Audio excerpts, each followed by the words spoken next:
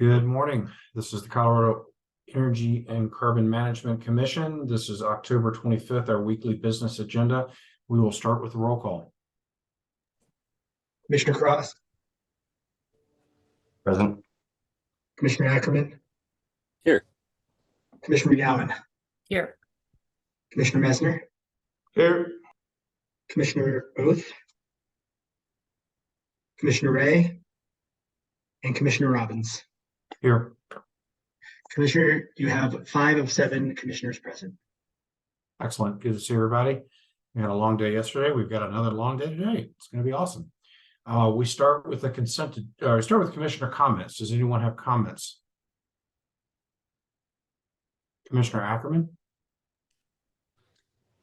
Thank you, Chair Robbins. Just wanted to give the commission a brief update. Had the opportunity to attend the IOGCC conference out in Utah this past week, and really enjoyed the chance to chat with other states and see what they're up to. There were several great presentations and the opportunity to meet individually with different states as well. The director and I also took the opportunity to go down and meet with the geothermal forge folks, the Department of Energy folks based out of the University of Utah. So we got to sit down with their lead investigator and chat a little bit about geothermal and some of the challenges and opportunities that they're facing with that project. We'll continue to keep an eye on that. So nice couple of visits. Excellent. Thank you. I would note for the record, Commissioner Ray is with us as well. Commissioner Messner? Thank you, Mr. Chair. Just a quick mention before the meeting today, I met with Western Colorado University's students from the Masters in Environmental Management program. And they currently are downstairs in the hearing room watching our hearing after chatting with them this morning. So shout out to them as I think they're down there watching, but it was a great conversation this morning. All right, everyone on best manners. Got a bunch of students watching us. Any other commissioner comments? Seeing none, we will move to the next item on our agenda, which is the consent agenda. Does anyone have questions with regard to consent? Seeing no questions, do we have a motion to approve consent? So moved. Second. Motion and a second to approve consent. All those in favor signify by saying aye. Aye. Aye. Any opposed? Motion carries. Consent agenda is approved. We now will move. We've got a couple of presentations this morning. The first is a presentation from Jessica Furco on Air Pollution Control Division ozone update and rulemaking update. Good morning. Thanks for being with us. Good morning, all. Can you hear me all right? We can. Perfect. And is someone able to share my slides? Or should I share them myself? I think you can share yourself if you want. Let's see.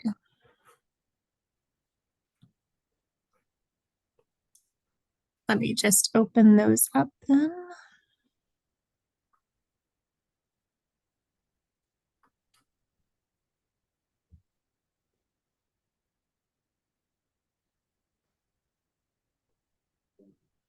Apologies for the delay. I was not.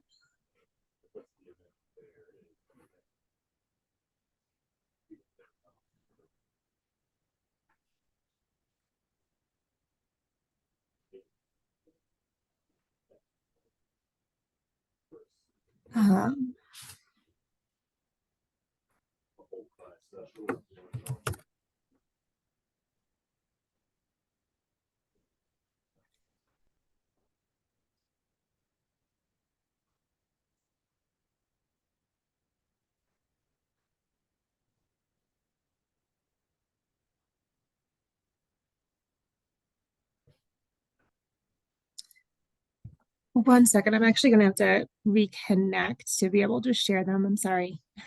I'll be right back. Okay.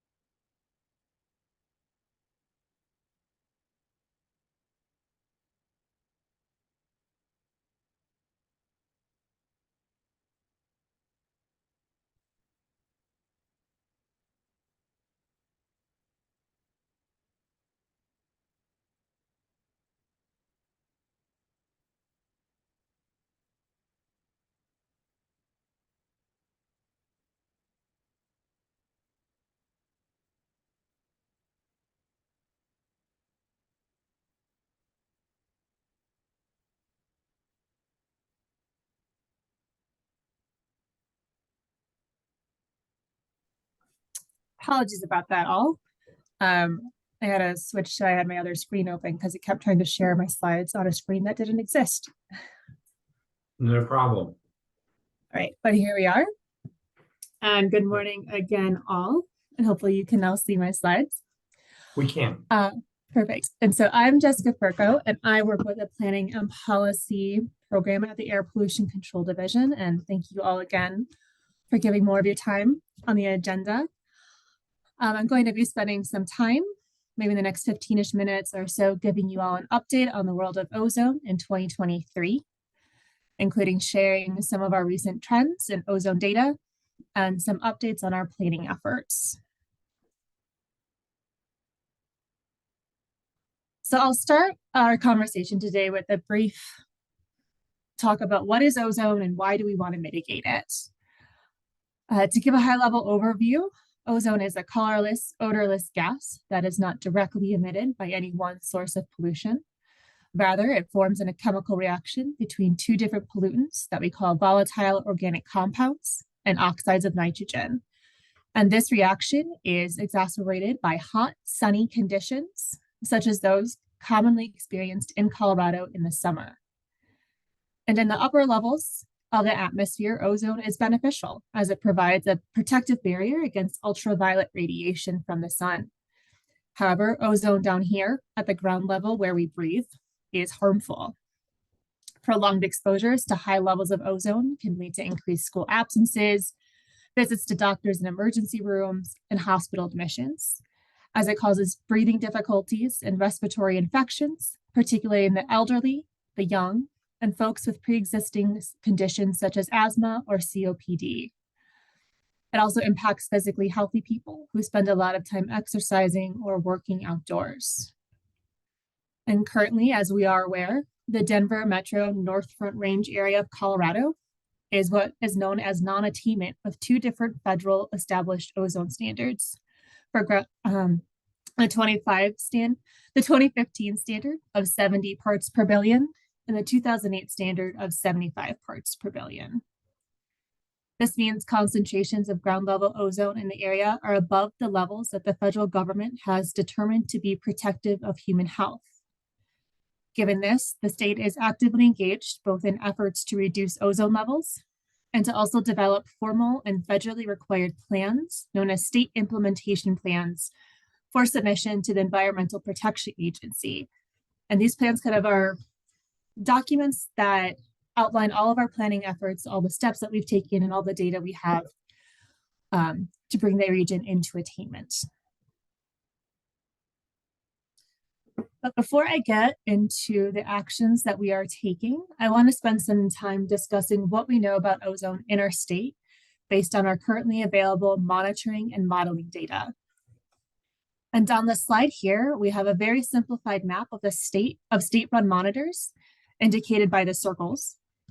And each circle is colored based on that monitored ozone concentration at the end of the summer of 2023 season. The circles in green are monitors that are below both federal ozone standards. So they are measuring values below 70 parts per billion.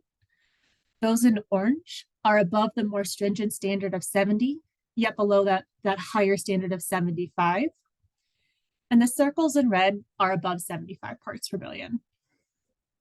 You can see the cluster of orange and red right along the front range.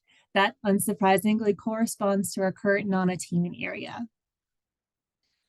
And I do want to note that this slide is labeled as design value and not measured concentrations, as it's depicting a specific value known as the design value that we use to determine if we are in attainment. And for ozone, that design value is the fourth highest daily maximum 8-hour average concentration averaged over a 3-year period, which is a very admittedly convoluted concept that I will try to break down. It essentially means that we collect data every hour of every day for on ozone concentrations. Then we average those hourly values over an 8-hour period. And then we take the fourth highest value across all of our monitors. And that is then averaged with that same value from 2 other years to determine our design value. So we look at a 3-year period because, as you'll see on this next slide here, we have a lot of variability year over year in our ozone values. And I know this is a very busy line graph, but it kind of shows that more granular data for several of our key ozone monitors in the non-attainment area. And again, you'll see that good amount of variability year over year, with recent spikes in 2020 and 2021 being driven by driving some of these higher design values. I will note that we didn't see those same highs in this past summer that we saw in 2020 and 2021, as we did not have that same severe meteorological and wildfire smoke conditions that we had those 2 years. In fact, we actually had a pretty cool and wet start to the summer, and those conditions are not favorable to ozone formation. So we are seeing some lower values this year. I'll also share that we have very similar trend graphs for all of our monitors statewide. So if folks want more of that data, I'm very happy to provide it. And I'll take a pause here just to let folks take this graph in a little more.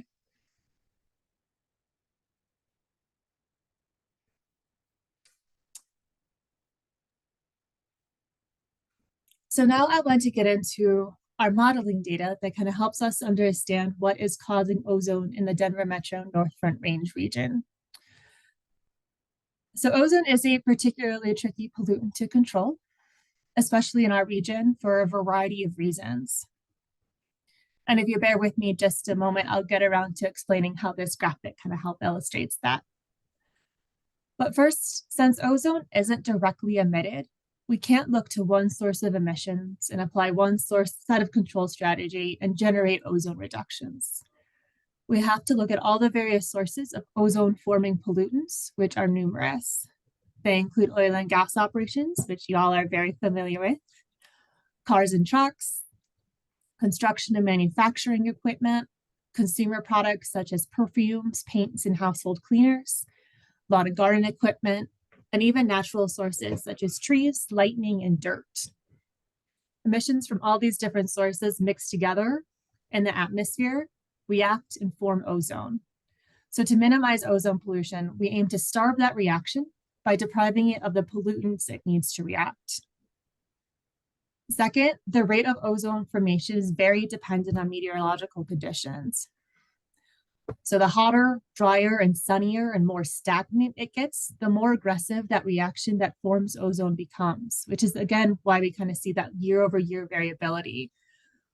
So, remember, and back in summer of 2021, we had swaths of day where it was incredibly hot, incredibly dry, and windless, and we saw record high levels of ozone without accompanying record high levels of human-generated emissions. Third, ozone moves without regard for state boundaries. So a good portion of the ozone we have in our area comes from other regions, including other states and even other countries. And the authority of the Colorado Department of Public Health and Environment is not so expansive that we can control emissions from other states. So we rely on federal regulations and actions being taken in other areas to reduce what is transported into our region. And I do want to note, a lot of great work has been done and is being done at the federal level in those other states to help curb that transport. But to bring us back to the graphic we have here, we have some modeling results that put some numbers behind what's within our control and what we have to work with and work around. So these are some modeling results looking at averages of modeling results at monitors across the state. This modeling was conducted back in 2020 and 2021 and quantifies the contributions of various sources of ozone levels in our non-attainment area for the modeled year of 2023. In the top right corner in orange, you'll see the ozone that we are directly responsible here in Colorado, as it is a result of human activity in the state. And this equates to about 1/3 of the ozone that we see here in our region. The balance comes from what we call global background ozone, biogenic or natural sources, fires, and human activity outside of the state being transported in. And as I'll demonstrate on the next few slides, this distribution changes across the non-attainment area. So for example, looking at our NREL monitor, we see a majority of our human-generated emissions coming from non- and on-road activity. So cars, heavy-duty trucks, construction equipment, lawn and garden equipment. That's those on- and non-road sources that we see as a majority of the human activity-driven ozone formation. However, when we go and we look at our Fort Collins monitor, we see that oil and gas is the dominant contributor, with on and non-road emission sources having about half the impact that they did at NREL. And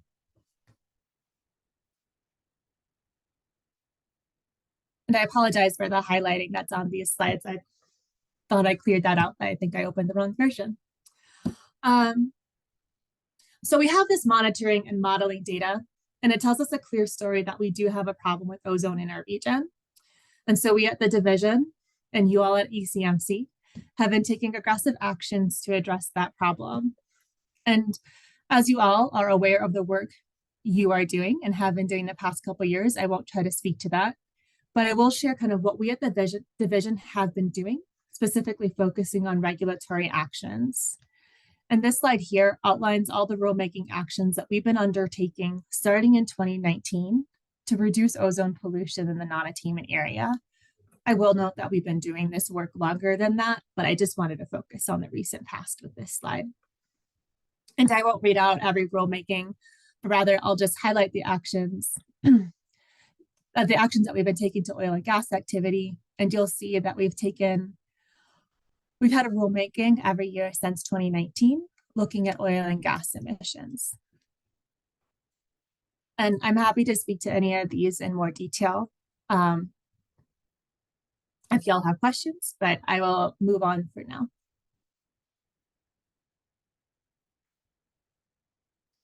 And so looking at this past year of 2023, I kind of want to provide some additional context for where we are now and where we are heading in the near future. And the past year has been very busy with many new and novel rulemakings, ranging from bold new regulations to accelerate the adoption of low and no emitting heavy-duty trucks, as well as passenger vehicles, enhancing our permitting protections for disproportionately impacted community, establishing requirements for building performance, expanding our greenhouse gas rules for manufacturing facilities. And now, at the end of the year, we are heading into yet another round of ozone-centered rulemakings. So looking to adopt revisions to our state implementation plan and additional regulations to curb the emission of ozone-forming pollutants. And as we've touched on the last time I was here, we've been aggressively undertaking stakeholder engagement efforts to support our ozone planning out.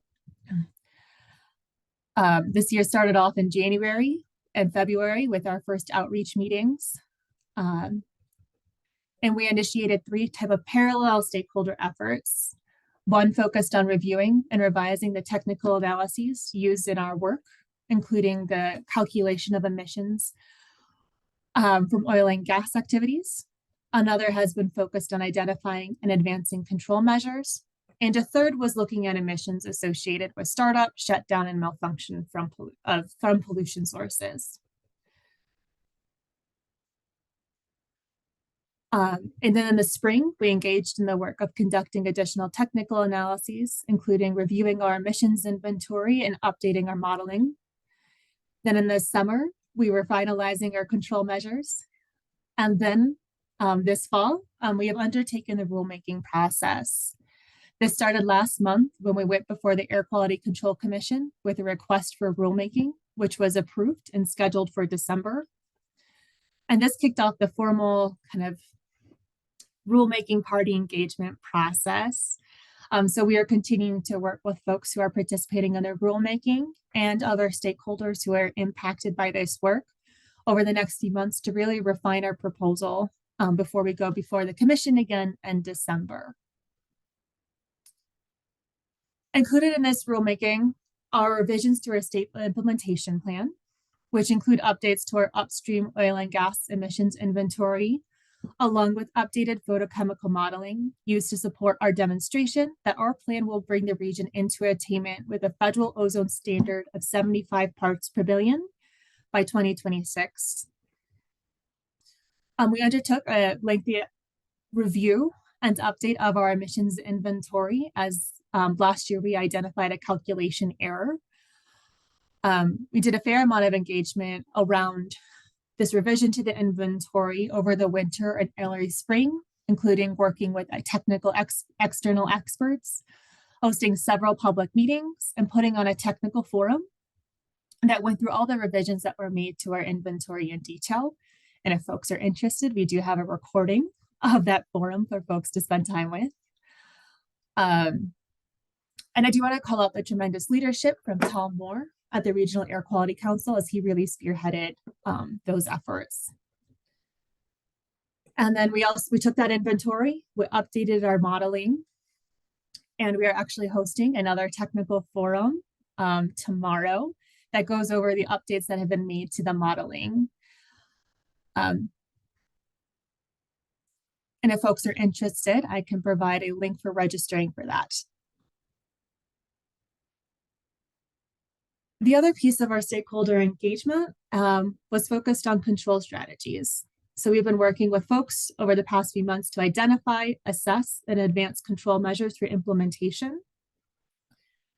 And we've been considering this work on 2 timeframes. The first being strategies we want to advance in rulemaking this year, and the second being strategies that we'll be looking to advance in the future, either due to the lift, due to how we want to implement them, or the information that we need to feel comfortable advancing them. We held monthly public meetings that were highly technical in nature and focused on the analysis of these strategies. And those that were deemed ready and appropriate, we started the work of advancing them.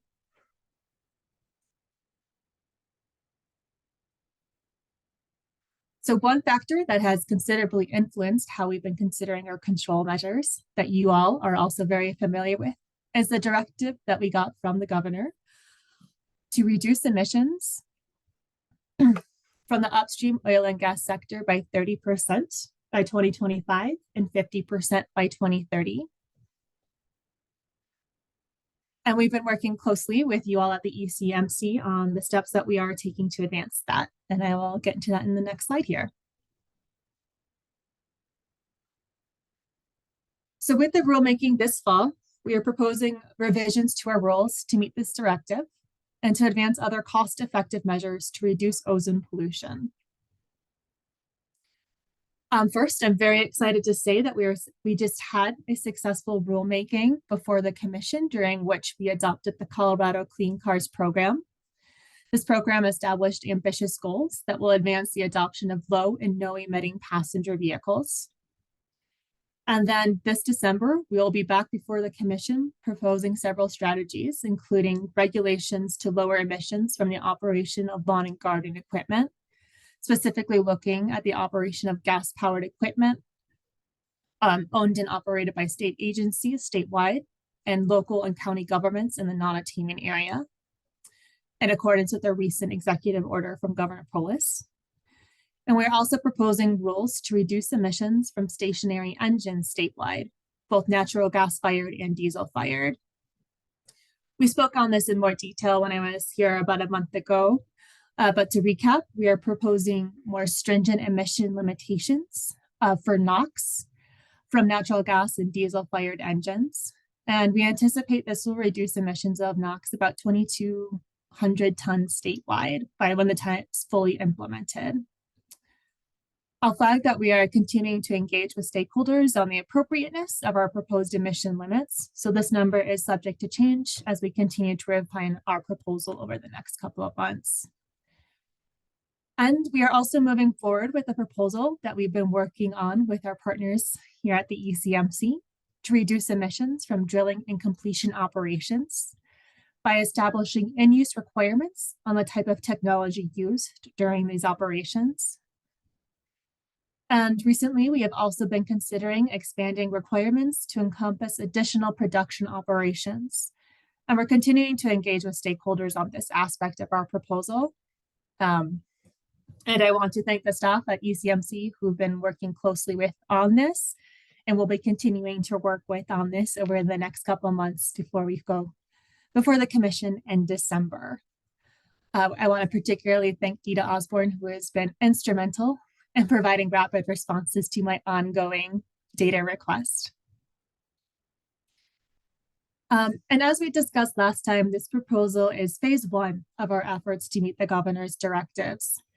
Phase 2 will be initiated early in 2024 and will include the formation of a NOx steering committee, co-helmed by ECMC and the division, and comprised of impacted stakeholders.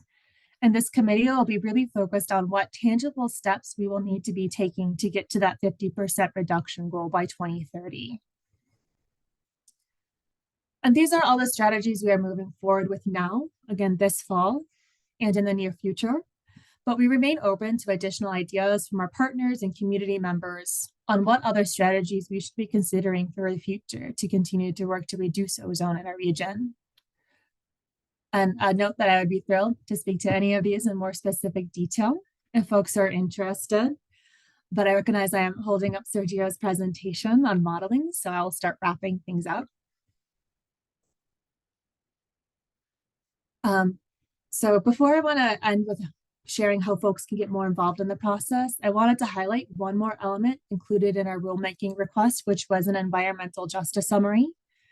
This is a write-up that provides an analysis of disproportionate impacts experienced in the non-attainment area, a discussion of steps that we took at the division to engage with community members in those most impacted communities, what we learned from that engagement, and steps that we took in response to that engagement.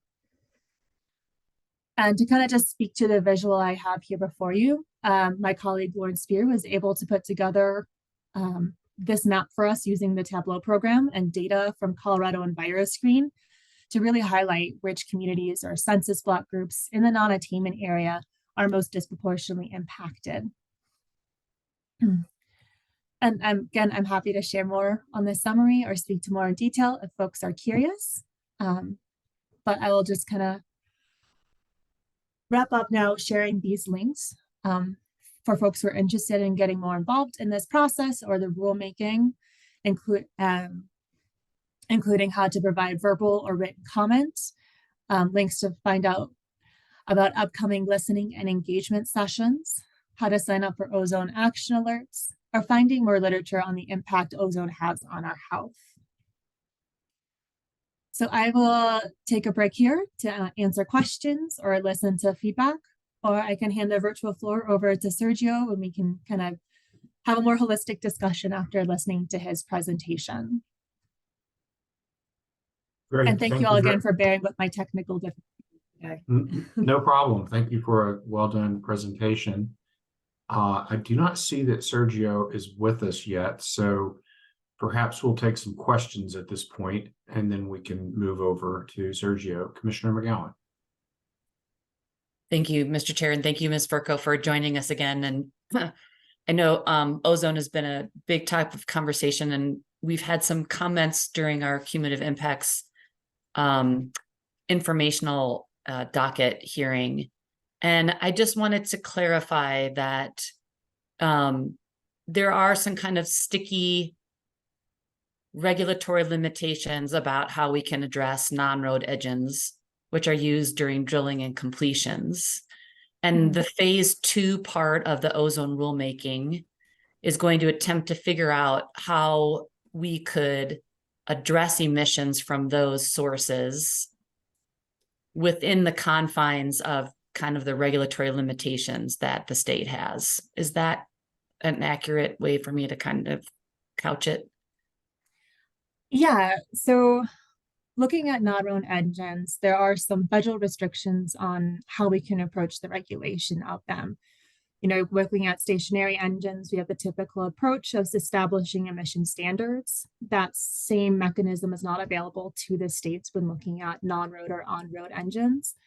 So there's a lot of questions to kind of dig into there to see what the best approach is that's within our authority to address these engines and secure the reductions that we know we need from these sources.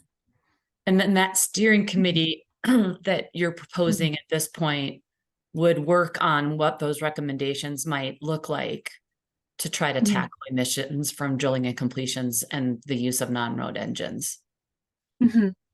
Thanks. I just think the more times we can say it out loud and let folks know that the right hand is talking to the left hand and we're trying to work together, maybe the better. And the other observation I had based on your the graph of the modeling, the locations, is that while we have a significant amount of oil and gas activity in Weld County, the monitor in Weld County doesn't seem to have as much non-attainment issues as the Chatfield and the NREL. And so I just wonder if you want to comment about that a little bit for everybody. Yeah, I can speak to that a little bit, but we are starting to get a touch outside of my wheelhouse, so I don't want to get too in the technical details. But essentially, a lot of that has to do with topography and meteorology. We see emissions from the easternmost regions and the northernmost regions kind of moving through and kind of getting stuck in the foothills, and where that ozone will then build up as it's forming. So you'll see Chatfield and NREL, which are more nestled right into the foothills of the Rockies there, having those higher ozone concentrations due to that inter-region transport. Thank you. Commissioner Messner? Thank you, Mr. Chair. Thank you, Ms. Perko, for being here. Super interesting presentation. I want to talk a little bit about the modeling table that you had put up there, and categorized, as on-road, off-road, and then oil and gas was a portion of that, amongst other things. Understanding that there's quite a bit of off-road or non-road, I guess, equipment associated with oil and gas activities. Is that calculated as then oil and gas, or is that calculated as non-road? So that is calculated as oil and gas. Okay, so any of the non-road engines associated with oil and gas are categorized in the oil and gas. It's not parsed between the two categories. Correct. Okay, that makes sense. And then to follow up on Commissioner McGowan's question, because this one kind of makes me scratch my head a little bit, is the federal government, through the Clean Air Act and other regulatory policies, doesn't allow or curtails the amount the state is able to regulate non-road engines, including non-road engines associated with oil and gas activities. At the same time, there's expectations from both the Clean Air Act and the federal government for attainment and other elements to come into compliance. But how does the federal government's regulations and the state regulations and the different preemptions or the different ways that the state and the federal government have the ability to work together to ultimately look at ways to minimize and mitigate emissions associated with non-road engines, particularly in my purview of the gas activities? How's that going to work, I guess? Yeah, so what we at the state are preempted from doing is setting our own emission standards from on and non-road engines.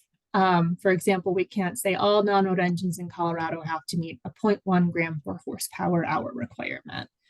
And that that type of decision making is controlled at the federal level, with the idea being that they don't want each state having its own set of standards that providers of these engines have to meet. They don't want 50 different standards across the country.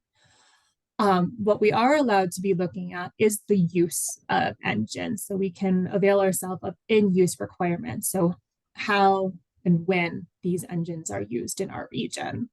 What engines? So non-road engines. No, but are we allowed to say Okay. what types of engines?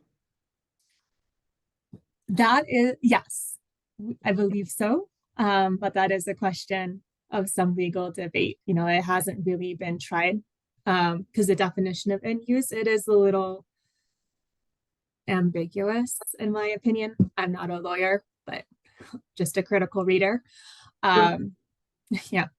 And so those are the questions, as Commissioner McGowan was mentioning, that we really want to be grappling with as to what we think constitutes appropriate in-use requirements. Can you further define end-use requirements for me?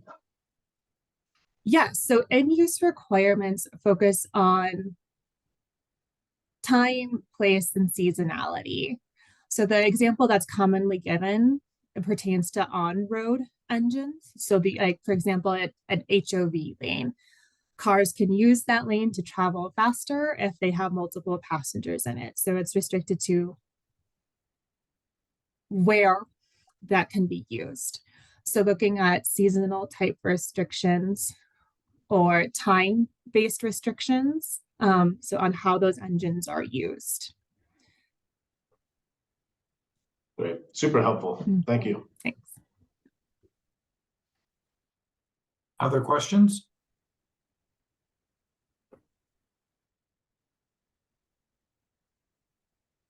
Great, thank you very much. Is your slide deck available to us and or the public? Yes, I did send it over to commission staff yesterday, so I believe you'll all have that available to you all and to post publicly. And Great. the one I sent doesn't have all that annoying highlighting on it. Sorry about that again. No problem. No problem. All right. Well, I think we can move to the next presentation. Is Sergio available at this point, Ms. Larson? Mr. Chair, so I just received note that he will be available at 9:50. So if you wanted to take a 10-minute break, that would give him the opportunity to get set up and we can move on. Let's take a 10-minute break and shoot for 9:50. Thanks, sir.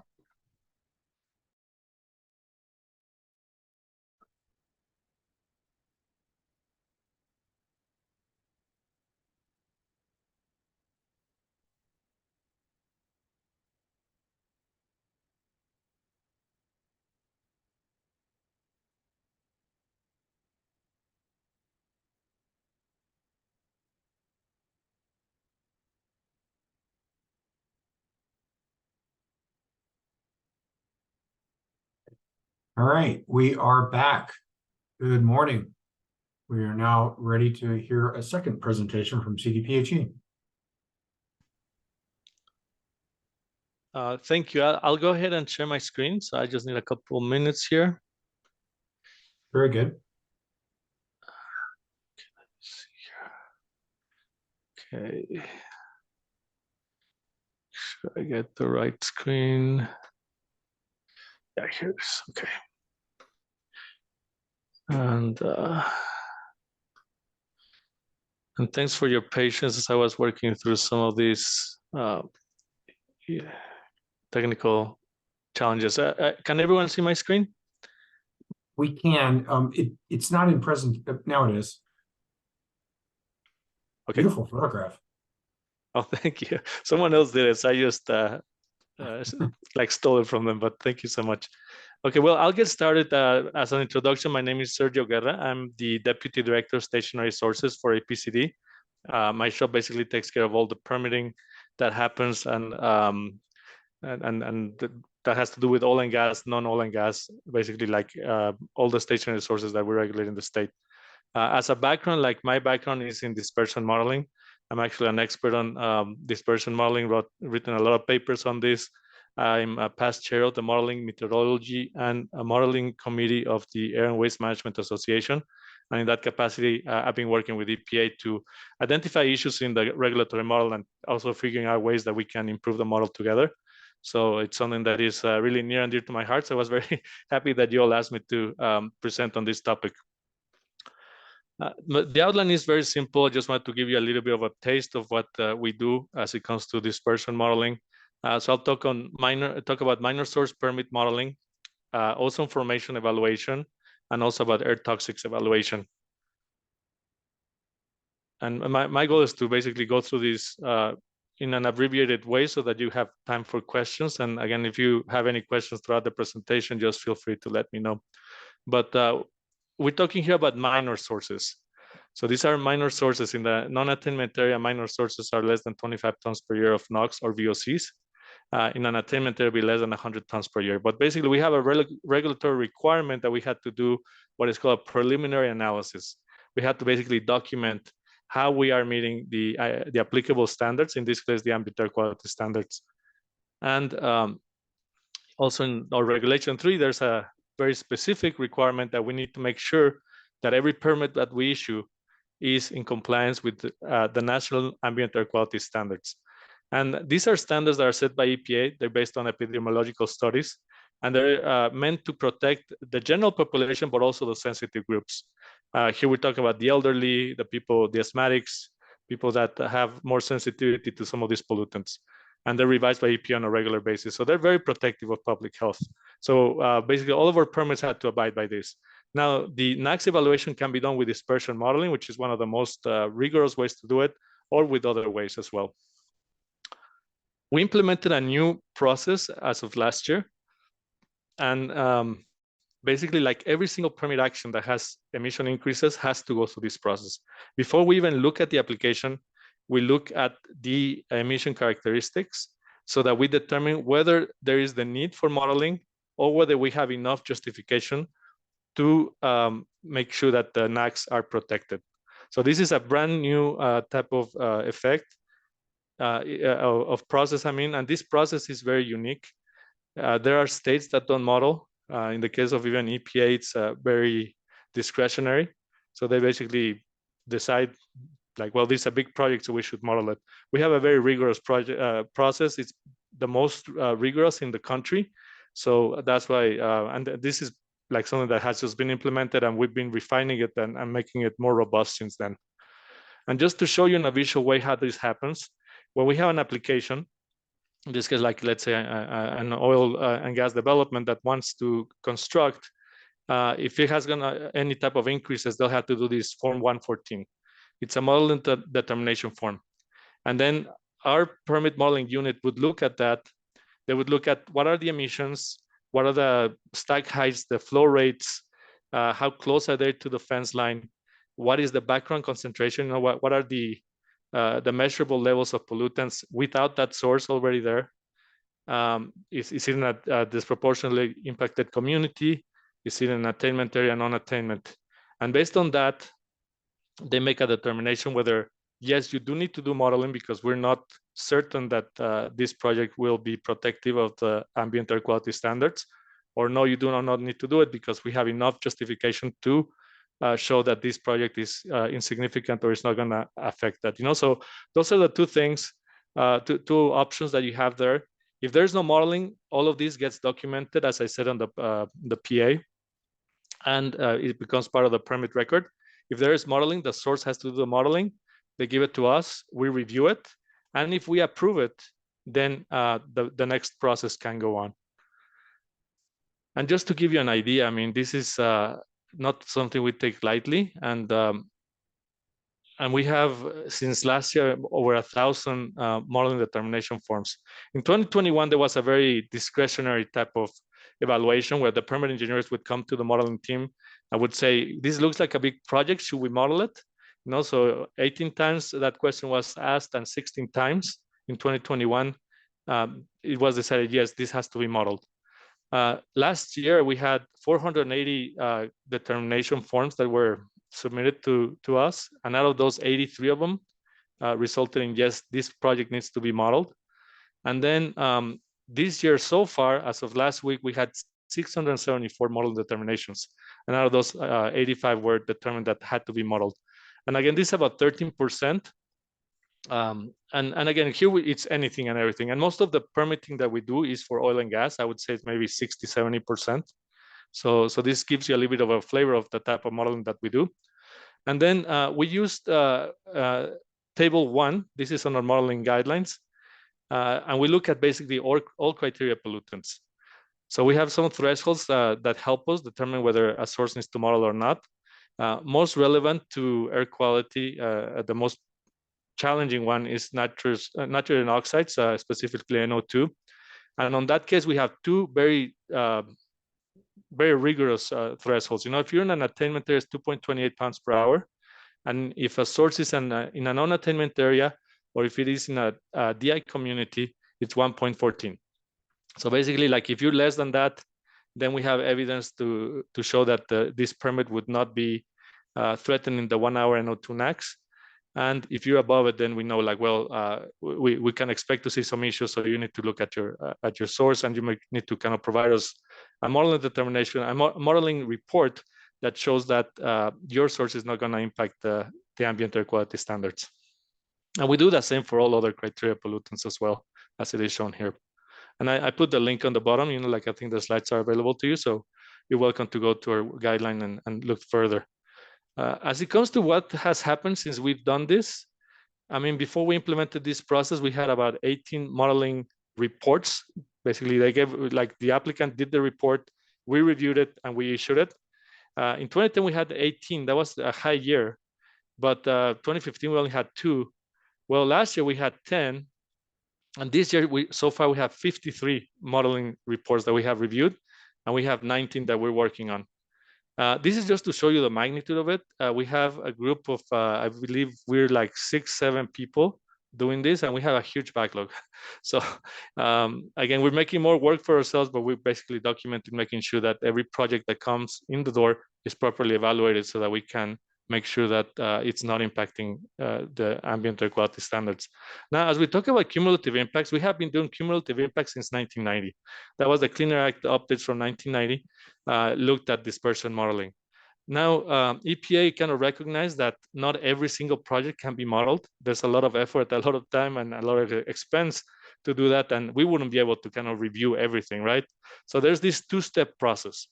The first step is you model your project. So if it's a new facility, you model everything, you know? Let's say that they have 5 engines, you model those 5 engines. And then you compare the results to what is called a significant impact level, the SIL. And that's at the minimum threshold that EPA has established. And if the results are below the SIL, then you're done. Your project is insignificant, is the minimus. But if they're not, then we go to the next step, a cumulative impact modeling. And in this case, cumulative impact analysis, it involves modeling the project. That's in this case, your 5 engines, modeling any other sources that you might have on your facility. Like if it's not a new source, they might have like, I don't know, like an ECD, they might have like a flare. We would add those. So basically we would model everything inside a facility. We would add the background concentrations. And here we're not using just like a regular background. We're using the 98th worst background for NO2 from the monitor. And then we would also look at what is around the site. And we would also include those sources in our modeling demonstration. So it's a very rigorous approach, a very rigorous modeling. And at that point, we compare those results with the NACs, the Natural Ambient Air Quality Standards. If they're below the NACs, the project can move forward. If they're above the NACs, everything stops. They cannot get a permit. They cannot construct. End of story. So here, like I just kind of explain a little bit about the SIL, you know, significant impact level. You know, if you're the minimus, if you're below it, if you're above it, then you go cumulative. At that point, you have to model the proposed project, any other emission sources, ambient background, and neighboring sources, you know. And now I will jump into for ozone modeling. You know, like there's been some talk about doing ozone modeling. And I think the previous presenter, Ms. Ferco, kind of presented on all the different ozone modeling that happens in the state.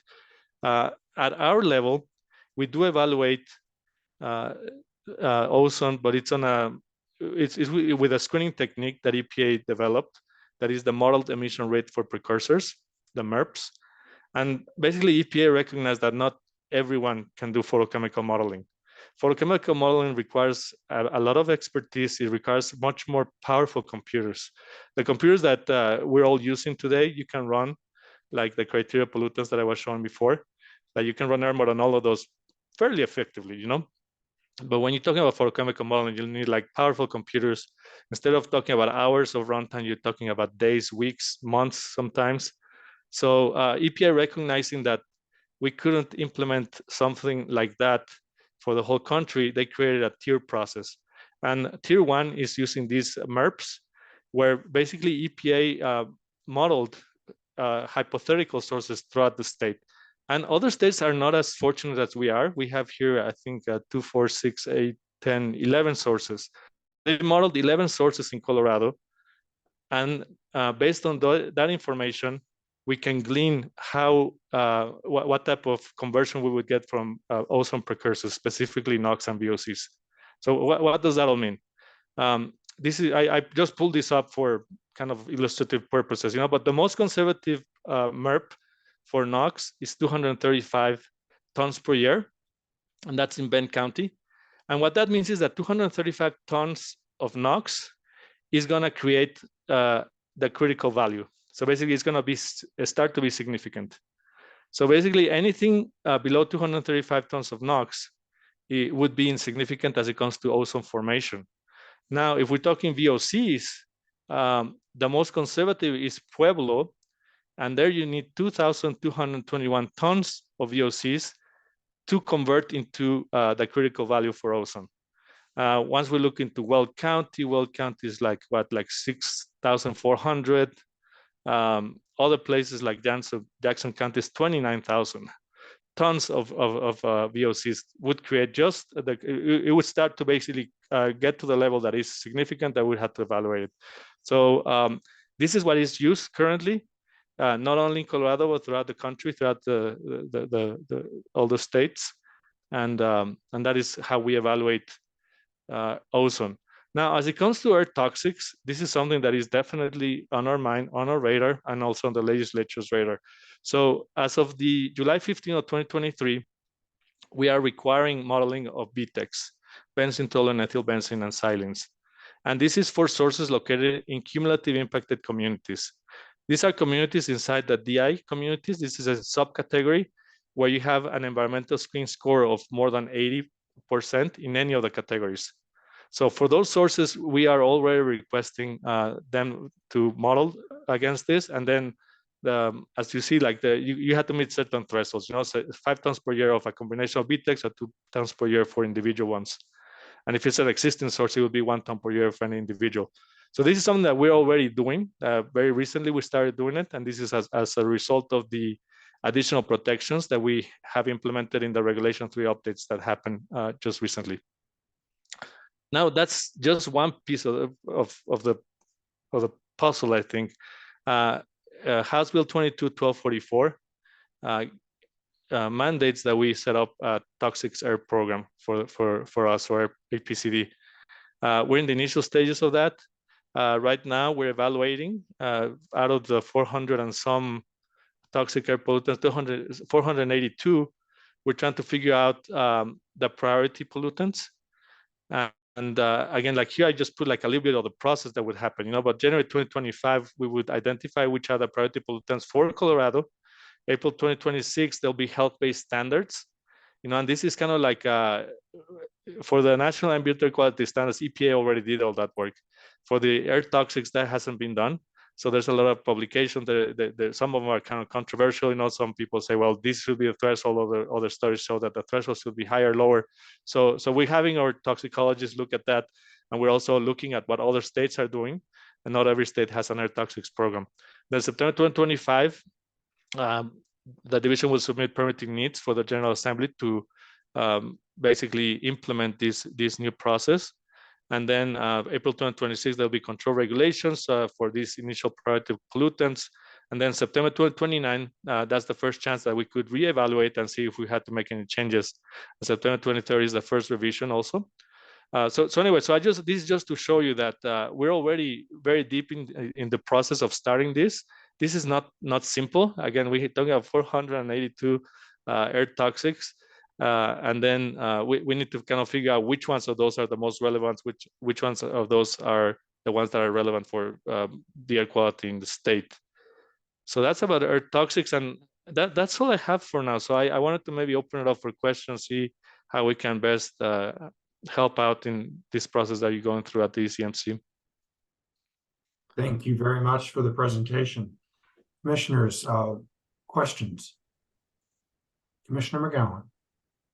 Thank you, Mr. Chair. Guerra? That's good. It's Guerra, but anything close to it is fine. Thank you. Oh, Guerra, thank you. This was so helpful because we have gotten a lot of testimony during our cumulative impacts informational docket about what folks think needs to get modeled and what kinds of modeling. And it's obviously very complicated, and you all are obviously thinking about this a lot. I have some basic questions. Could you explain the difference between dispersion modeling and photochemical modeling and what they tell you? Absolutely. Yeah, dispersion modeling it follows the Gaussian distribution. So it's basically a bell curve where you have more concentrations in the middle, and then as you get farther away, they become lower. So dispersion modeling is what is behind AirMod, and AirMod is the regulatory model for air permitting. So that's what we use for non-reactive type of pollutants, you know. So for I think the last 20 years, we've been using AirMod to evaluate criteria pollutants. That's NOx, SO2, PM10, PM2.5. So that is kind of like a relatively simple type of formulation that is just based on the normal distribution. So when we're talking, and that's meant to be for a point-specific location, right? So we can look at a specific points in the map, and we can assign different emission rates and emission characteristics. Now, when we look at photochemical modeling, those models were set up for regional type of evaluations. Now we're trying to kind of, we in that case, the best case scenario, sometimes we have like a 1 kilometer resolution. So basically in that 1 kilometer, all the sources are just kind of aggregated into like into that segment, and then we cannot use the national emission inventory to bring in the pollution that is coming from other sources, and then there are all these reactions that happen there. You know, so we're trying to kind of figure out how does the NOx and the VOC interact into creating ozone. So those are models that are very, very complex. There's the CMAC, there's the CAMEX, SkiChem is another model that can potentially be used. But once you get there, they're complicated models that, to be truthful, we ourselves don't have the capability to review, and they take a lot of processing power as well. So I mean, that's a little bit of kind of the difference between the two. Obviously, like the non-reactive pollutants, we use AirMod. On the chemical ones, EPA doesn't have a preferred model. So they say that you could use basically anything, you know, but you just have to document it. Thank you. One of the themes, I think, from some of our stakeholders is that while CDPHE is looking at these permits individually, these permits over time add up cumulatively. And so while I think what I heard you say is for the dispersion modeling and looking at what needs to get modeled or what someone needs to submit for modeling is based on that facility, and the cumulative pieces, do you have other equipment at that facility that needs to be considered with this new thing that you would be adding? And what I think some of our stakeholders are saying is, instead of just looking at that one facility and other things at that facility, shouldn't we be looking at this facility plus the next door the facility next door plus the facility next door in some sort of geographically defined location? And I'm wondering if you have opinions about that or thoughts about that. Yeah, no, absolutely. We already do that. I basically like, but we have it in a two-stage approach. So as I mentioned, we wouldn't have the resources to model every single thing cumulatively. So we have a two-stage process. The first one is we model the project, If the project is above the significance level, then we go to that cumulative level. But to be truthful, like for most oil and gas facilities, it doesn't get much to get you to the seal. Yeah, just an example, you know, the NACS for 1 hour NO2 is 188 micrograms per meter cube. Well, the seal, I believe it's 7.8, maybe 7.8 micrograms. So if you have a couple engines on a pad, that's gonna get you over the seal. So once you're over the seal, then you will do exactly what you're saying. We would look at all other neighboring sources, and the other neighboring sources, we would put them explicitly as stacks and all their equipment in there. And we also have a background concentration. So we say, well, there are other sources. In the case of NOx, we have mobile sources. We have sources that come from outside of Colorado. And that way we account for that as well. And then, so we're already doing that, you know, so we're just doing a two-stage approach. We don't jump into cumulative modeling because we really don't have the resources for it. And to be true, it's not the best use of our resources, also because a project that is insignificant would drain too much of our time. So we want to focus on the projects that are larger. But in the case of NO2, I think that most projects will go to cumulative modeling just because the seal is so slow, so low. I mean. Thank you. So from a common sense perspective, and I'm going to guess you have an answer for this, and this is not a gotcha question, so I hope it doesn't feel this way. So if we're in non-attainment for ozone, and you get folks that are submitting applications for permits that will have NOx or VOC emissions, how do you decide that we should still say yes, given that we're in already non-attainment for ozone and those are precursors for ozone? Yeah, no, it's not it's a very valid question. So thank you for asking that. The setup that EPA has provided, the screening approach, is the MERPS. In this process, I guess what I was trying to show with this table here is that individual sources are not going to move the needle.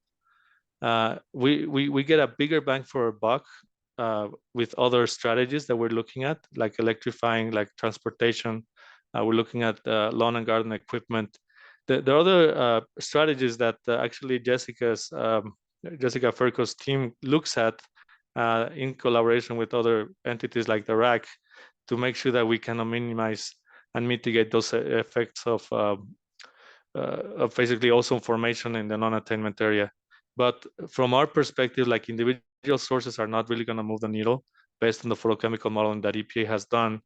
And if we want to address this issue, which is very important for us, we're basically looking at other areas where we can actually get a better bang for our buck. And in fact, we have a project that we're trying to evaluate right now with NCAR to better understand ozone formation here in Colorado. And I have a slide here. I don't know if this was shown before, but this might give you a little bit of an idea of what I'm talking about.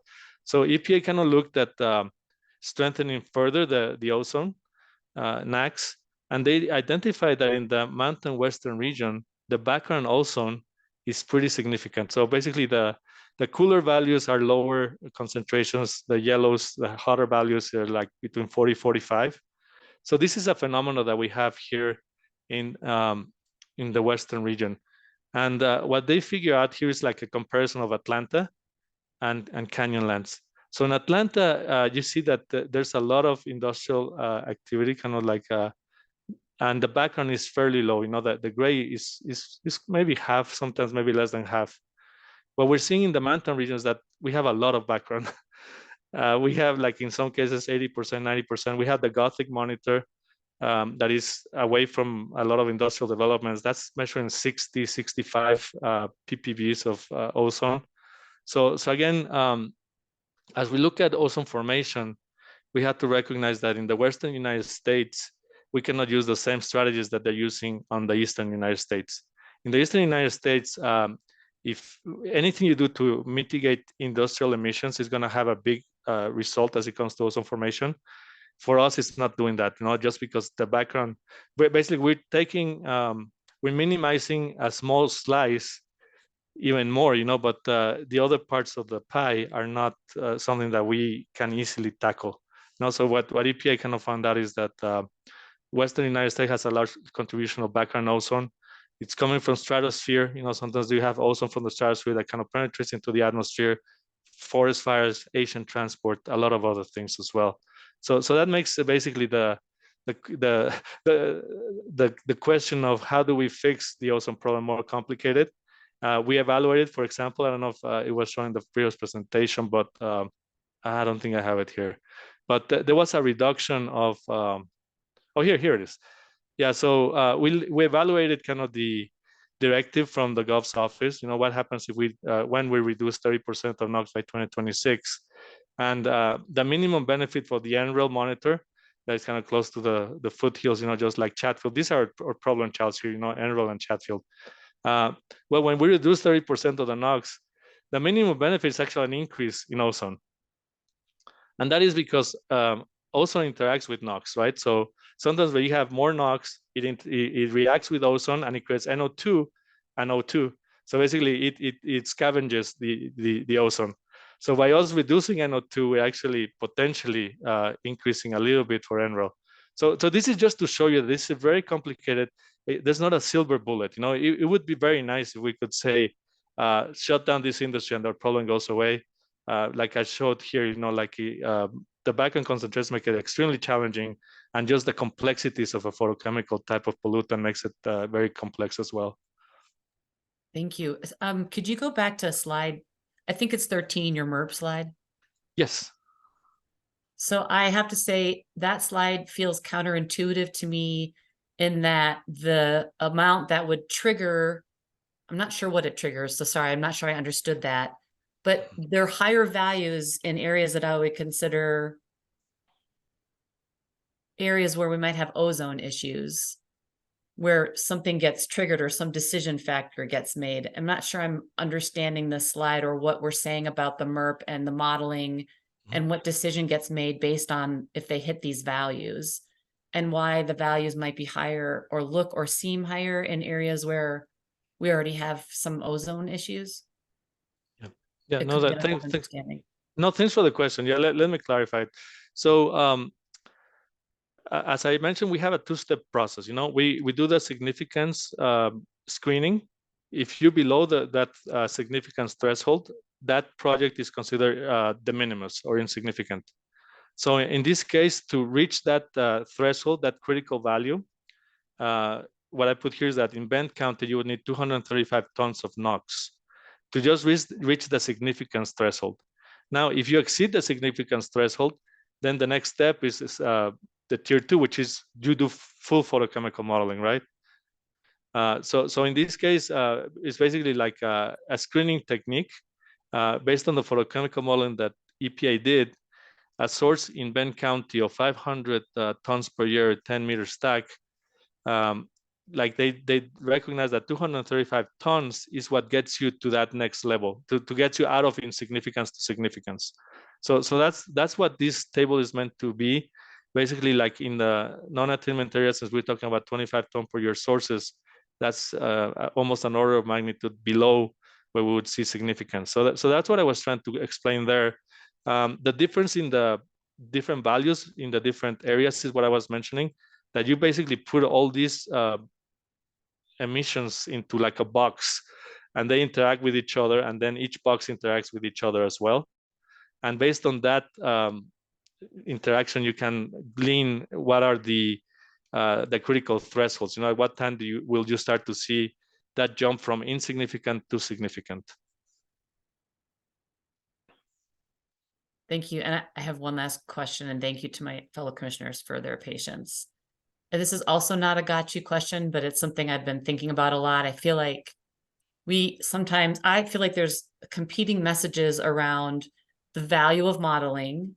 So we have to model to show compliance for ozone to submit to EPA, and we submit those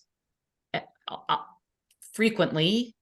And they show that these strategies that we're going to implement will get us into attainment for ozone. And we are repeatedly in non-attainment for ozone. So what is the value of modeling versus actual air data and knowing what's being polluted? And how do you use the two to strategize to figure out how to get into attainment for certain things? No, that is a great question. And one thing that I would mention is that the models are constantly being updated, specifically for photochemical modeling. I think we have more than 20 versions of it. And we use a lot of the information that we get from ECMC to like basically inform like what type of development do we expect in the future. So the modeling helps us in the way, just like the governor's mandate, it informs the model in evaluating different strategies. So what happens if we have like 10% electrification for the transportation sector? What happens if we increase that to 30%?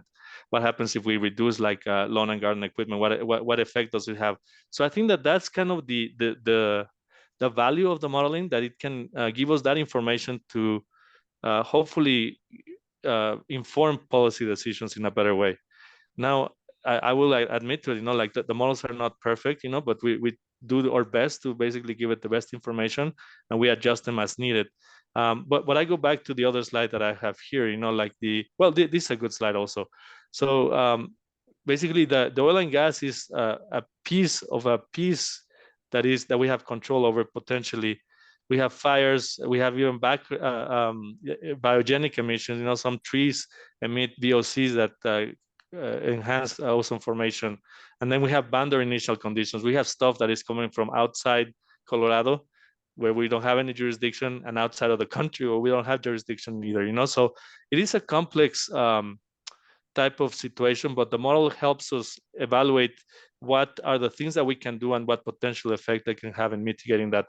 But Commissioner McGowan, this is something that is really important to me and to my team.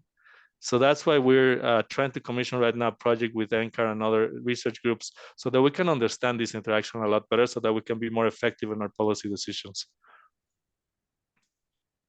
Thanks so much for being here today. This was like so helpful, because we've been hearing a lot about modeling and thank you. Commissioner McGowan, for the record and for everyone, Mr. Guerra is in the process of evaluating some of the modeling requests that we had received in the cumulative impact stakeholder rulemaking, and he's going to come back and provide us with some APCD staff perspective on those requests. I think that's really going to be helpful to us as we try to evaluate the right direction for cumulative impact, since we did get so much in terms of requests on modeling. So I'm excited to have him come back here within the next week or two to provide us some additional perspective. So I want to thank him for today for sure. And obviously we've got time for more questions right now, but did want to let everybody know that he's planning on coming back and providing us some specific recommendations concerning some of the modeling requests that we've received. So thank you for that. And thank you for coming back to us here in a bit. Further questions this morning? Commissioner Messner, was that a hand? Yes, thank you. And thank you for the presentation, always super helpful. Just a few questions. So, and this slide makes me think about one thing. And so, I mean, I hear you saying that there's potential opportunities for bigger impacts in certain categories like on-road and non-road.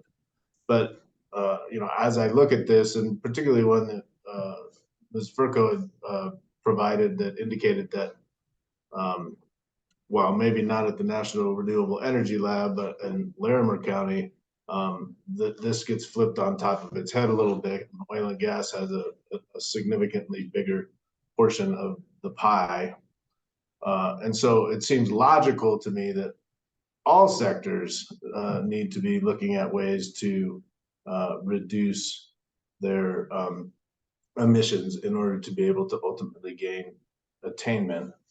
And so one question that I have for you, and it makes me scratch my head, is, and I think Commissioner McGowan also started to go down this road, but when you look at these, emission sources, and I know that you're looking at emission sources associated with non-road engines for oil and gas activities, and other activities that are associated with oil and gas. But when you're doing a cumulative impacts analysis, as you currently are doing it, how do you determine? Because I assume all of the existing sources are continuing to emit some ozone precursors or whatever you're modeling for, and you're continuing to add new activities that are also going to be creating emissions profiles associated with them.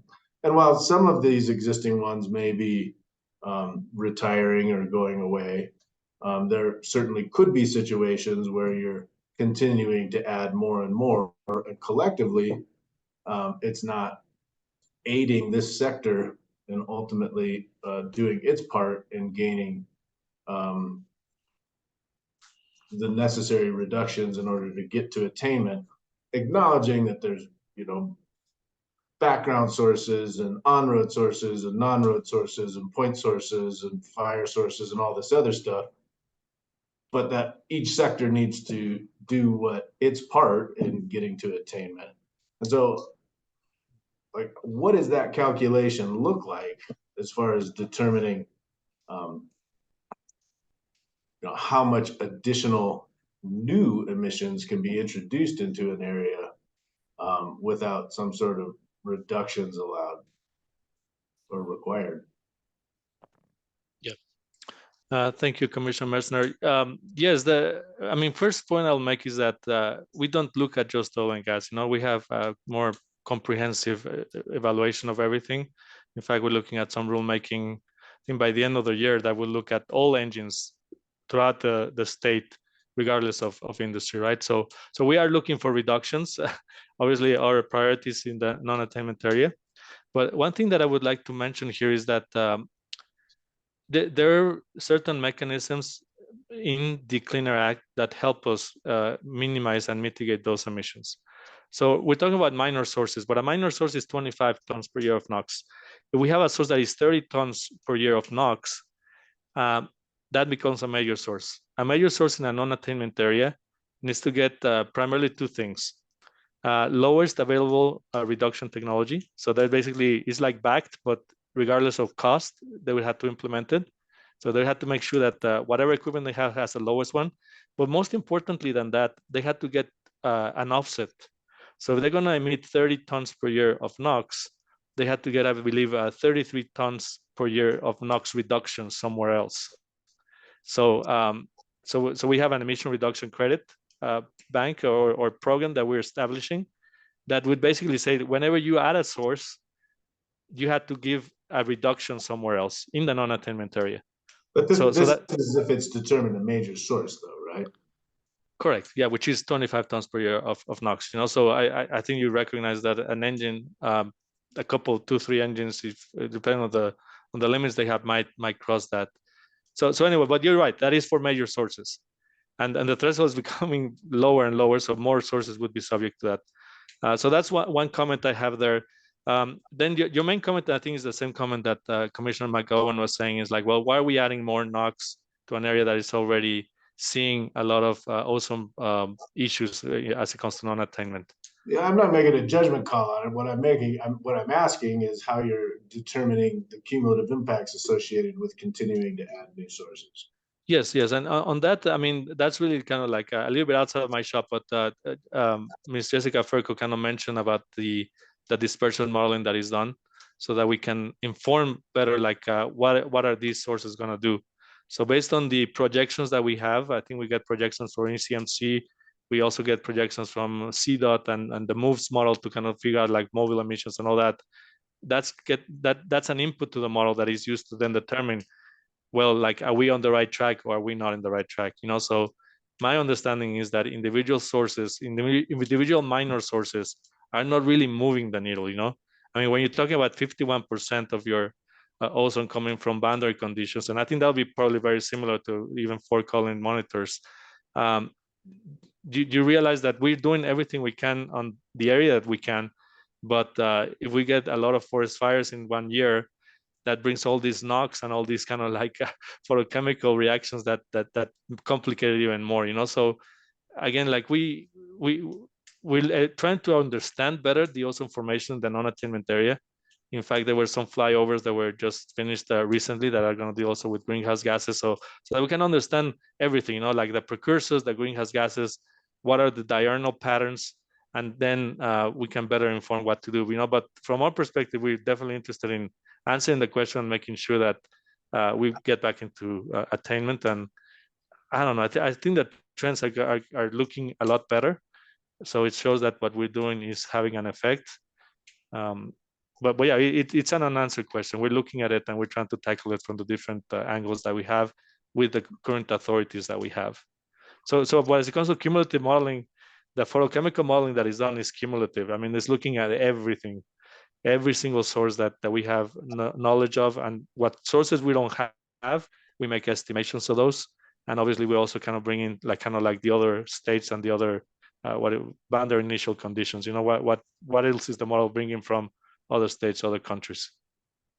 Okay, and I'm just trying to better understand your process, and so you know, as you do this analysis, and I understand you're taking in all the sources, you know, as you're doing a cumulative impacts analysis, how does that affect your decision as to whether or not approve a permit?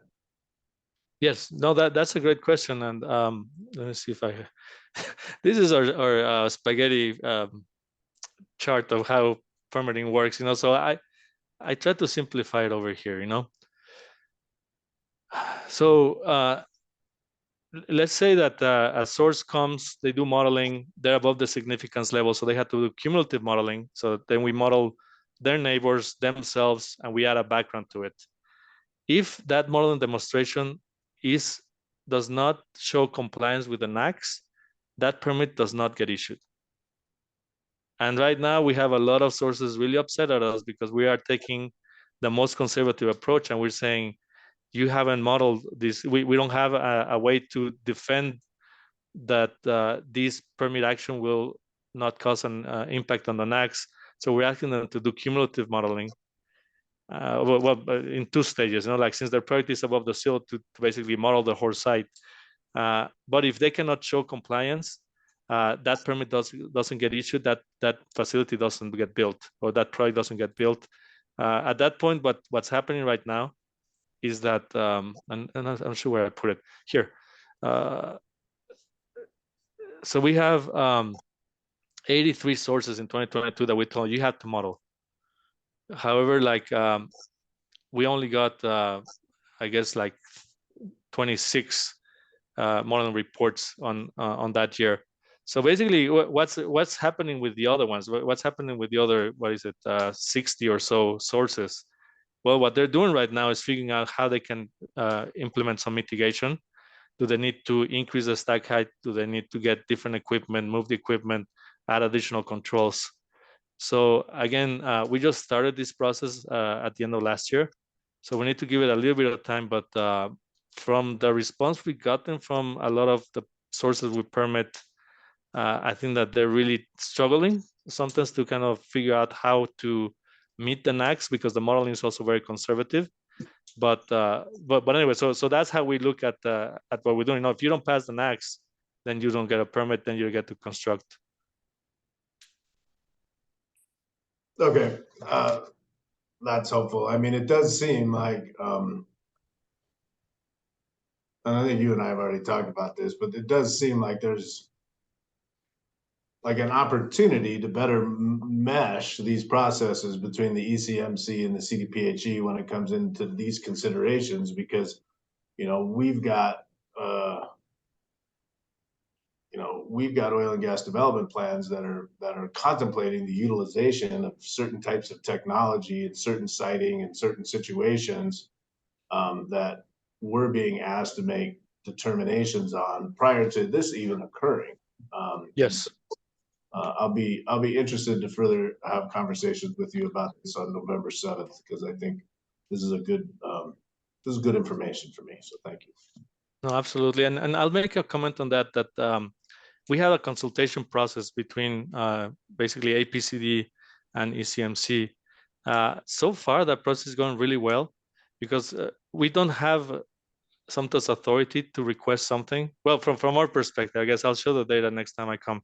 But we've been able to get commitments from some of these well pad developers to electrify a lot of their equipment, to minimize emissions, and to do things that are above and beyond what we can normally do through the regular permitting process.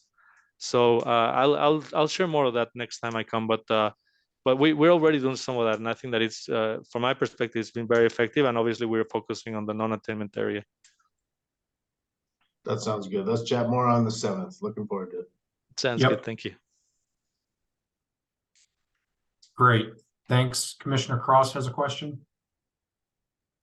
Thank you, Mr. Chair, and thank you, Mr. Guerra, for this. I was curious about the significant impact level. One of the things you mentioned is that you hit that significant impact level pretty easily.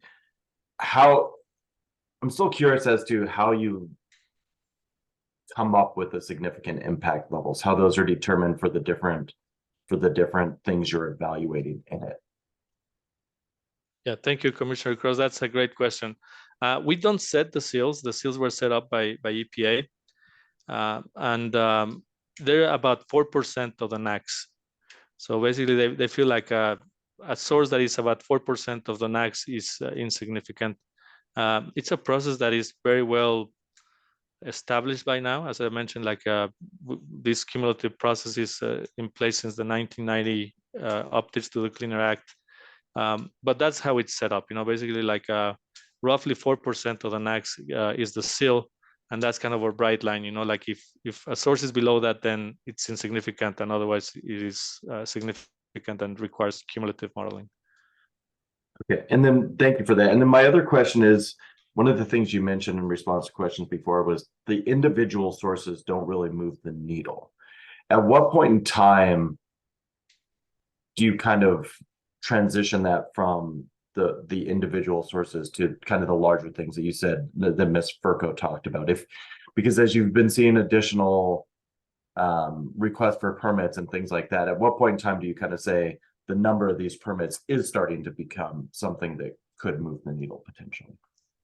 Yeah, no, that's a great question. Yeah, I think Ms. Furco maybe mentioned it, but we're running the photochemical modeling all the time.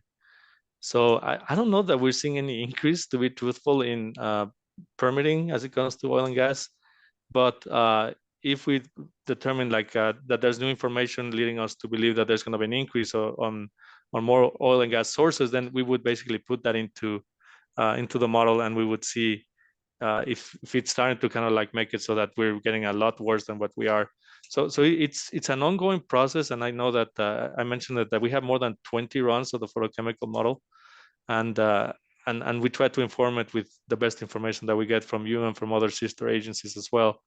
But by and large, in some of the monitors that we're looking at, that we're having issues like there are a lot of things that we don't have control over. That's why I was mentioning about kind of the background that we have in the mountain region. It's something unique, and again, it's something that we unfortunately don't have any way to reduce.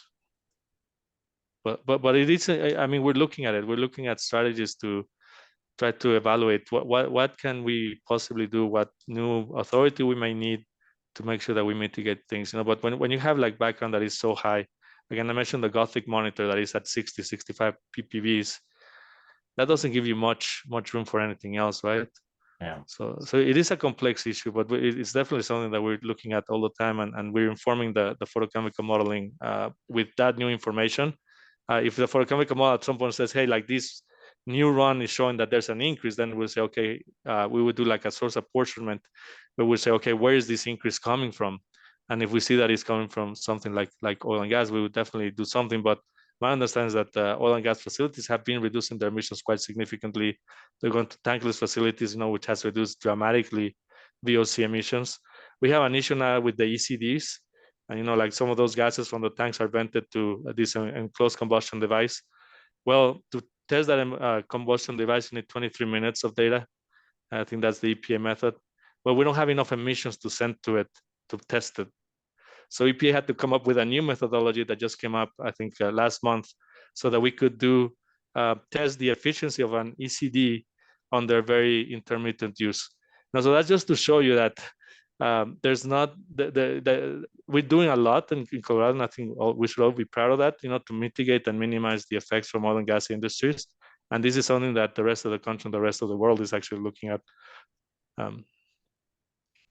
Thank you very much. That context is very helpful. I appreciate it. Yeah, my pleasure.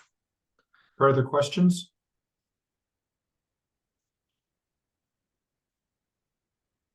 Well, thank you very much for today's presentation. We'll look forward to your upcoming presentation as well.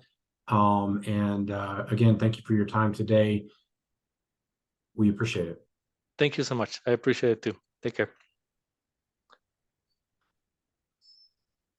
Commissioner McGowan, did you have a question? No. Okay.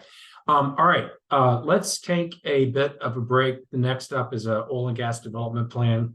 I would ask the hearings manager to bring into play the attorneys and witnesses for that. And it is 10:43. Let's return at 10:53.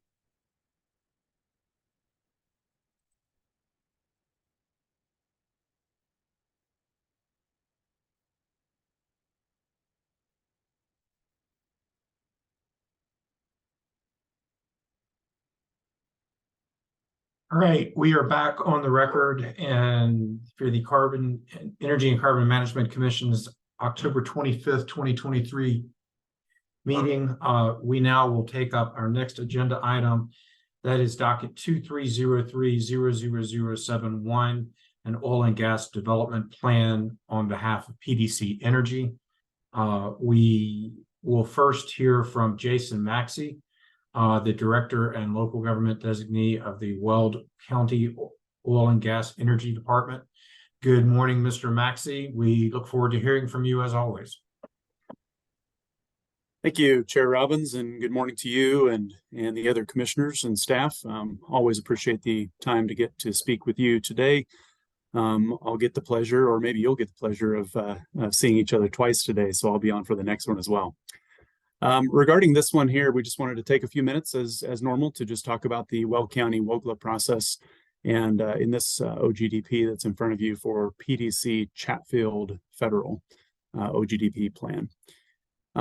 We held our pre-app meeting for this location on October 26th of 2022, so almost a year ago now. And as you all are familiar, because I've spoken about our pre-app process many times with you all, you know that we, within that pre-app meeting, we discuss multiple alternatives during that discussion. Attendees included not only Weld County staff, but PDC staff as well, and ECMC staff and the CPW were all in attendance at that pre-application meeting, and we're all part of the discussion regarding any of the alternative sites that were discussed at that time. We received our application from PDC on March 9th of 2023. Throughout the Weld County process for our 1041 application, we did not receive any public comments for this application, and we also did not receive any requests from any member of the public or any referral entity to participate in our hearing. We did notice that the ECMC received a public comment through your public comment period regarding the haul route. I do want to make note that that was well after the 1041 WOGLA had been approved by Weld County. As a side note, for any member of the public that might be listening into this hearing right now, I would always want to encourage that they also look for our process and they participate in our WOGLA process. We always want to hear from members of the public, especially Weld County citizens, regarding any permit that is in front of our department and in front of our hearing officer. During the 1041 WOGLA process, however, regarding the haul route question that was posed during your process, I did want to make note that the Weld County Public Works Department worked diligently with PDC to utilize an existing access point, as well as utilize a same haul route that was already approved for another location, which was called the Steamboat location, which is just to the east of the one that's in question today. These actions by our Public Works Department and PDC consolidate oil and gas traffic to the most safe, centralized route, while also getting traffic back to what we call a collector status roadway, which is a roadway intended for heavier haul traffic. Our 1041 WOGLA hearing was held on May 11th and approved by our hearing officer, and a final order was recorded and noticed in the Greeley Tribune on May 17th. We submitted some 2A comments to you all on August 29th, 2023, and they are included in the director's recommendation. So with those brief comments being mentioned, I just want to close by saying we agree with the director's recommendation, and we do support approval of this permit. Thank you all for your time. Be happy to answer any questions that I might be able to help with. Thank you, Mr. Maxey, and appreciate you addressing the haul route question. That really is something that is within the purview of the relevant local government, and I think you've addressed it. So we appreciate you acknowledging that head on. That's a good point, and appreciate you being here with us. Does any commissioner have further questions for Mr. Maxey? All right, seeing none, we know how to reach you if we have further questions on the Chatfield Federal, and we will look forward to hearing from you on the next docket as well. That sounds good. Thank you all very much. I'll talk to you soon. All right. With that, I would turn the screen over to Attorney Jamie Jost. Wonderful. Thank you, Chair. Good morning, Commissioners. Chair, should we swear in our witnesses? Okay, if I can ask. Great. Have everyone popping up here. I've got AG Davenport to do the swearing in, so once everybody's visualized, we can get started. Mr. Davenport, we have everyone. Great, thank you. Witnesses, I'm going to ask you in turn to raise your hand, state your name, and say that you swear to tell the truth. I'm going to start with Mr. Murray. Just go in the order on my screen. I'll call your name out when it's your turn. Mr. Murray, go ahead, please. Brian Murray, I swear to tell the truth. Thank you. Mr. Liesenfeld. Zach Liesenfeld, I swear to tell the truth. Thank you. Ms. Knauf. Meredith Knopf, I swear to tell the truth. Thank you. Mr. Sheehan. Corey Sheehan, I swear to tell the truth. Thank you. And Mr. Holbert. Taylor Holbert, I swear to tell the truth. Thank you.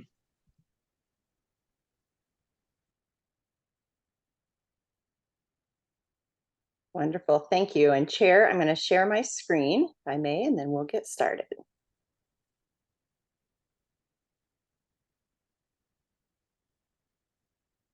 Okay, Chair, can you see my screen? I can, and it is in screen share mode, so you're good to go. Great, thank you so much. Well, good morning, Commissioners. My name is Jamie Jost with Jost Energy Law, and I, along with Kelsey Wieselinke, represent PDC Energy in the Chatfield OGDP application before you today in docket 2003-00071. We would like to thank Weld County for their participation through the WOGLA process and support of the location subject to this OGDP. And we'd also like to thank the ECMC staff and director for their efforts on this application. I'd like to take just a few minutes to summarize the Chatfield OGDP and requested relief before I turn it over to the PDC team. And then as a preliminary item, as you've heard before, Chevron's acquisition of PDC Energy was completed on August 7th, 2023. And going forward, PDC and its respective subsidiaries and affiliates will continue to operate as a wholly owned subsidiary of Chevron for the near term.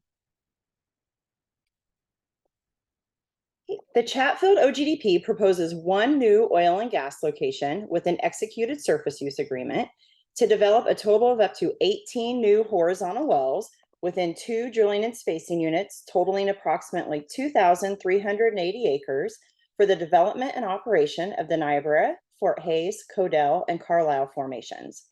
The Chatfield Federal 4N66W34 1-18 pad is located in Weld County, and the WOGLA has been approved. PDC has also received approval from the BLM on its federal APDs. There'll be a total of 14.21 acres of surface disturbance during pre-production operations, with 5.95 acres of disturbance during the production phase.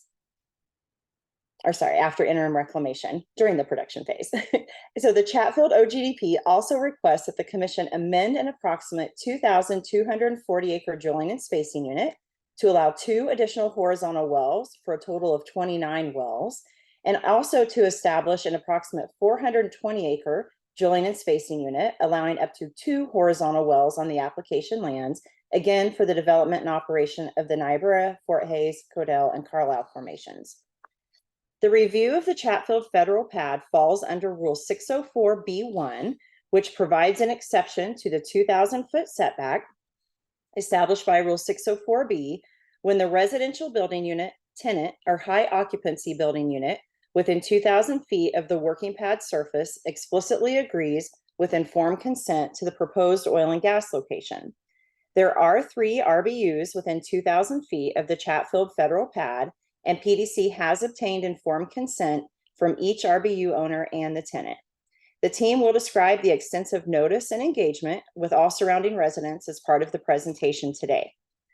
The team will also describe the protective BMP commitments to avoid, minimize, and mitigate potential adverse impacts to public health, safety, welfare, environment, and wildlife resources. And several of these commitments do include pipeline takeaway for oil, gas, and produced water, an electrified drilling rig and production facility. As part of the Chatfield OGDP, PDC's development has provided the opportunity to plug and reclaim 17 legacy wells, which will return approximately 14.45 acres back to the community with an estimated 1.5 tons per year of decreased VOCs. At the time of the submittal, this location was not in a disproportionately impacted community. However, after the May statutory definition change, this location is now within a disproportionately impacted community. There are no impacts to high priority habitat, schools, childcare centers, designated outside activity areas, public and surface water supply areas, floodplains, or wetlands. And also in terms of the OGDP submittal, PDC did comply with all of the notice requirements for the Chatfield OGDP. No formal petitions were filed, and 1 public comment was submitted on the Form 2A, which has been and continues to be addressed by PDC. And finally, PDC does appreciate the questions we received from the commissioners before the hearing, and we will address those at the end of our presentation. Again, the subject OGDP does fall within the siting requirements of 604B1. The 3 residential building unit owners and the tenant have explicitly agreed to the proposed location by executing signed informed consents. The Chatfield OGDP proposal does include a total of 2,380 mineral acres to be developed by 18 1 3/4 mile wells within 2 drilling and spacing units. The red highlight on this wellbore alignment illustration illustrates the location of the federal minerals that are under a railroad right-of-way. The 9 wells drilling west to east will traverse the federal minerals under the railroad right-of-way. And as stated, PDC has received approved APDs from the BLM on August 2nd, 2023. The development plan for the Chatfield OGDP includes the operational timeline, commencing with the initiation of construction at the Chatfield location in Q4 of 2024, and then subsequently drilling activities will commence, followed by the progression of completion operations. So with that, I would like to turn the presentation over to Corey Sheehan, PDC's Senior Surface Land Negotiator, to discuss the details of the extensive alternative location analysis conducted for the Chatfield location. Thanks, Jamie, and good morning, commissioners. I wanted to start this portion of the presentation with a little bit of the history regarding the Chatfield federal location, discuss the robust ALA process that PDC utilizes when evaluating alternate locations, and explain specifically how we arrived at the conclusion that the proposed Chatfield federal location is the preferred and least potentially impactful location in which to develop the proposed mineral development unit. As you will see over the course of the next several slides, the ALA process is a process that PDC firmly believes in, and a process that works to effectively mitigate impacts to public health, safety, welfare, environment, and wildlife resources. Next slide, please. Based on the Weld County pre-application meeting for the Chatfield federal location held in October of 2022, and in collaboration with Weld County, ECMC staff, and CPW, 3 potential alternates were identified for the proposed Chatfield federal development, with PDC finding it necessary to include a 4th alternate in our assessment, an alternate that was actually the original location planned to develop the proposed mineral development unit, which we will provide more details on later in this presentation. Through the Weld County pre-application meeting process, we begin our assessment of the development area by identifying areas near or within the proposed development unit that may have portions of land over 2,000 feet from existing RBUs. From there, it is the operator's responsibility through extensive field and survey work to take a deeper dive into these identified areas to fully evaluate any and all receptors that may be associated with these mutually agreed upon potential alternate locations. So what are these impacts or receptors that PDC considers when we are conducting our site selection or evaluation of each alternate? In the bottom right corner of this slide, you will see a list of some of the most important impacts that we look for. These considerations include, but are not limited to, proximity to building units, operational feasibility. Does the location meet the standards of our site-by-site risk assessment for the development? Impact to future land use. Will this site have negative impacts on future development, or are there pending development plans in the area?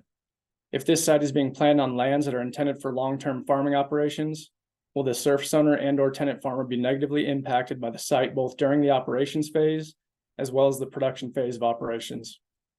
Proximity to cultural features. Environmental concerns such as wildlife corridors, raptor or eagle's nest, prairie dogs, burrowing owls, wetlands, floodplains, designated surface water, and much more. Access to location. Does PDC believe we can construct or utilize an existing access that is safe with minimal impacts not only to the surface owner, but the surrounding community as well? Surface owner negotiations. PDC wants to be a partner with our stakeholders, and these locations have to be locations that not only work for PDC, but work for the surface owner as well. Geology. Does the subsurface structure formations complement the surface location in which to safely and adequately develop hydrocarbons? And last but not least, consolidation. While we're on this slide, it is important to highlight the historical evolution of the Chatfield federal development and the steps PDC has taken in an effort to reduce and/or eliminate any potential impacts with the proposed development. The site selection process for the Chatfield federal unit dates all the way back to early 2017, prior to the new SB 181 rulemakings. In 2017, PDC identified a surface location that at such time was deemed suitable for oil and gas development. That specific location is the location we mentioned earlier and is depicted as alternate location 4 on the current slide. Over the course of 2 years, PDC worked with Weld County to progress this location through the WOGLA permitting process. PDC received an approved WOGLA permit for this location in early 2019. It was around this time that discussions of new state and local rulemakings were starting to pick up steam, and PDC recognized that considerations for this location may need to be reassessed as a result of these rulemakings. One of the first steps PDC took through this process was engaging with residential building unit owners within 1,000 feet of the location, of which there were 4. PDC received concerns through this process regarding the proposed site's proximity to existing RBUs. By mid-2020, it was decided through discussions with Weld County that it was best to reevaluate the development plans for the Chatfield federal unit, utilizing the new SB 181 rulemakings, as well as advancements in drilling and completion capabilities as our blueprint or guide to confirm whether or not there was a less impactful location in which to develop the proposed unit. With that, let's take a look at the 4 alternates that were fully evaluated for the Chatfield federal unit, as well as the proposed location. Next slide, please. The first alternate location considered was a location situated towards the west side of the proposed mineral development unit. This was the only area within or near the western end of the proposed unit that appeared to have lands over 2,000 feet from existing RBUs. While preliminary research did depict that there was in fact a portion of land in this area located over 2,000 feet from existing RBUs, after conducting a thorough analysis of the area and overlaying the pad size necessary for PDC's operations, PDC confirmed a minimum of 6 RBUs would be within 2,000 feet of this location, with the closest RBU being about 1,600 feet from the working pad surface. Additionally, in consulting with the surface owner of the subject property, the owner expressed that he was not interested in an oil and gas location on the property, primarily due to the fact that it would have severe short and long-term impacts to his current and future farming operations. Lastly, due to the location of this alternate relative to the proposed mineral development unit, being about 1 mile east of the western unit boundary, and this being a 3.5 mile long development unit, PDC would have had to pursue an additional oil and gas location to effectively develop this unit, negating our continued efforts to responsibly produce the maximum amount of mineral acreage from the smallest footprint possible. Next slide, please. Alternate 2 was another area that was identified to have portions of land over 2,000 feet from existing RBUs. Located near the center of the proposed mineral development unit, this location was one of the first locations that PDC assessed after agreeing to reevaluate our alternate options for the original Chatfield location discussed earlier. This location was on the same parcel of land as the original location, so we had previous knowledge that the surface owner was willing to work with PDC on locating a site on the property. This location was also substantially further from some of the residents that had concerns about the original Chatfield location. While this was in fact the case, further analysis of the location showed us that even with shifting this location to the southern edge of the property, there would still be 5 RBUs not subject to the surface use agreement within 2,000 feet of the location. And while the site itself could potentially move further south from the residents that had previously expressed concern, the potential access point and traffic associated with this alternate was still of concern to some of the residents to the north. PDC also recognized the proximity of this location to mapped wetland areas, and through our field assessment saw evidence of a high water table at this location. Lastly, while this surface owner was willing to work with PDC to locate an oil and gas site on this property, it was the owner's request that we do so in a manner that creates minimal impacts to farming operations in the future, a request that PDC would not be able to satisfy with the location of this alternate due to the impacts it would have on an already difficult field to irrigate. Next slide, please. The third alternate location assessed was the last potential location identified through the collaborative pre-application process with Weld County. This alternate is located in an area about 1/2 mile east of the eastern unit boundary line, in an area that appeared to have the only other portions of land near or around the proposed unit over 2,000 feet from existing RBUs. However, once PDC conducted our official ALA survey, it was confirmed that at least 3 RBUs would be within 2,000 feet of the working pad surface, none of which would be subject to a surface use agreement. This RBU count, as well as the distances to location, is quite comparable to the proposed, with the proposed location having 3 RBUs within 2,000 feet as well. However, 2 of the 3 RBUs at the proposed location are owned by the surface owner of the subject property and are subject to an existing SUA. Additionally, with this location being a 1/2 mile outside of what is proposed to be a 3.5 mile development, PDC would be challenged with intersecting existing horizontal development and drilling 4-mile laterals to develop this unit. Lastly, PDC recognized concerns with this location's proximity to the Platte Valley Ditch, located directly northwest of the alternate. Next slide, please. I won't go into too many specifics on alternate location 4, as we've already discussed many of the potential impacts in what was originally PDC's proposed location in which to develop the Chatfield federal unit, but we felt it was necessary to share this slide in order to effectively convey the steps PDC has taken to ensure that the location we have proposed as the preferred location for this development was most in line with our overall mission of protecting public health, safety, welfare, environment, and wildlife resources. As mentioned earlier, PDC did obtain an approved WOGLA permit for this location prior to the new 2020 rulemakings. And while this location was in adherence to the rules and regulations at such time, PDC believed it was necessary to reassess our location selection to be more in line with the new SB 181 regulations. As noted on this slide, this location had 7 RBUs within 2,000 feet of the working pad surface, none of which were subject to the surface agreement PDC had obtained, with the closest RBU being just over 500 feet from the location. Next slide, please. Now that we have discussed each of the alternates that were looked at for the Chatfield federal unit development, I would like to go over the specific details of the proposed location, a location in which both PDC and Weld County have determined to be the preferred and least potentially impactful location in which to develop the proposed mineral unit. The location is outside of designated high priority habitat, no surface occupancy, wetland, floodplain areas. This location is not located near a school and/or childcare facility. PDC has an executed surface use agreement with the owner of the subject property, with an emphasis on isolating the location to the northeast corner of the property in order to minimize impacts to current and future farming operations, as well as obtain the greatest distance from existing RBUs that was operationally safe and feasible for PDC. We do have an irrigation ditch just north of the proposed location. However, PDC has since confirmed that this is a private irrigation ditch owned by the surface owner of the subject property and is utilized solely for purposes of transferring water from the south end of the property to the north end for crop irrigation, with none of that irrigation water leaving the property. Next slide, please. Now that we have discussed the alternates that PDC assessed, as well as the proposed location, we want to take a few minutes to discuss the extensive neighborhood outreach that PDC has conducted for the Chatfield Federal location. Next slide. I'd first like to provide some additional information on the 3 RBUs within 2,000 feet of the proposed location. As depicted earlier in our presentation, all 3 RBUs are over 1,300 feet from the proposed location. The 2 closest RBUs to the proposed location are owned by the surface owner of the proposed location and are subject to the surface use agreement on the property.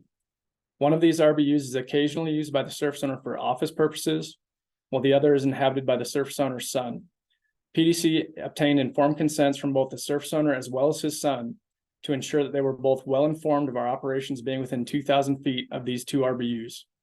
The 3rd RBU within 2,000 feet of the proposed location is located about 1,900 feet from the working pad surface. PDC also had extensive communication with this RBU owner and obtained an executed informed consent from them as well, with no concerns conveyed regarding our proposed operations. In addition to obtaining 100% informed consents from the 3 RBUs within 2,000 feet of the proposed location, PDC also recognized that there were 3 RBUs just over 2,000 feet from the location as well. While informed consent regulations were not triggered for these 3 RBUs, PDC still made an effort to consult with each of these RBU owners to ensure that they were well informed of our proposed operations and address any potential concerns they may have. In speaking with all 3 of these RBUs, no concerns were conveyed regarding the proposed Chatfield Federal location. Additionally, as we have done with past locations and much in line with what we believe is a big part of PDC's social license to operate, we consulted with all RBUs along the haul route associated with the proposed location. The majority of the feedback we received from these residents was so long as PDC maintained these roads to the same standard that we have for past operations, that they had no concerns. Now, we did have one resident along the proposed haul route that filed a formal concern regarding PDC's haul route for the Chatfield location. We were successful in locating that resident and having productive dialogue with them, ultimately addressing their concern by agreeing to deploy additional mitigations near their residence during operations. This resident expressed to us that they were very appreciative that PDC would take the time to come speak with them, and we agreed to follow up with that owner prior to commencement of operations to finalize a mutually agreed upon private agreement for these additional mitigations and ensure we have fully addressed their traffic concerns. With that, I'll hand it over to Meredith Knopf to provide the commission with detailed information regarding the best-in-class BMPs PDC plans to utilize for operations associated with the Chatfield Federal location. Thank you, Corey, and thank you, commissioners and staff, for your time today and for your review of this application. I wanted to start today by reviewing how we intend to build and operate the Chatfield Federal facility. Next slide. PDC will build and operate this location using the same BMPs, including the agreed upon ozone BMPs, employed for the facilities under PDC's Guanella cap. PDC consulted with the CDPHE on these BMPs on August 14th, 2023, and no additional BMPs were requested by the state. This facility will be a tankless hydrocarbon storage facility with all compression driven by line power and oil, gas, and water takeaway. PDC intends to follow all BMPs regardless of location and/or proximity to RBUs. We will utilize the same construction equipment that you typically see to build subdivisions or highway expansions. PDC does not own this equipment. However, the vendor that does 80% of PDC's work in constructing new pads does utilize all Tier 4 engines. We are currently working with our other vendors that we utilize to understand the makeup of their fleets. PDC also has a best-in-class air monitoring program to ensure this facility is operated to minimize and mitigate emissions associated with leaks or other non-routine emissions. PDC is compliant with the Air Pollution Control Division's air monitoring program. These facilities will have an air monitoring plan approved by the APCD. To date, PDC has collected over 1,600 benzene samples and over 16,000 hours of continuous VOC monitoring at over 20 plus locations during pre-production and production activities. With the heightened focus on NOx and ozone in the DJ Basin non-attainment area, I wanted to go over the agreed upon BMPs as related to ozone season. During ozone season, PDC will minimize vehicle and engine idling, reduce truck traffic and worker traffic, and postpone the refueling of vehicles. Additionally, PDC communicates via email with the operations team during ozone action days, while also making a concerted effort to minimize maintenance and other activities that emit hydrocarbons. Our primary goal is always to eliminate sources of impacts, but where it cannot be fully eliminated, PDC has additional additive protections to reduce noise and light for our neighbors. Next slide. PDC has a very robust noise monitoring program in place. An ambient survey has been conducted and temporary and permanent sound walls will be installed. Combined with the ambient survey, PDC will also be able to evaluate potential impacts in real time with its continuous monitoring program. As a result, we can respond with mitigation strategies to minimize impacts even further if needed.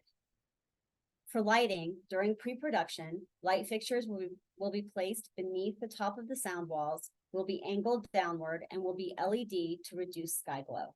During the production phase, no permanent lighting will be installed. Next slide. PDC also takes site security and safety very seriously. This location will be equipped with 24/7 remote monitoring and state-of-the-art cameras to detect leaks as small as a deep exhale, as well as smoke, fires, and trespassers. Additionally, automation towers are installed to provide remote shut-in capabilities, and guard shacks are on site during drilling and completion operations for additional site security.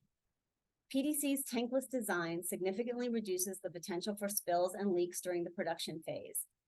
AVO inspections are conducted daily for spills, leaks, and any other contaminants. It is PDC's intent to keep chemical storage, refueling, and staging more than 500 feet from any ordinary high water mark as applicable.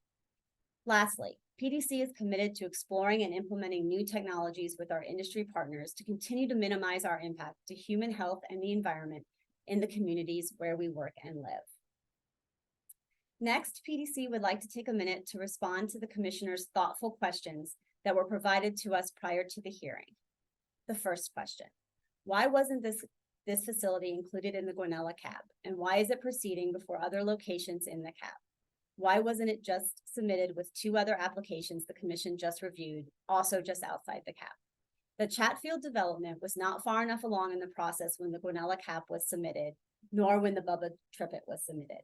However, all the same CAP BMPs and protections have been applied to this OGDP. This development does not impact the Guanella CAP schedule. Next question. Guanella will have piped produced water, correct?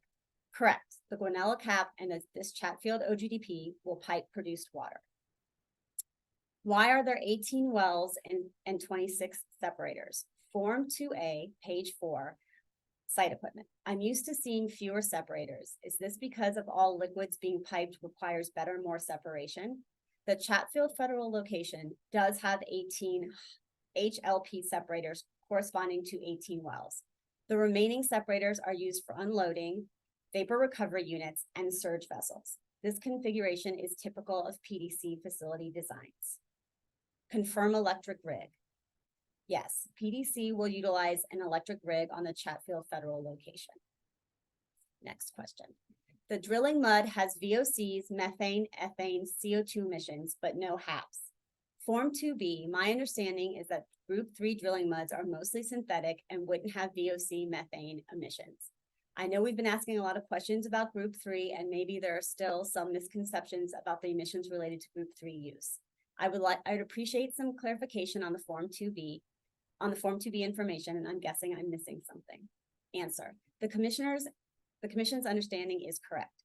Group 3 drilling muds are mostly synthetic. However, gas is often entrained in the drilling muds through the drilling process, so it is expected there will be some amounts of VOCs, methane, and ethane. PDC does use an enclosed combustor to capture and destroy these emissions, which is where the CO2 is created. Next question. Form 2B. 17 wells will be P&A'd, but no removal of tanks or other production equipment. Answer. If all wells are at a location are to be P&A'd, then all production equipment will be removed as well. For the Chatfield development, a minimum of 3 facilities will be P&A'd and all associated equipment will be removed. Last question. Can PDC commit to submitting estimated emission reductions for the producing wells? Yeah. Answer. Yes. The the estimated emissions reductions for the Chatfield development is approximately 1.5 tons VOCs per year. I will now hand it back over to Jamie for PDC's closing thoughts. Great, thank you so much. PDC has guaranteed that vigorous operational protections will be in place to ensure avoidance, minimization, and mitigation of adverse impacts to public health, safety, welfare, the environment, and wildlife resources. As you heard, these impacts include avoidance of sensitive receptors, a tankless hydrocarbon facility, oil, gas, and produced water takeaway, an electrified drilling rig, sound walls, daily inspections at production facilities, 24/7 remote monitoring, remote shutting capability, and most importantly, ensuring a true net benefit of land back to the community. We would like to again extend our appreciation to Weld County and the ECMC staff, director, and commissioners for all of the hard work on this Chatfield OGDP and respectfully request approval of this application. We thank you for your time today, and we would welcome any questions that you may have for our presenters or for our panel of subject matter experts. Thank you. Thank you, Ms. Jost, to you and the team, as well as to our staff for the analysis that has gone into this OGDP. Questions, commissioners? Commissioner Messner? Thank you, Mr. Chair. Great presentation, great application. I think there's just a ton good about this, and so thank you for that. So my question, though, is to memorialize some of the commitments that you're making in your presentation into the Form 2A. And so this isn't you, this is CDPHE's language that's being utilized in the Form 2A as far as BMPs, particularly around the electric drill rigs. And I think CDPHE is utilizing language in their recommendation or their consultation, and in turn it was put into the 2A that says operator will use electric drill rigs if available and will demonstrate best effort if unable to utilize them, which again to me is not a BMP, and I don't even know how you would quantify that. And so I'm hearing you saying electric drill rigs, and I wonder if you would be okay working with staff to come up with the appropriate BMP language to incorporate in the 2A. Thank you, Commissioner Messner. Yes, we would be okay with working with staff on that. We are committed to using electric drill rigs for this project. Okay, thank you. And I appreciate that. And not a comment to PDC, but this is the kind of language I would hope to be able to work on during the cumulative impacts rulemaking, because these are some of the challenges I continue to see with the CDPHE consultations. Further questions? Commissioner Ackerman? Thank you. Just one clarifying question from me. I agree with Commissioner Messner. I think this is a great application and lots of good things in here, and appreciate the hard work that's clearly been done.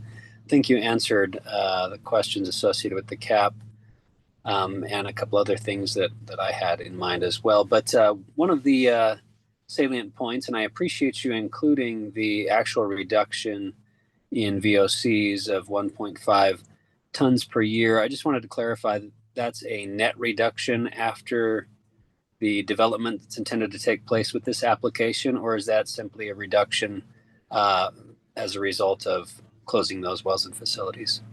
That is a reduction in closing these wells and facilities. Gotcha. And so whatever is additive from this development would have to be subtracted from that number in order to have a net reduction. That is correct. And would you happen to have that number off the top of your head? I would be impressed if you did.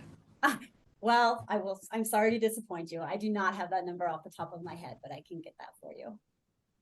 Appreciate that. Thank you. Nothing further, Mr. Chair. Further questions, Commissioner McGowan? Thank you, Mr. Chair, and thank you for the presentation and answering commission questions.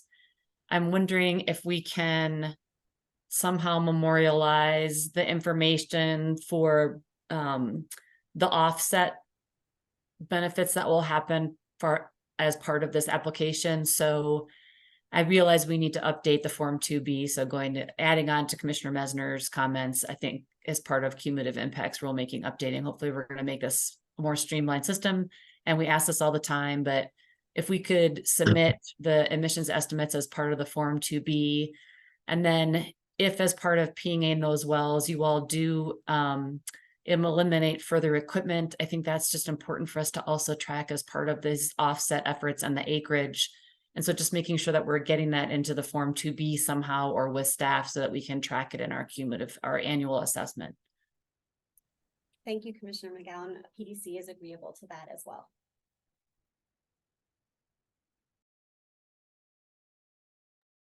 Further questions? Seeing no further questions, do we have a motion?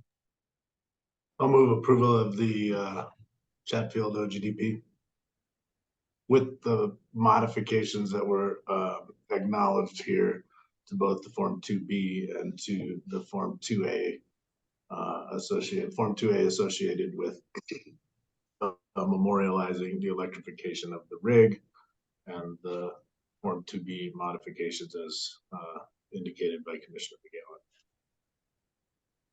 Second. Motion and a second. Is there further discussion on the motion? Commissioner Cross? I'll just say, I also just want to highlight the hard work that was done by this. I think it's worth pointing out that this is something that was proposed years and years ago, and the fact that the operator took the additional time to update based on our regulatory changes and working with changes, not just from the regulatory perspective from us, but also working with Weld County and making those changes was, I think, particularly important. And I will be in favor of this as well. Agree. I appreciate the thoughtfulness that went into something that started in 2017, and you acknowledged the change in the rules and were appropriately flexible in that regard. I think that's really helpful. I think it's an approvable location. Any further discussion from commissioners? All those in favor of the motion signify by saying aye. Aye. Aye. Any opposed? Motion carries. Thank you, folks. Thank you. Ms. Jost, do you have the next one, or is it your partner, Ms. Wazelinski? Oh, there's Ms. Wazelinski. Hello. Thank you. Good morning. How quickly do you think you can get your witnesses up? We Trying are to figure here. out if I Go believe Mr. Maxey may give remarks first, but all of Well- our witnesses are here and present. Okay, why don't we go ahead and get your witnesses ready to go. Let's bring Mr. Maxey back to the panel. There he is. And let me just set the script. This is docket 221. No, this is docket 2302-00051, an oil and gas development plan for Noble Energy, the Noble DP 452 OGDP. With the stage set, Mr. Maxey, you are recognized. Thank you, Chair Robbins. And again, good morning to you and to the fellow commissioners who are with you today, as well as the applicant and staff.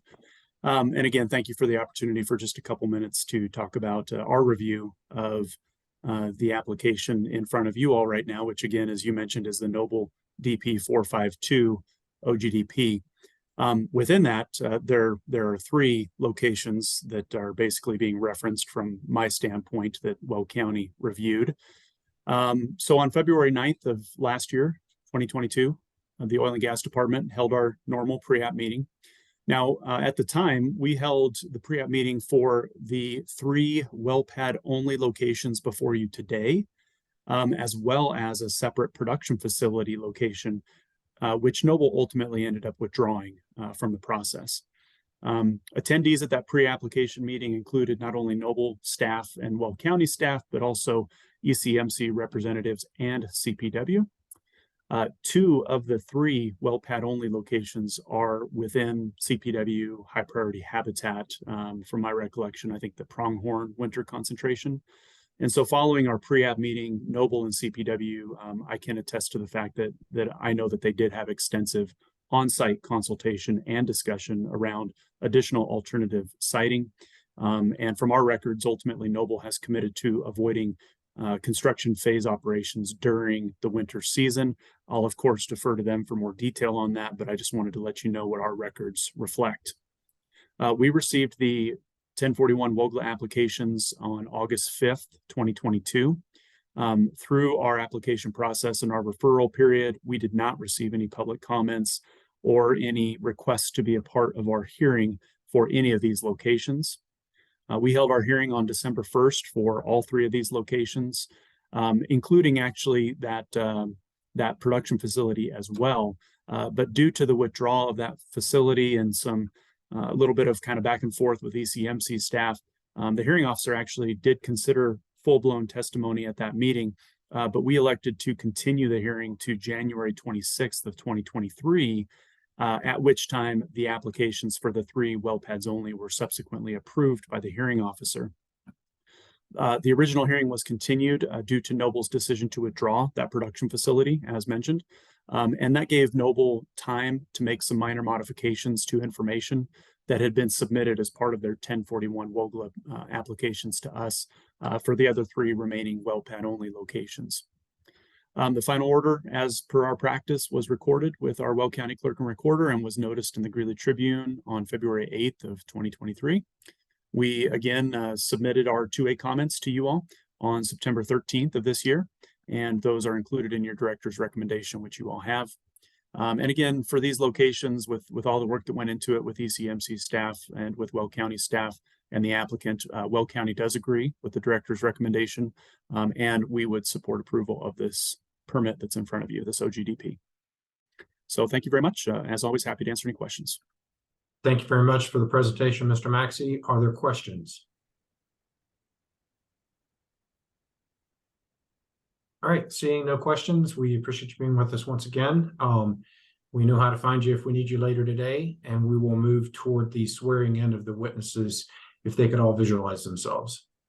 Perfect. Thank you, Chair Robbins. Thank you, Commissioners. Talk to you soon if needed.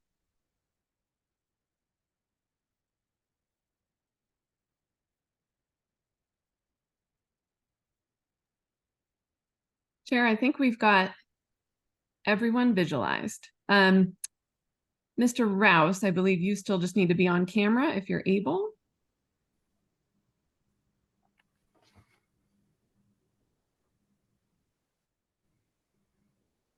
Okay, everyone, we'll get started. You're probably all familiar with the process, but if you could just raise your hand, state your name, and that you swear to tell the truth, I will identify you. So we'll go in turn based on the order that you're on my screen. And we'll start with Mr. Antonio, please. Ryan Antonio, I swear to tell the truth. Thank you. Mr. Dennison. Doug Dennison, I swear to tell the truth. Thank you. Mr. Gordon. Peter Gordon, I swear to tell the truth. Mr. Dinkle. Mike Dinkle, I swear to tell the truth. Mr. Keller. Might be frozen. I will. Oh, no. Mr. Keller, can you hear us? I believe he's frozen. Yeah, okay. We'll come back to Mr. Keller. Ms. Bulow, I apologize for mispronunciations.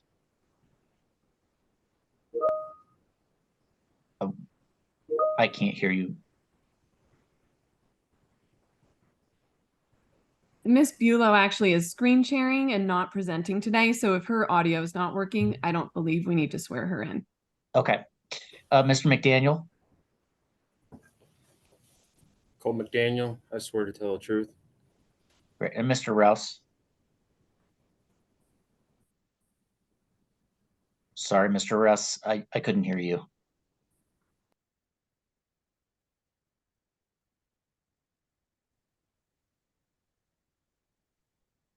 We're not hearing Mr. Rouse's audio. Again, perhaps if Mr. Rouse answers a question and needs to be sworn in at that point, maybe he can work on his audio as we present. Okay. It looks like Mr. Keller is no longer frozen. Mr. Keller, could you raise your hand, state your name, and say that you swear to tell the truth, please? Michael Keller, I swear to tell the truth. Okay, thank you.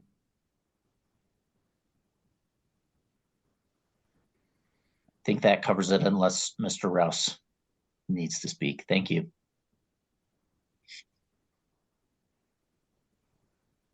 All right, thank you. Chair, we can get our PowerPoint up before we begin? Sounds good.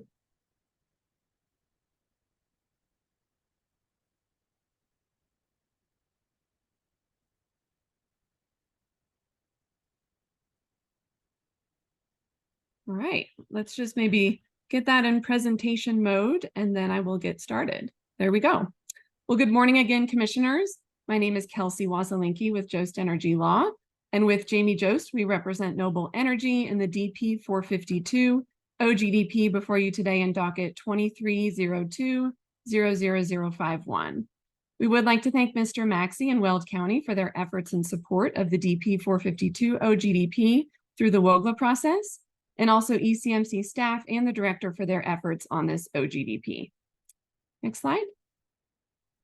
I'll start the presentation today with a summary of the DP 452 OGDP before I turn it over to Noble to walk through the ALA, CPW and CDPHE consultations, the facility design, BMPs, Noble's plugging commitments, and then I will conclude the presentation with a summary of the requested topsoil variants. The DP 452 OGDP requests that the Commission establish an approximate 3,680 acre drilling and spacing unit to develop 25 new horizontal wells in the Niobrara, Fort Hays, Codell, and Carlisle formations. The DP 452 OGDP also requests that the Commission approve a 3,699.7 acre OGDP with 3 new Form 2As for the CC 1624 location, the CC 1903 location, and the CC 20-18 location for the development of a total of 25 new horizontal wells.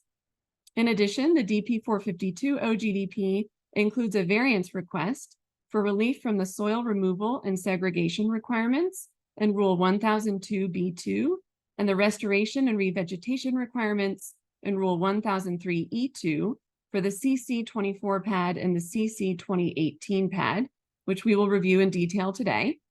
And as indicated by Mr. Maxey, the 3 DP 452 locations are within Weld County, and the WOGLAs were approved in February of 2023.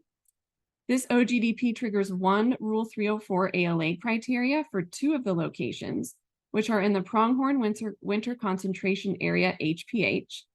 All 3 locations are over 2,000 feet from residential building units and high occupancy building units, and over 2,000 feet from all schools and childcare centers. And finally, Noble has complied with all notice requirements for the DP 452 OGDP. No formal petitions were filed, and no public comments were submitted on the Form 2As. Next slide. So we thought it would be helpful to walk you through the evolution of this development plan, which began as 4 proposed oil and gas locations, as shown on the map on this slide. Noble originally filed the DP 452 OGDP with the proposed CC 2004 facility, which is shown circled in red on the map. After several consultations with Weld County and CPW, Noble was able to remove the new proposed facility from the development plan to use the existing CC 2911 facility without expanding the existing facility footprint. The DP 452 OGDP before you today removes 8.2 acres of originally proposed disturbance in HPH, which was noted by CPW as an avoidance measure in their consultation summary. Next slide. The DP 452 OGDP mineral development area is adjacent to the existing Mustang CDP, a portion of which is shown in yellow on this map and was established on October 29, 2018. 2 of the proposed locations are within the Mustang CDP mineral development area, but they are not included in the CDP. The existing CC 2911 facility, which the 3 proposed well pads will produce into, is a part of the Mustang CDP. Noble's able to utilize the same development methodology and take advantage of the existing Mustang CDP infrastructure in the development of the 3 proposed DP 452 locations. In addition, the 3 proposed locations are in zoned agricultural lands in the Ag Rural Planning Area, are all outside of floodplains, and are not in an area with geologic hazards. Next slide. The CC 1903 pad was originally proposed to be sited with a portion of the pad in the Pronghorn Winter Concentration Area, HPH, but Noble was able to redesign this location so that it is entirely outside of the HPH. The CC 2018 and CC 1624 pads are both within the pronghorn winter concentration area, which is shown shaded in yellow on this map. Later in the presentation, Noble will describe the extensive consultation with CPW for these locations, the third-party analysis of this area by a wildlife expert, and Noble's alternative location analysis. Noble filed the DP 452 OGDP several months before the passage of House Bill 23-1233, but did consult with CDPHE in August as the pads fall within a DI community effective May 23rd, 2023. Noble will also describe the CDPHE consultation in the presentation today and has committed to 49 recommended CDPHE BMPs. Next slide. As a brief timeline, Noble filed the original DP 452 OGDP containing 4 oil and gas locations in July of 2022. Noble withdrew that filing in December of 2022 and refiled the DP 452 OGDP for 3 locations in February of 2023, shortly after the 3 WOGLAs were approved by Weld County. After the OGDP was noticed, no public comments were submitted on the Form 2As and no petitions were filed. I will now turn the presentation over to Ryan Antonio with Noble. Thank you, Kelsey. Good morning, commissioners. My name is Ryan Antonio, Surface Land Manager for Chevron, and it's good to see you all this morning. Before I discuss our alternative location analysis, I would like to briefly describe how Noble approached the ALA in developing the unit from a surface and a subsurface perspective. As always, our goal is to select locations that best protect public health, safety, welfare, environment, and wildlife resources. As Kelsey mentioned, the locations are at the south end of the mineral development area and are the preferred locations as they are near existing infrastructure and located just east of the existing Mustang CDP operations corridor. Also, the topography in this area is generally flat.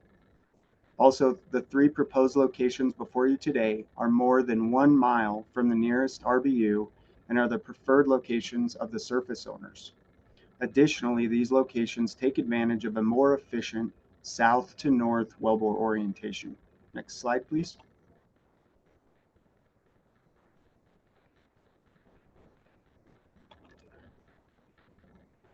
Noble evaluated a total of 15 alternative locations in addition to the 3 preferred locations.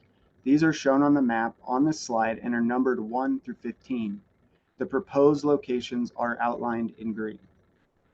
The CC 1903 pad, which is the furthest to the west, does not require an ALA. However, Noble conducted an ALA for this location as part of the overall development plan. I will provide a summary of the ALA for each location and note which of the alternatives are within 2,000 feet of RBUs, which alternatives are in HPH, and which alternatives are in or near wetlands. There are 2 alternatives that can access the target minerals and trigger no ALA, but they cannot reach all of the targeted minerals due to the step-out distances required. They also are not preferred as they will interfere with the surface owner's agricultural and ranching operations. Next slide. Starting with the CC 1624 location, Noble analyzed 6 alternatives to target these minerals. The first 3 are shown on this slide and are circled in orange. The 3 alternatives shown here, alternatives 1, 5, and 6, all require additional disturbance in HPH and would require additional facilities, midstream infrastructure, and road construction. Additionally, these alternatives would result in increased traffic near RBUs and or entry and exit off Highway 34, depending on the location of new haul routes. Next slide. The remaining 3 alternatives for the CC 1624 pad are shown on this slide. Alternative 7 would require additional disturbance in HPH and is near a seasonally flooded intermittent stream bed and wetland. Alternative 11 is also inside HPH and would require additional disturbance due to lack of infrastructure and would require new road construction. All of the eastern minerals would not be reached with alternative 13, and alternative 13 is also not preferred by the surface owners as it's located on a separate surface owner's parcel. Ultimately, the proposed CC 1624 location is the surface owner's preferred location, is outside 2,000 feet of all residences, is centrally located for complete mineral development, and is the most protective location to capture the mineral acreage while minimizing surface disturbance. Next slide, please. Moving to the CC 20-18 location, Noble analyzed 4 alternatives to target these proposed minerals as shown on the slide. Alternatives 2, 12, and 14 would all require additional disturbance in HPH, would require additional facilities, midstream infrastructure, and road construction, and would also increase traffic near RBUs. Alternative 9 is outside of HPH, but would result in disturbance of the surface owner's agricultural operations and is not technically feasible due to the inability to access the target minerals. The preferred CC 2018 location is the surface owner's preferred location, is outside 2,000 feet of all residences, is centrally located for complete mineral development, and is the most protective location to capture the mineral acreage and minimize surface disturbance. It's also important to note that the CC 2018 pad does not trigger indirect mitigation to CPW due to the density of existing locations in this area. Next slide, please. Finally, Noble analyzed 4 alternatives for the CC 1903 pad, which does not trigger ALA, but I will run through our analysis. Alternative 3 is less than 2,000 feet from an RBU and would require additional facilities, midstream infrastructure, and would increase traffic near RBUs. Alternatives 4 and 8 would require a west to east drilling and would also require additional facilities, midstream infrastructure, and would also increase traffic near RBUs. Alternative 15 would require additional disturbance in HPH in a challenging topography area with conflicting pipeline infrastructure. In addition, the surface owner is not agreeable to this location. The preferred CC 1903 location is the surface owner's preferred location and is centrally located for complete mineral development. This location is ultimately the most protective to capture the mineral acreage and minimize surface disturbance. Next slide, please. Moving on to community outreach. As a reminder, the closest RBU is over 1 mile from our proposed locations. However, Noble conducted community outreach efforts focused on residents along the established haul route to the CC 1903 pad. The notifications and discussions with the owners took place prior to filing the application in 2022. The notifications highlighted our proposed haul route shown on this map, along with contact information for a Noble land representative assigned to the project. Based on this outreach, Noble received questions around timing of operations and traffic, but no major concerns. Additionally, Noble worked with a homeowner at the haul route intersection and installed mitigation fencing between the road and the residents to mitigate traffic impacts. Would also like to mention that the CC 2018 and the CC 1624 pads are located on Gutterson Ranch and will also follow established haul routes and will primarily use corridor roads on the ranch. Traffic to these locations will enter and exit from the ranch main entrance. I will now turn it over to Mike Keller to discuss our engagement with CPW. Thank you, Ryan, and thank you to the commission. My name is Michael Keller. I'm an environmental specialist for Noble, situated in the Rockies business unit and focusing on our Colorado properties. So this slide summarizes our approximate 20-month consultation history for the project, beginning with our initial engagement with Colorado Parks and Wildlife and our wildlife mitigation plan consultation. Without going through each item, I'll just mention this culminated in the October 9th director recommendation supporting the project and the October 10th Colorado Parks and Wildlife acknowledgement that they have no objection to the 2 pads in pronghorn high priority habitat. Next slide, please. So this is just a summary of Noble's efforts to first avoid, then minimize and mitigate impacts to pronghorn winter concentration area.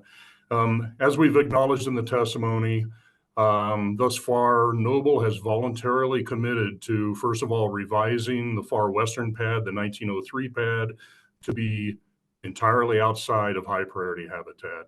We eliminated the 20-04 facility pad, which returned approximately 8.2 acres back into habitat and eliminated that long-term disturbance.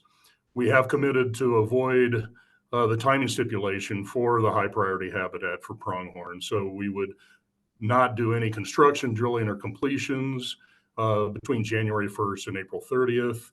And we commit to use pipeline takeaway for liquids and gas, eliminated a large portion of our on-road and off-road emissions. Further, Noble is committing to a number of BMPs to minimize unavoidable impacts. A robust stormwater management plan. We've committed to reclaim and revegetate with Colorado Parks and Wildlife approved seed mix for pronghorn habitat. Obviously weed management, and then commitment to the 400 series rules, the aesthetic rules for noise, dust, light, and odor mitigation and protection of this high priority habitat. And then obviously commitment to the 1202B and 1202A BMPs per the 1200 series rules. And then as far as mitigation, we will commit to pay compensatory mitigation fees to offset direct and indirect high priority habitat impacts. The indirect fees will apply only to the far eastern pad, the 16-24 pad, but we will be paying direct fees for all three pads. Next slide, please. So during this analysis of the DP 452 development, Noble engaged with Dr. Peter Gordon, who is one of our trusted consultants. He is the senior project manager and client manager for SWCA Environmental Consultants. He has a PhD in ecology, and we asked him to perform an independent third-party wildlife assessment of the DP 452 development. So Dr. Gordon reviewed the three proposed pad locations and determined that Noble's commitment to decommissioning our legacy wells in the area, along with the associated production facilities, the associated access roads, would reduce overall direct disturbance and habitat fragmentation in the high priority habitat. Further, the existing oil and gas facilities, roads, pipeline right-of-way, you can see the one here on this slide. It's the west to east delineation. That's an existing pipeline right-of-way. And fencing barriers are also shown on this, this graphic.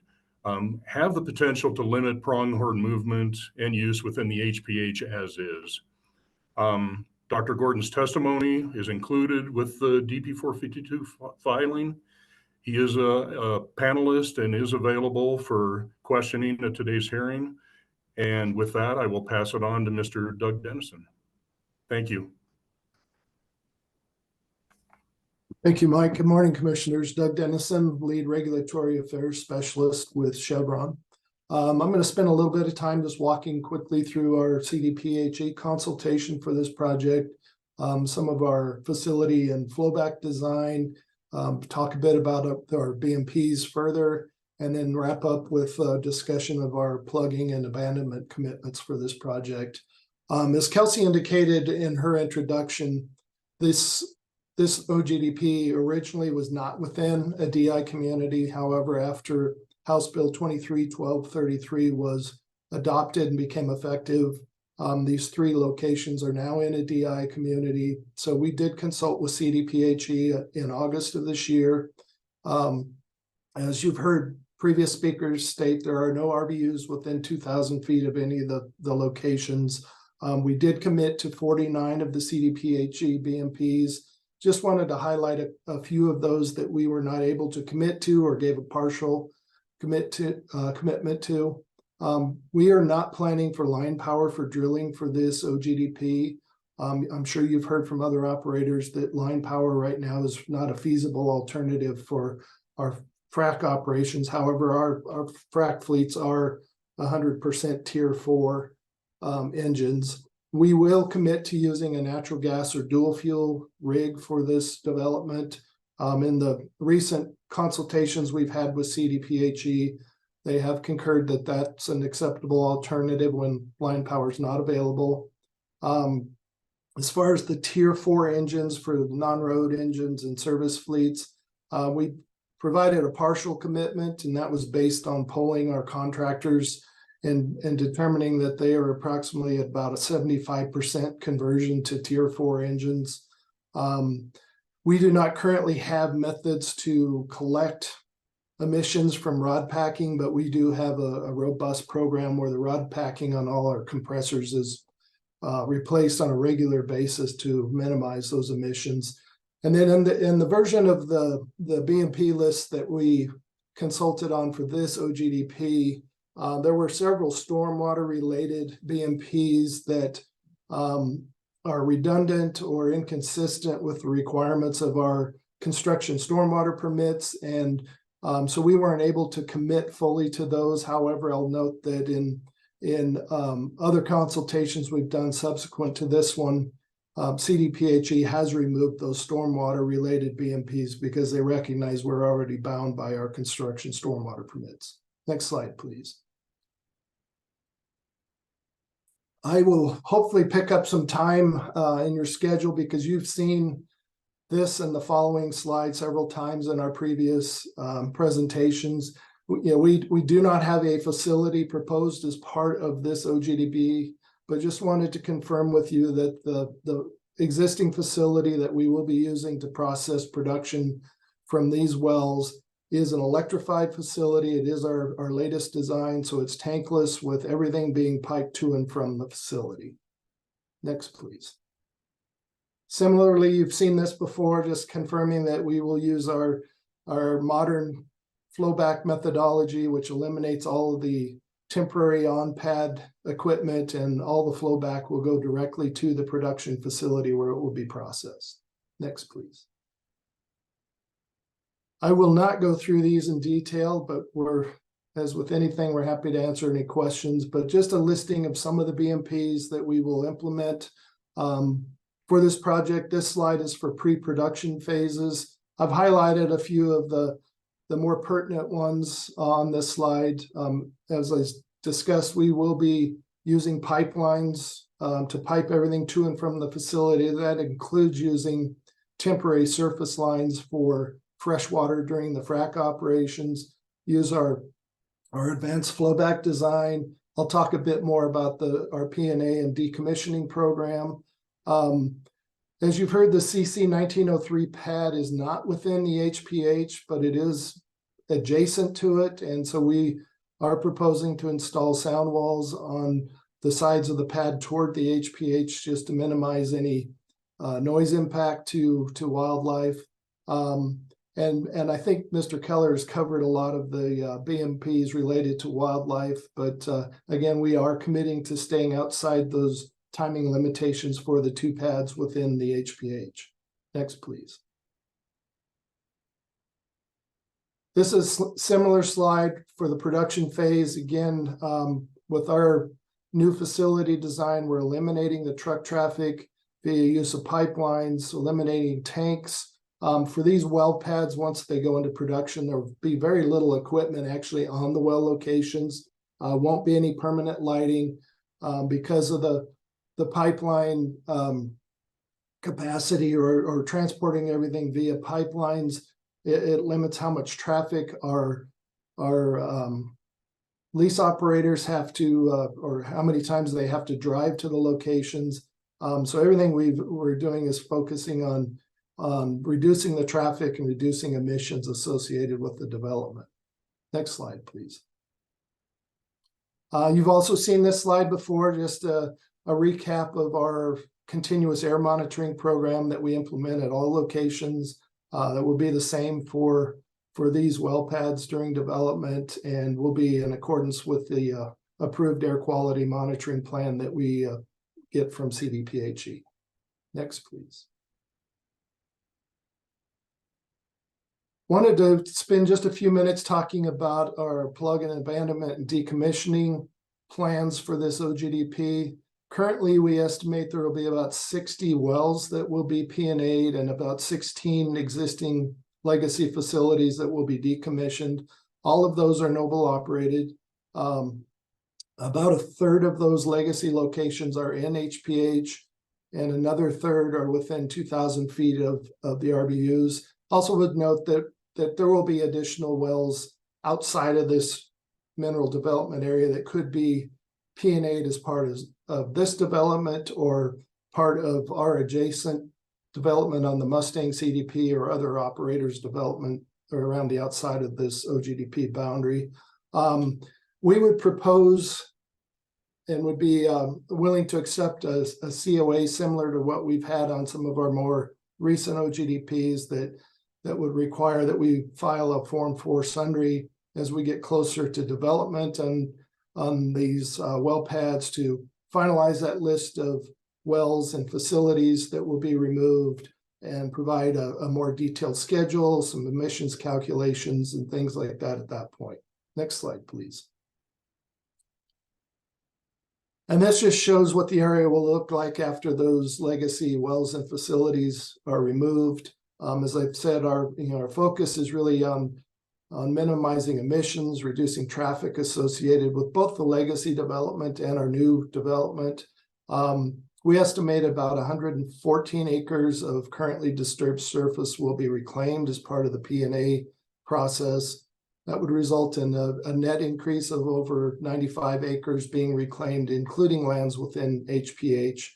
And as I've stated, our consolidation of this production to an existing electrified facility will greatly reduce emissions and traffic associated with this project. So I'm going to pass it back to Kelsey to wrap up our presentation. Thank you. Thank you, Doug. So part of this OGDP application does include a request for a variance from the soil removal and segregation requirements in Rule 1002B2 and the restoration and revegetation requirements in Rule 1003E2 for the CC 1624 pad and the CC 2018 pad. The surface owner for these two locations is the Gutterson Ranch, and Gutterson and Noble have entered into an alternative reclamation plan for these locations, which provides that the surface soils not be segregated and that Noble will import soil approved by the surface owner to enhance the effectiveness of future reclamation of these locations. In support of the variance application, Michael Dinkel, who's a senior environmental scientist for Quandary Consultants, provided testimony regarding the 5 elements of Rule 502C. And Mr. Dinkel is at the hearing today and is available to answer any questions regarding his testimony. So this slide highlights the supporting evidence for the 5 elements in Rule 502C. As shown in the variance application, testimony, and exhibits, Noble meets these 5 elements and has the support of the surface owner for the alternative reclamation plan. Noble will implement protective BMPs at the locations related to reclamation and stormwater management and has proven successful reclamation with this method at other locations in the area.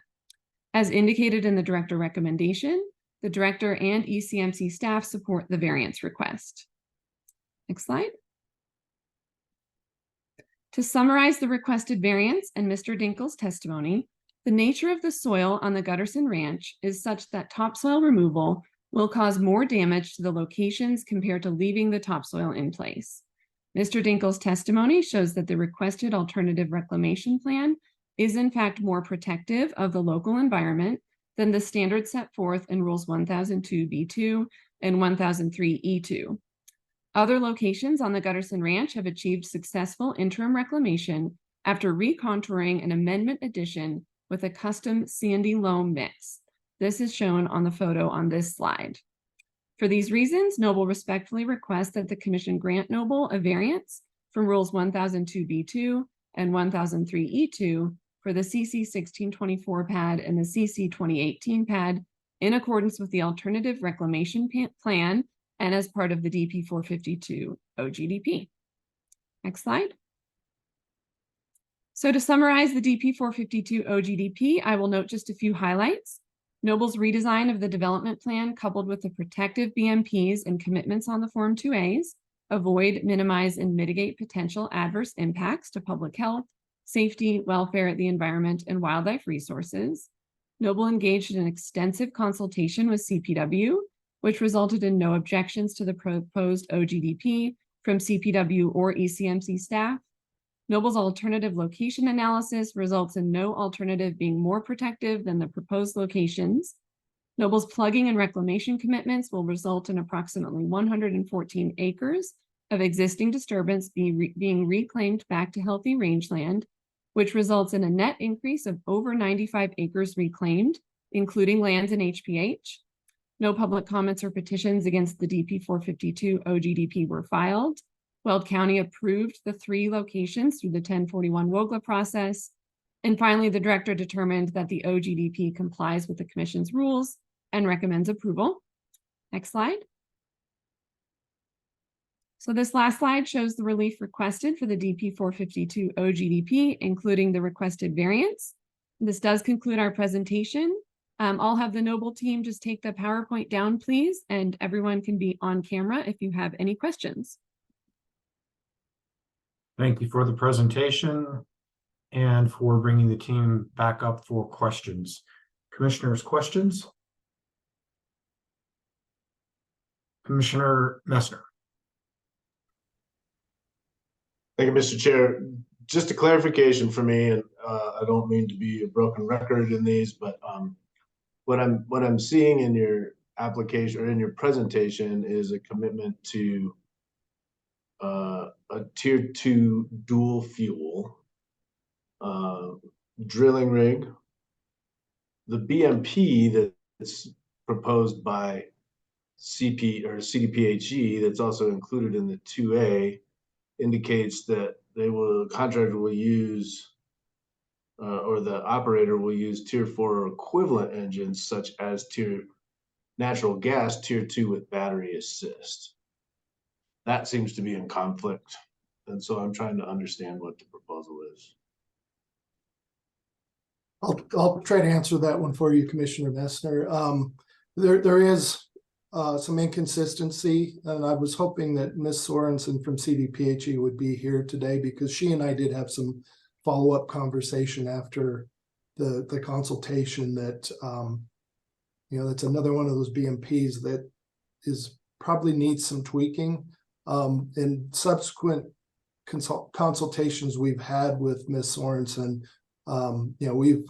we've reiterated to her that in Noble's current rig fleet, we have 2 rigs that are either one is a dual fuel and one is a 100% natural gas, and that we can commit to using either of those rigs when we do not have line power available. And she has indicated that she believes that is as protective as the way this BMP reads. Without battery assist.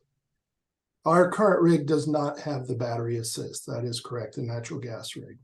So, I mean, just this highlights why I think these BMPs don't make any sense to me, because that's a very different emissions profile than tier 2 natural gas with battery assist, and it's certainly not equivalent to a tier 4 engine. And so I acknowledge that CDPHE's provided that consultation to you.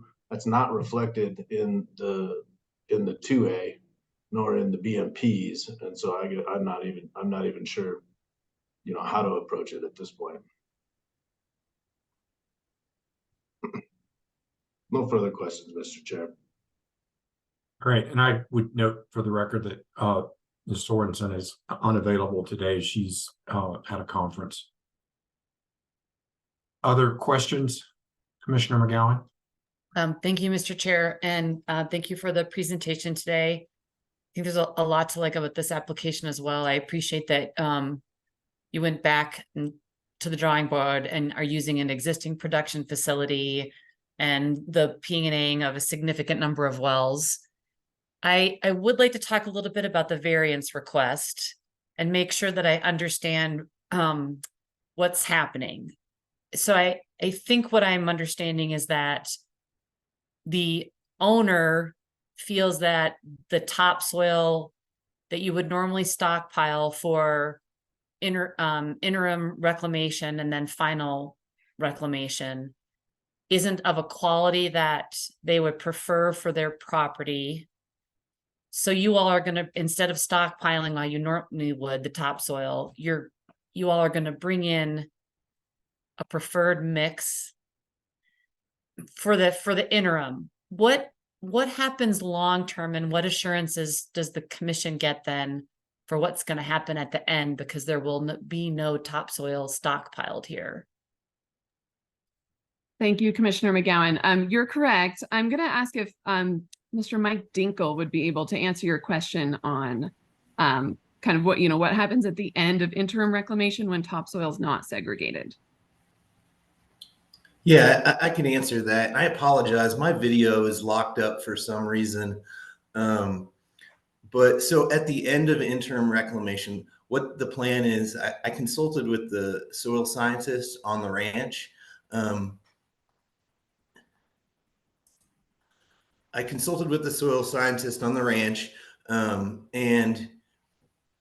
what the plan will be is that there'll be amendments added, either compost or a rich lawn, something of that nature. Once the facility or the facility pads are removed and interim reclaimed, they have a seed mix that I reviewed. They have 3 seed mixes that they use. And so the idea is to bring in a loam type layer, as opposed to having these pads are anywhere from 75 to 90% what's called a valent sand that's highly prone to wind and soil erosion. And so this loam layer is it's more of a stabilizing force in addition with the amendments that are added. Thank you. And maybe I'm not asking my question correctly. So let me try to be more clear, which is, so for the interim, which happens pretty quickly after you all are done drilling and completing and have your pad in place, I feel like we will all still be here as that gets addressed and you bring in the different soil mix.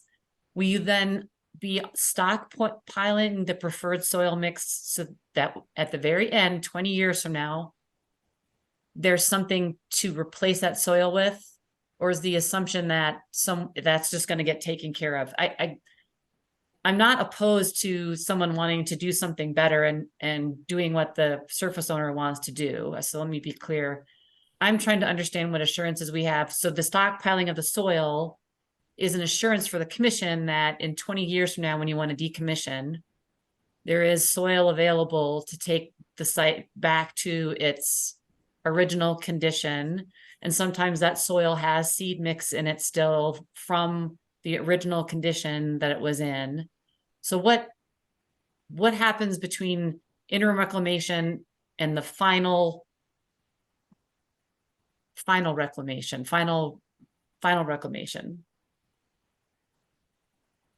So to that aspect, my understanding is that topsoil, if needed, will be brought in at that time.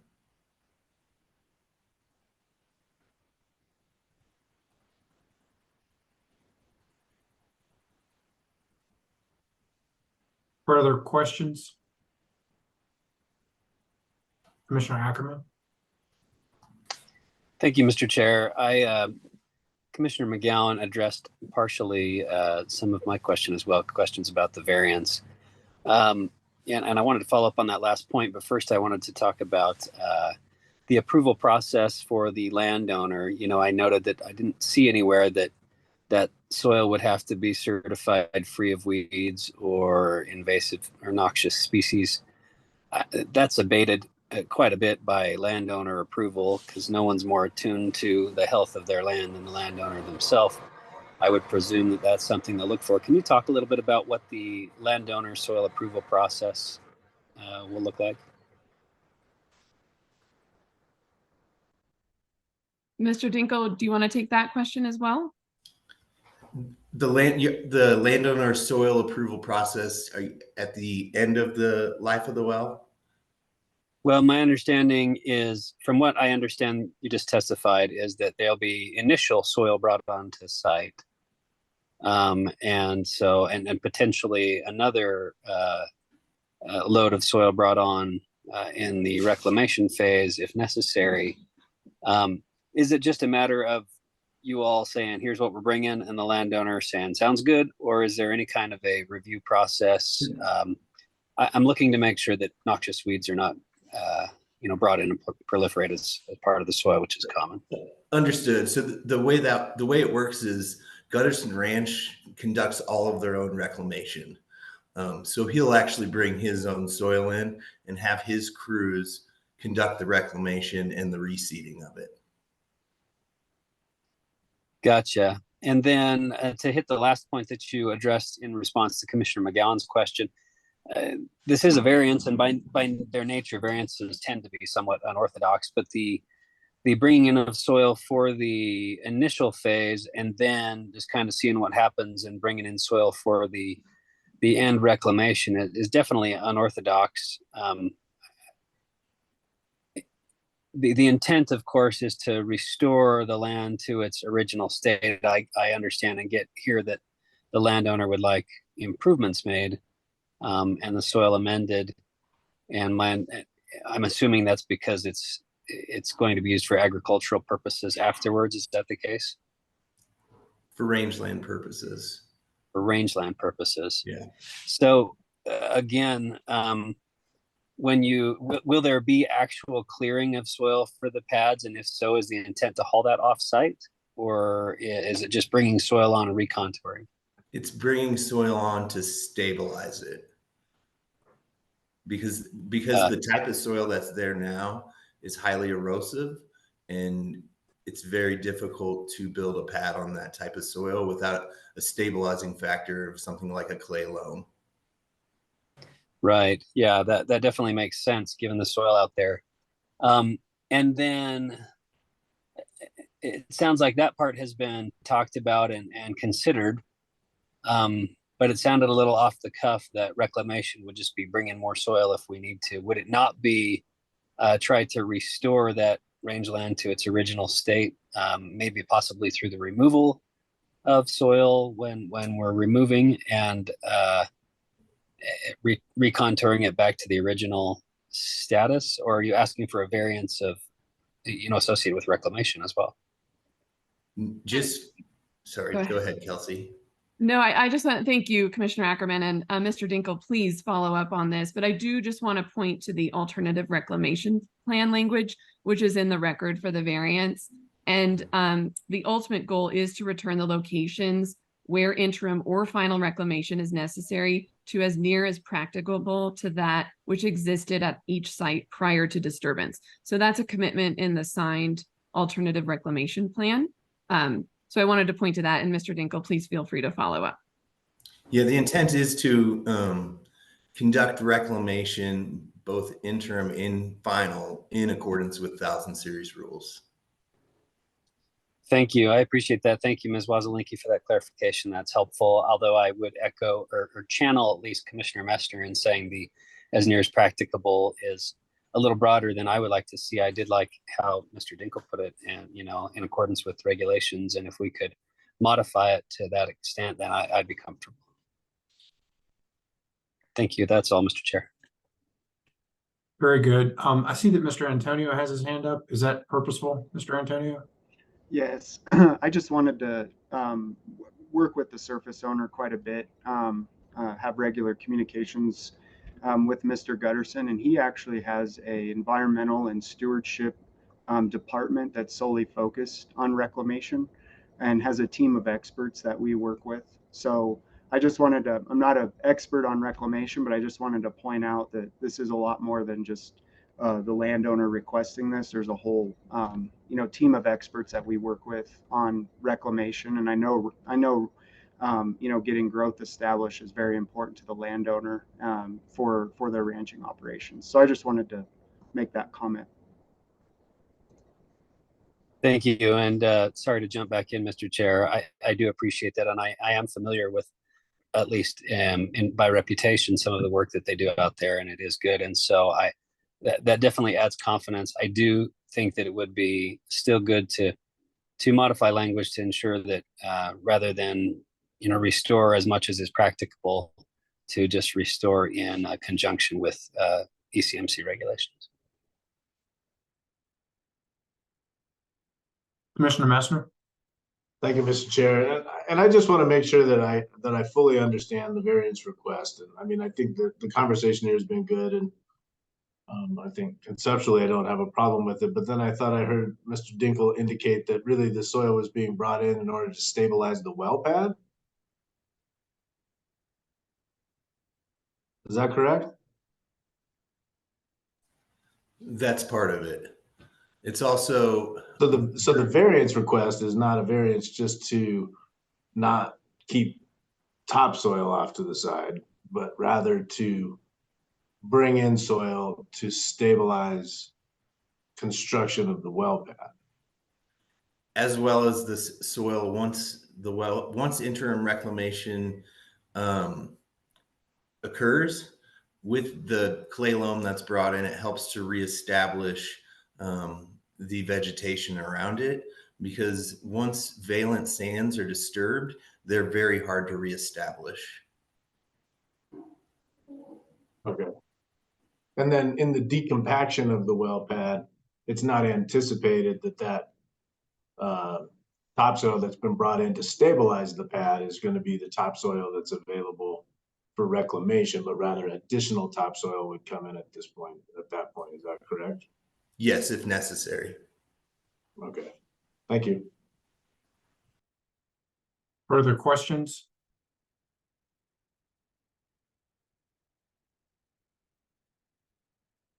It looks like we are done with questions. We move into deliberations. Does any commissioner desire to deliberate? Commissioner Ackerman?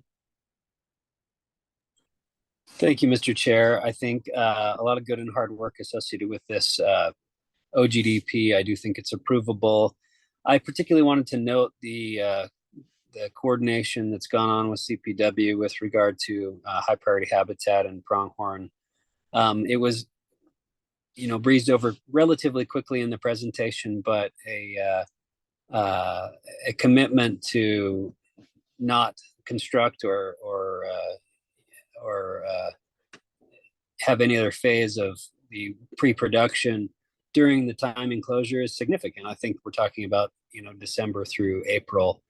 And so I appreciate the commitment and Noble working to make sure that those timing limitations, which are so important during the winter period, are adhered to, in addition to the HPH payments and the coordination with CPW. I just wanted to say that I appreciate that work and recognize that it's extensive and support it. And with regard to the variance, I think, in concept, I agree. I'm supportive of the variance. Certainly, the landowner clearly is aware of what will and what won't reestablish on their ranch, and so I do have faith in the landowner's ability to help consult there, particularly with their team. I do think it's still a tiny bit nebulous as far as what the reclamation plan might look like out there. I know that we'll talk about that when it comes, but I do think, in response to what Commissioner McGowan said, that the intent is to return the land as much as possible to its previous state. And it is true that it's hard to reestablish vegetation in sandy soils. And so I presume that the landowner is working with the best way to do that. I do think that we're having a little bit of faith in this approach, though, because it does deviate significantly by not allowing native topsoils to be available during reclamation. So that said, I am in support of this application, Mr. Chair. I do think this is something that we should keep an eye on with regard to this type of non-stockpiling of topsoil variants. Is that a motion, Commissioner Ackerman? I'm certainly willing to make a motion to approve this OGDP. And I think the motion needs to include to approve the 502B variance as well. So amended, Mr. Chair. Thanks. Other deliberative thoughts, Commissioner McGowan? Sorry, did we, with Commissioner Ackerman's language, are we also clarifying that variance needs language that clarifies, this is me going very roundabout. Final reclamation is aligned with ECMC rules. Not the practicable language. Is that what you included, Commissioner Ackerman, and I just missed it? That's what I wish to include, but did not specifically state that in the motion. My understanding, I felt like I had some affirmative nods there. I would ask the operator if they're amenable to that inclusion in the motion. Ms. Weslinky? Thank you. Yes, we are. Second. Very good. Further discussion on a pending motion. Commissioner Messner. Thank you, Mr. Chair. Did that, maybe I missed, I just want to make sure that that motion included the condition of approval that Noble was agreeable with as far as providing Form 4s to update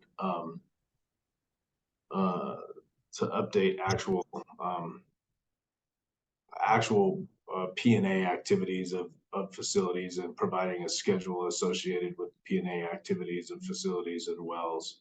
And emissions. And emissions associated with that. Did it include that, Commissioner Ackerman?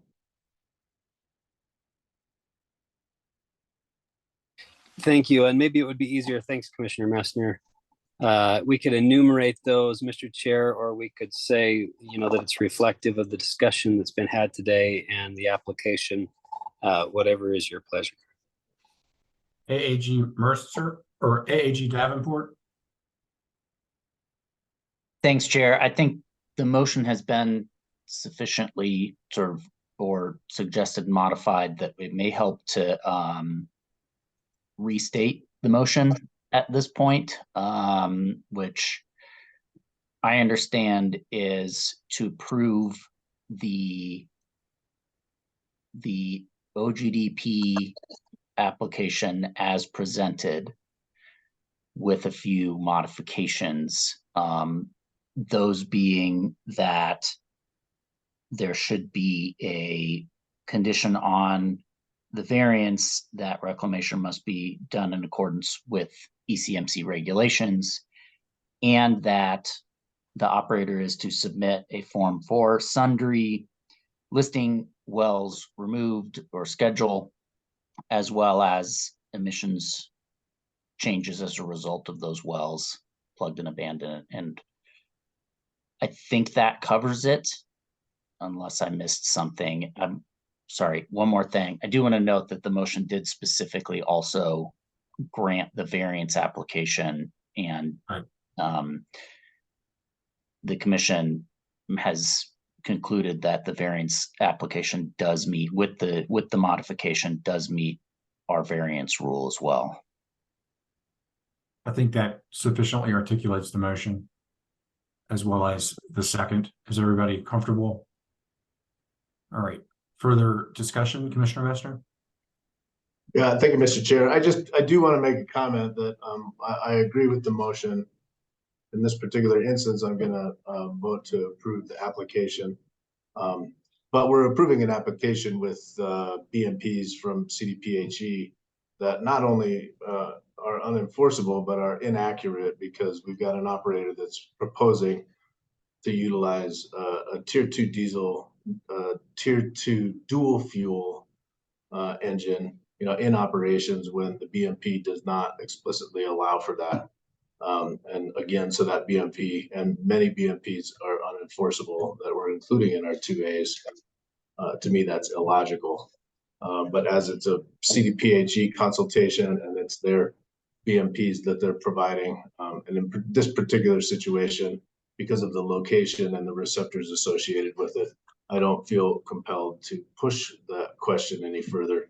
But should there be different receptors associated with this or in a different location, I may be inclined to. So I just want to make that comment. Thank you. Further discussion? Seeing no further discussion, all those in favor of the motion signify by saying aye. Aye. Aye.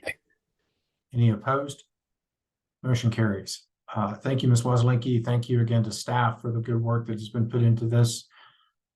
Commissioners, we still have a long day ahead of us and we've been going at it for a while. I'm going to propose a 45-minute break, return at 1:20. We've got one variance and then we've got the remainder of the KPK matter. I've told staff to inform KPK and the other lawyers to think about coming back around 2. We had continued that to 1. I don't know how long the variance is going to take, but just to be cautious there. So go outside, get some lunch, get some fresh air, and we will see you back here at 1:20.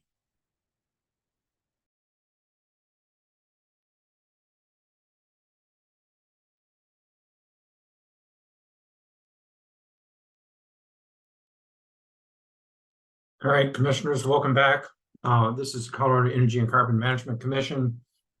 We now will take up docket 2211000321, a variance request of Williford Resources. I believe we need to elevate Mr. Willis.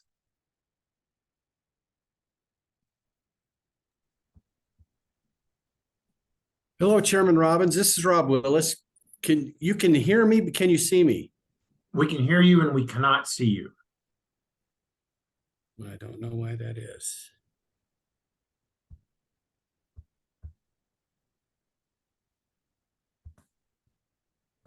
Let me ask a fundamental question. Do you want us to see you? Well, I'm kind of indifferent to that. But my client's here and he's got a presentation that he wants you to look at as well. But and of course I got a new laptop here. So I've got a start video button. We're probably going to be able to, if you've got a presentation, we'll probably need to have the video working, I think. Right.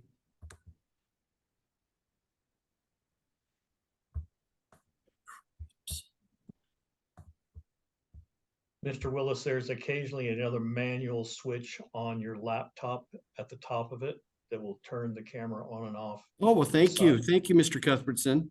Beside your keys. So sometimes those manual switches don't get, but it's a slide switch typically. It's a slide switch.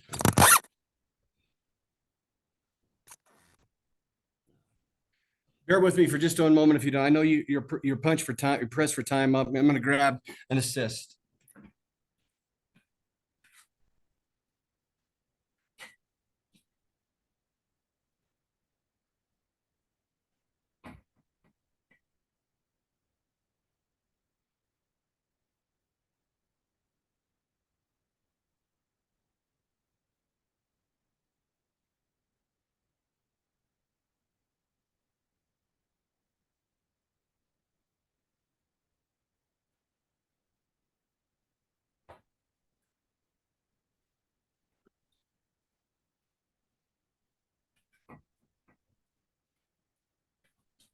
Mr. Cuthbertson, I suspect it probably is something mechanical that I'm not seeing on my new computer.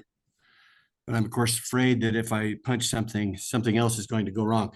Mr. Campbell is going to lend me his laptop. He's bringing it in the room right now. In advance of perhaps looking at me and sharing the screen with you for the presentation, maybe some preliminary conversation with the chair would be at least helpful to my client as we present this.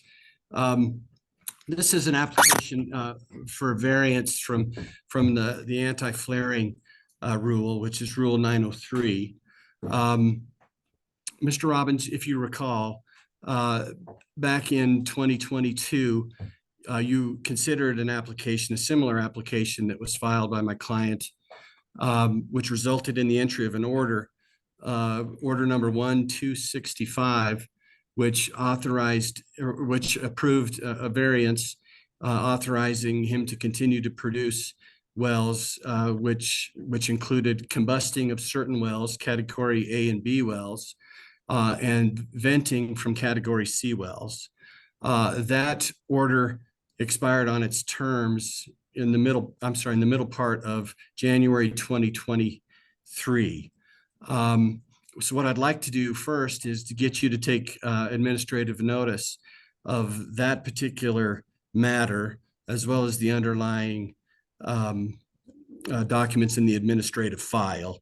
Some of the material that we'll be talking about today will be somewhat duplicative of what was provided to you at that hearing. So that would be a request I would make in trying to scope this down to make this more efficient for you as you consider this request for variance from that rule. So I just want to maybe talk about that if I could before you see my face, which hopefully will happen here in a couple of minutes. And then secondly, I think it might be prudent for you to or to at least make comment on the fact that the director issued a recommendation on the application on our, well, here we go. I think I'm getting plumbed in now, and you're gonna maybe see me. There was a slide. That's the volume. Huh. Can you see that?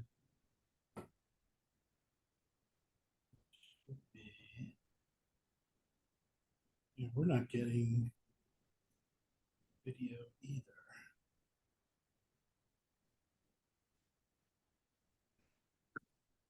I wonder. Well, it appears that Mr. Campbell's having a difficulty in, we're near the Capitol in our law offices, so I don't know. I don't know why there's no video there either. Should be. Could I ask whether or not you have received a PowerPoint presentation, which I filed yesterday? And we could certainly go through that, pan through that, I suppose, in lieu of having it on the screen. It appears that we're having some kind of problem or difficulty getting, I don't know if it's a bandwidth issue or just what, but you can't see me, and I think I've hit all the right buttons. And I know Mr. Campbell has. Mr. Campbell, are you in the meeting? I am in the meeting. I won't be able to participate, but I'm just trying to handle this. Right, this would be in lieu of me, I suppose. Maybe I would shut down my laptop if I could get a video from Mr. Campbell. If you let us know what name you're in, we'll elevate you to a panelist, and then we'll see if you can turn yourself on. So it'll Your be camera. under my email address, scampbell@popllc.com.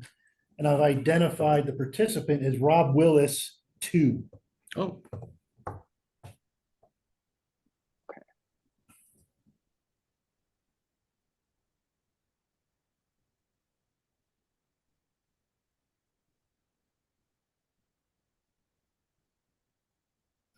There I am too. Still not. Oh, okay, let's go here. Right. I thought I did the same thing. I think you want to mute Rob Willis 1. I'll do that. And then unmute Rob Willis 2. Okay, I've done that. Can you hear me? Yeah, I think you need to. I think maybe Yeah, I'll just I'll just close out of this other computer and leave the webinar. You know, there's feedback. I don't have the PowerPoint on there though.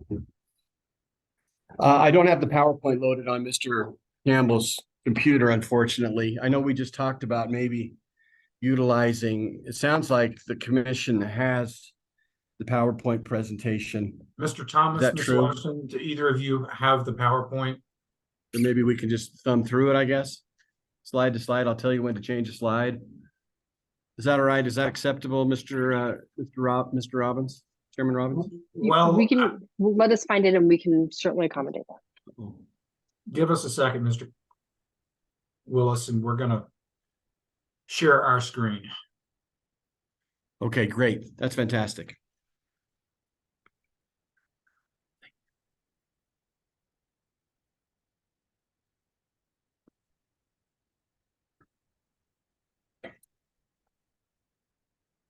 Perfect.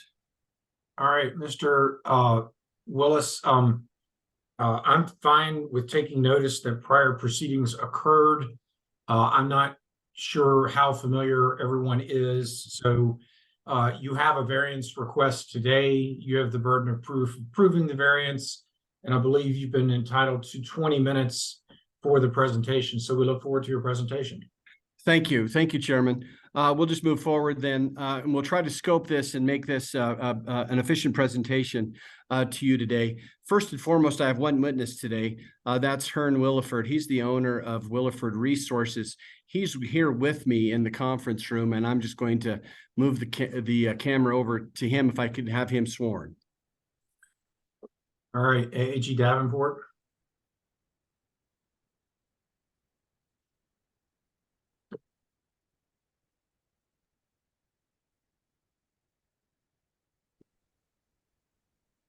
Just one moment. Okay, sir, would you please raise your hand, state your name, and say that you swear to tell the truth? I, Hearn Williford, swear to tell the truth. Thank you. Thank you. I just have some introductory remarks, and then I'm going to pass the baton over to Mr. Williford to run through the pieces and parts of the presentation. As referenced earlier in my comments, this matter was considered by the Commission back in April 2022. It was on an application for a variance from Rule 903. It was approved by the Commission on that day. There were certain terms and conditions that were placed on that order. That order resulted in order number 1265, where those recommendations are captured, or those conditions are captured. In that order, it indicated that the authority extended through the application through January 15th, I believe was the date of 2023. Understanding that the operator was under a concern that conditions had not changed in the field, and he hadn't been able to find an alternate beneficial use for the gas, a second application was filed, which is the subject matter of the presentation today, and that's to allow Mr. Hearn and Williford Resources continuing approval to produce wells, and the application addresses both venting and flaring. The offer today is to amend the application to keep the wells, the category C wells, which are venting, shut in, and to deal with them in course and make decisions as to whether or not they need to be put out of service, or whether or not they can be part of the gathering system, which is in place, which serves category A and B wells. And those are 37 wells, which are oil wells. They also produce some casing head gas. That gas is very low pressure gas in very de minimis quantities, which is gathered through a collection system for the gas. Eventually, the gas is destroyed through combustors, which are approved by the EPA because these lands are situated in Indian country. And the presentation will also indicate that those permits are in fact of record with EPA. So that's kind of a modification of what the application says. We are in looking at the director's recommendation, which was entered on October 6th in advance of this hearing. There are certain terms and conditions which engineering staff has recommended be part of a gas capture plan should the commission grant the variance.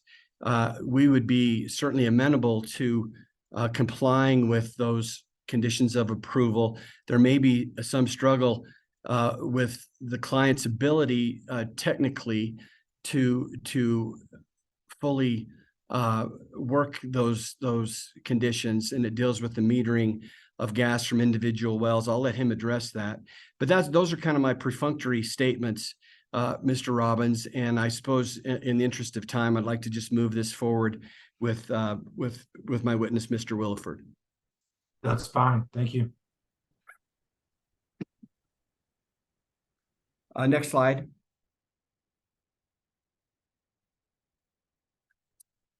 This slide shows the general area we're talking about, where our producing field is. It's southwest of Durango, Colorado, approximately 17 miles. Next slide. No protests have been filed. And the bullet point obviously indicates that Williford is requesting a continuation of authority to vent casing head gas from category C wells. That's not his request here today. His request would be limited to the ability to combust casing head gas from category A and B wells for a period of time.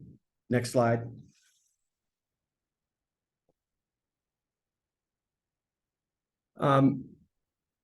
This is kind of a foundational slide too. The Red Mesa gathering system did serve Mr. Williford for a period of time. There were gas sales that were connected to that gathering system. That gathering system became inoperable and ceased operations in 2016. Mr. Williford then negotiated a compliance order with the commission, and in lieu of shutting in operations at that time, was able to put a gathering system together, a full gathering system together, which served the category A and B wells, and also utilized combustors, which Mr. Williford, as I already indicated, had authorized or permitted through EPA. And then the category C wells were allowed to vent. Next slide. This slide basically shows the area of this matter. Shows the wells, shows where the location is with the west combustor, east combustor. Just a basic geographical map explaining that. And just to make one comment on this slide, I'd like to just point out that the commission, as part of a field trip, when they had a commission hearing in Durango, I believe, about a month ago, had an opportunity to go to one of the locations, the Williford resource locations, and did observe the equipment that was there. I think that was a tank battery, which included the combustor, from what I understand, one of the combustors, from what I understand. Next slide. Just to recap, the category A and B wells consist of 39 wells, 37 wells now, 2 have been plugged. And on average, the category A and B wells produce about 32, 33 barrels, stock tank barrels a day, and between 40 and 45 MCF a day of associated casing head gas. Next slide. This is category C well. Let's move on to the next well, or next slide, I'm sorry.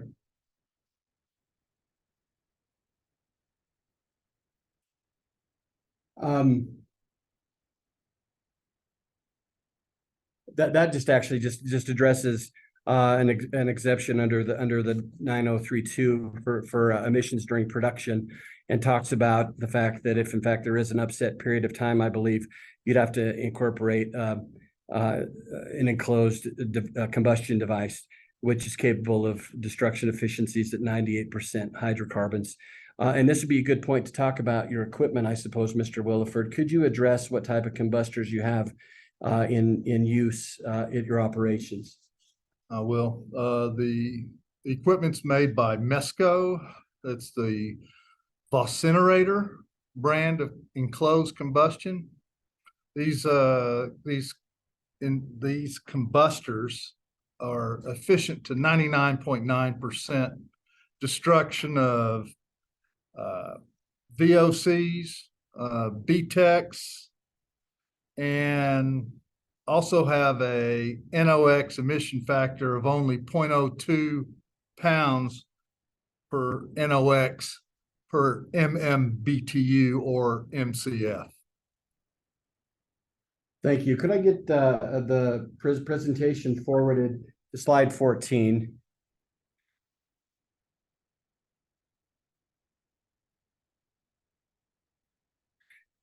What's that slide telling the commission? Well, it's kind of what I went over. The the category A and B wells. There were 37 at that time. There's only 35 now. 2 have been plugged. Stock tank barrels per day were around the 32 to 33 barrel a day range, and the MCS 40 to 45. And then there are category C wells, which we're shut in now and will be shut in. And it also addresses the GOR, right? And it says it's very low. Could you describe to the commission what that means, or what gives rise to the low GOR? Well, these are mature wells. They've been in production for many, many years. There's not a whole lot of associated casing head gas that is produced with the barrel of oil. A lot of the gas in the formation has been evolved or made or flashed to free gas over the history of producing these. So we make approximately 1.3, what we call 1.3 MCF per stock tank barrel. Very low amount of gas. The GOR is not going to go up on these wells. That part of the reservoir life is long over with. Let's move forward to slide 17. Thank you. And this is a description of why you're seeking a variance today from the commission. We've talked about the utilization of combustors and the inability of Williford to get your produced gas to market anymore because of the decommissioning of the Red Mesa gathering system. And this also addresses C, which isn't really a thing now. Could I move on to the next slide? And this says, though disfavored operators may request an extension to vent gas when seeking a variance pursuant to 502, which kind of is a setup for the terms and the elements of a request for variance under Rule 502, which is the next slide. The first aspect addresses good faith efforts to comply with this rule. This is the Rule 903, which says no flaring or venting. What steps have you made or continue to make to become compliant with the rule? Because the rule also addresses the ability for beneficial use of gas under a gas capture plan, which may be filed. Well, we have no markets, gas markets for the gas is the first thing. There's no with the Red Mesa market going into bankruptcy, then dormant, and then it's totally not even connected to any gas markets. That's out of the question. There hasn't been any drilling to find new gas out in this area, so we have no new markets coming into this area. We've looked at several methods. Our first method was we tried to partner with the local electric cooperative, La Plata Electric, and generate electricity through gensets with them, and that was going along well with the staff, but when the board voted on it, they voted not to go in partnership with us, so that failed. We've looked at all kinds of gas to liquids. I'll have to go through my notes, but gas to liquids, even farming container boxes. There's some interest in that now where people are vertically farming, hydroponic farming. Problem is we can't get enough water supply to do that.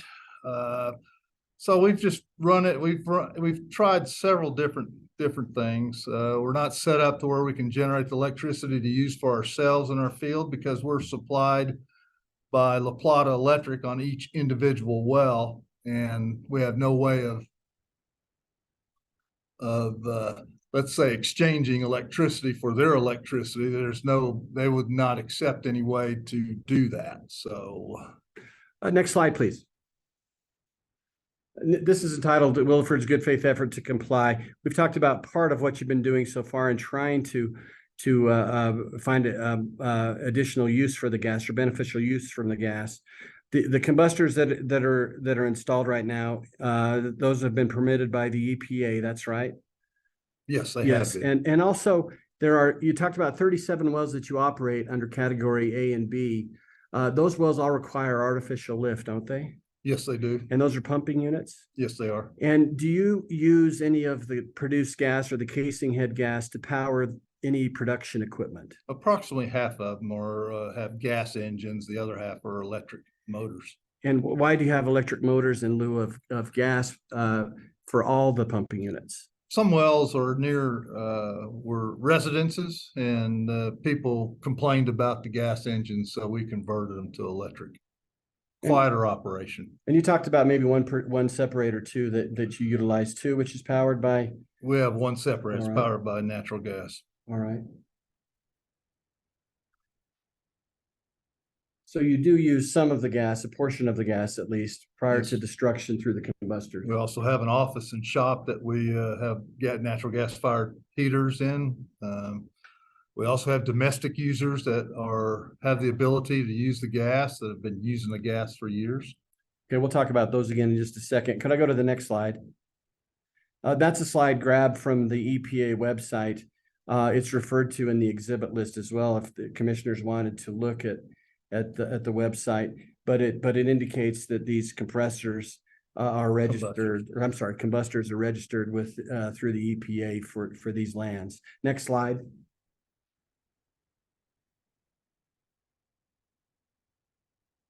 I think we addressed a good portion of that with your comments already.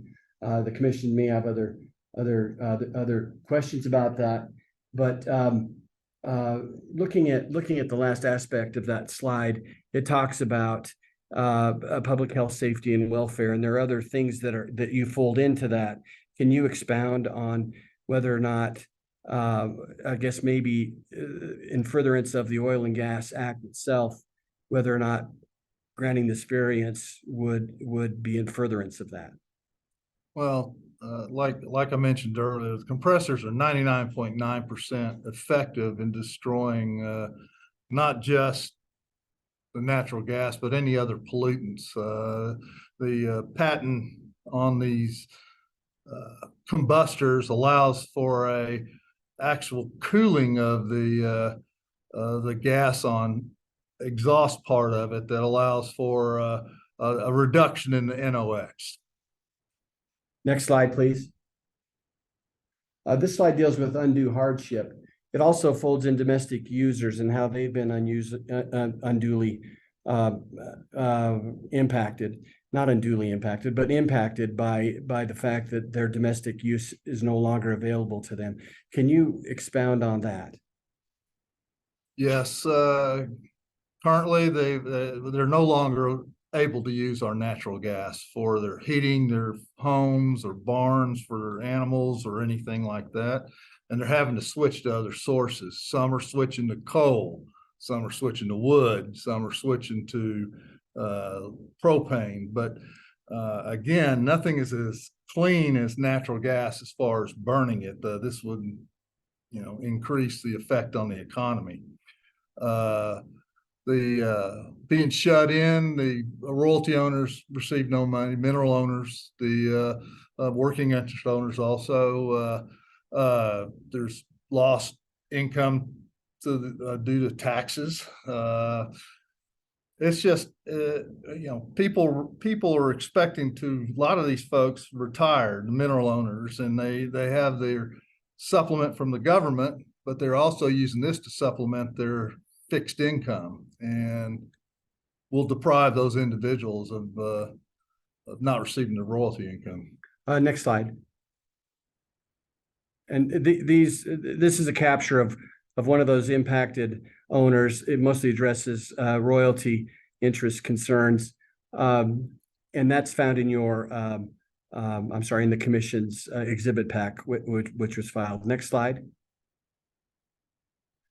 Those are two additional letters from individuals that rely on the domestic gas one is a royalty owner also and gets income from it, but she also gets power and heat from it. Maybe not power, but heat from at least for her property. And that's Miss Hubbs. Barbara Hubbs. Barbara Hubbs. And have you had a conversation with her and Yes, I have. and how this is going to impact her Yes. directly? Yeah, she's let me know. Okay. Yeah. And then the other letter on the right of the screen is from Mr. Brad Ray. And it indicates that this is going to be a hardship on him. And I think in conversation with you regarding him, that's where you pull in the fact that he may have to go to an alternate source, which is certainly more damaging to the environment than cleaning natural gas. He's already gone to an alternate source now. Okay, because he doesn't have any heat, right? But he's having to pay for that. Okay. And with the natural gas that we supplied, he didn't have to pay. And is that coal though, or is that wood, or what is he? It could be a combination of coal Okay. and wood. All right. Thank you.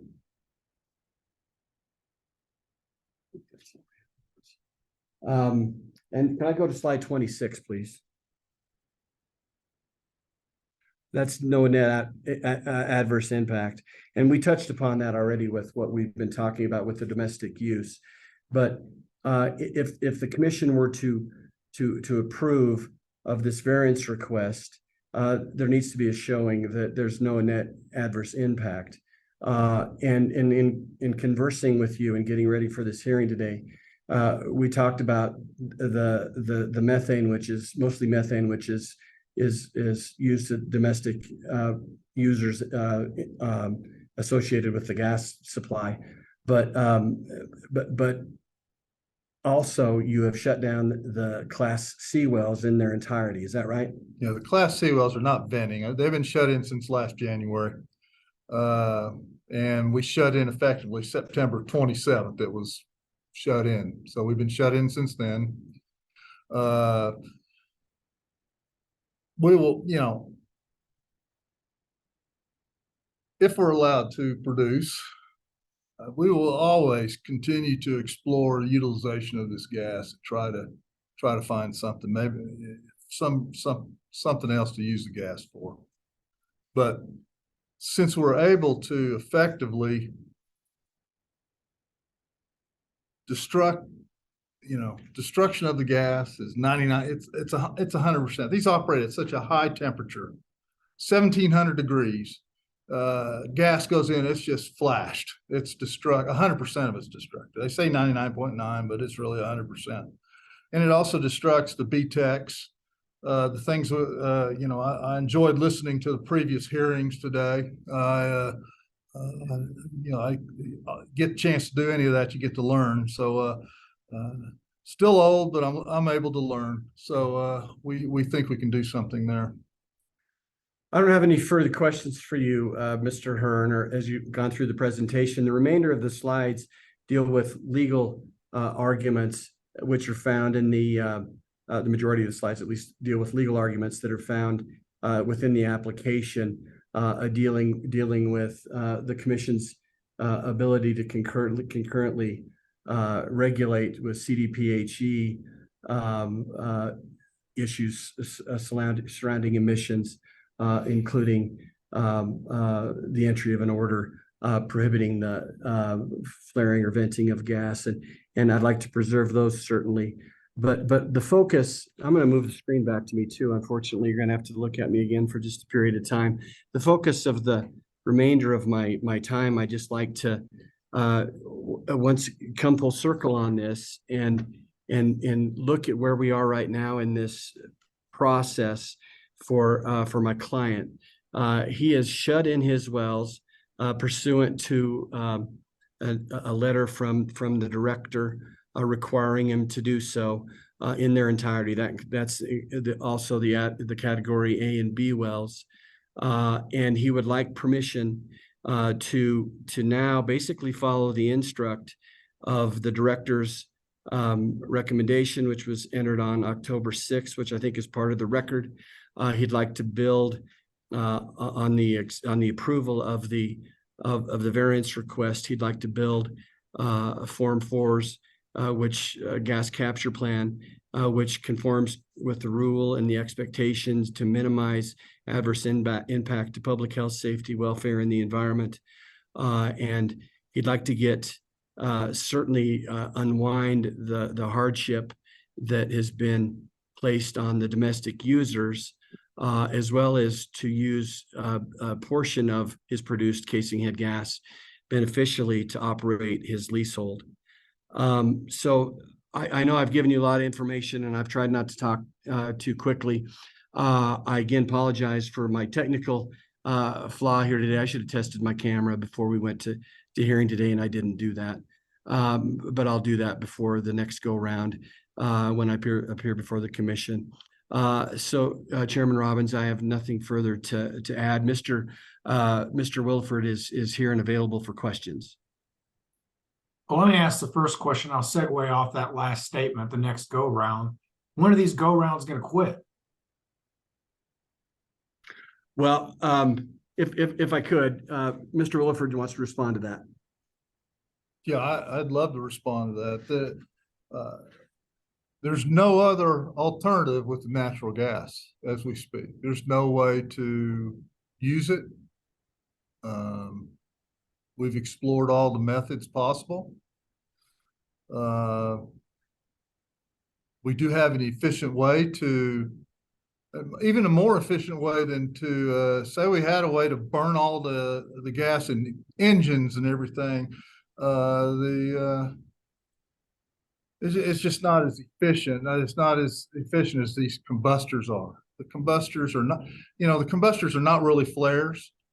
They're not venting. The combustors are tools used to provide almost 100% destruction of natural gas and the pollutants that are caused along with the destruction of this gas. It occurs at such high temperatures.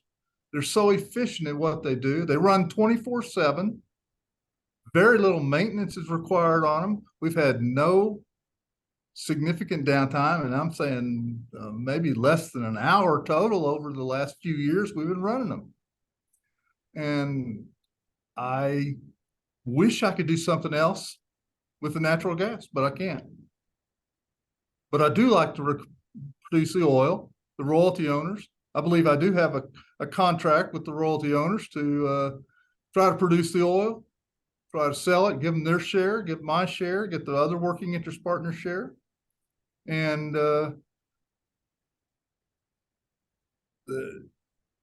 just keep producing. I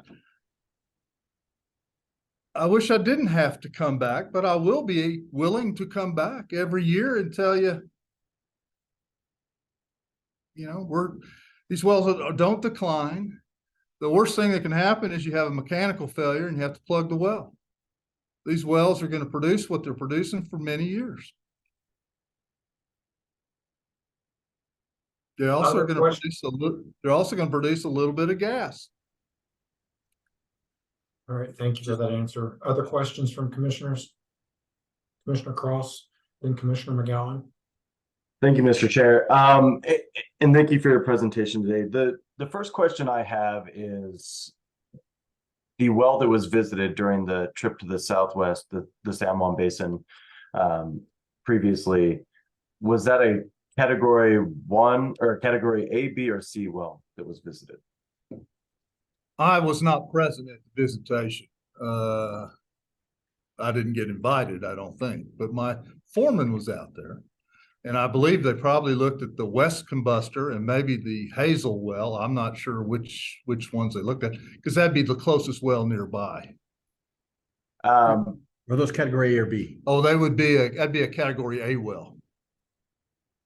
Okay, and then part of the reason I ask is because as we were there, we saw that the well was actually venting at the time, not combusting at the time, I believe. And so that's why I wanted to double check, because I also believe you said that it was the category C's have been shut in since January, correct? All the category C wells have been shut in, yes, sir. Okay.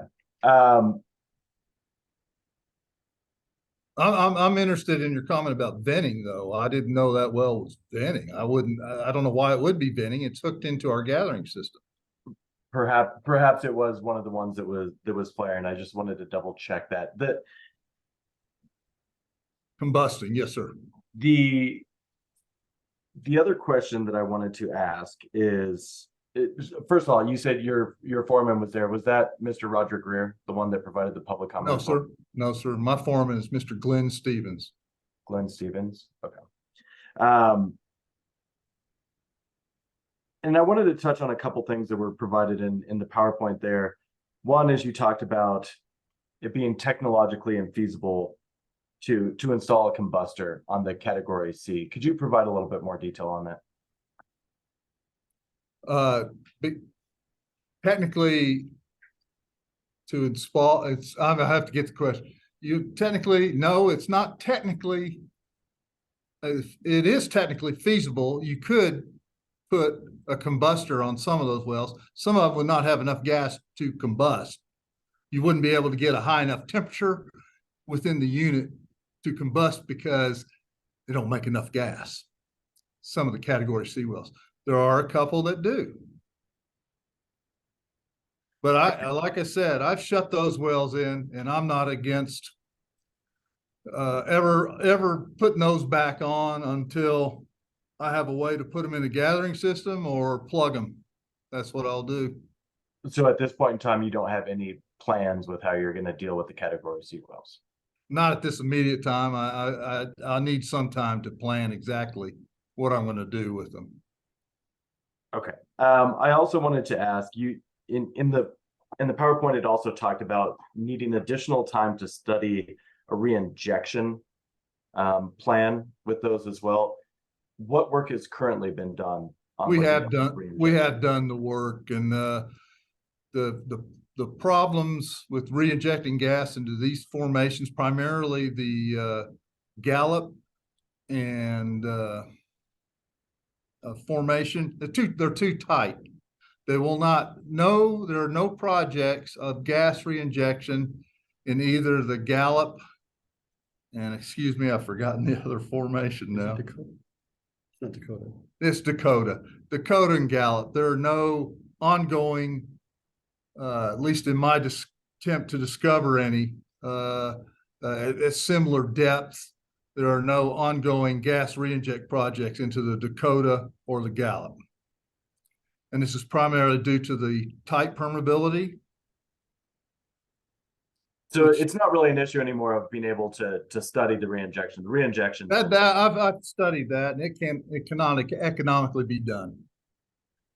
Okay. And then I also wanted to ask, there was a couple letters that were provided during the presentation there. Were the people that wrote letters getting the gas from you, were those category A, B, or C wells for that? They're category A wells. And those have A and B wells. Yes. A and B. Okay. And so the reason that they're no longer getting gas is those are also shut. I was a little confused by it. Well, I was shut down by an order issued by the director on September 26, 2023. Shortly after I think the visitation on the properties out there. And when she sent that to me, I'm gonna obey what I'm told. I actually got it all shut in through, I think, September 27th. It took a long time to do some of that. It's not something you just throw a switch on. There's some work we have to do, prep work to the wells and stuff when we know we're going to shut them in. So we got them shut in within 24 hours of receiving that. And there was enough gas trapped in the gathering system at that time where the domestic owners got to use it for a day or two until it ran out, and then they had to go find another source. Okay. And then my final question is, can you give us any kind of update as to what you have proposed for a gas capture plan? Gas capture plan? Yes. I plan to operate as I was operating with only the A and B wells producing, and all that gas to be through the combustors.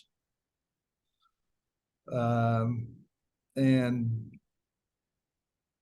I will continue to try to find a way to do the gas. I mean, I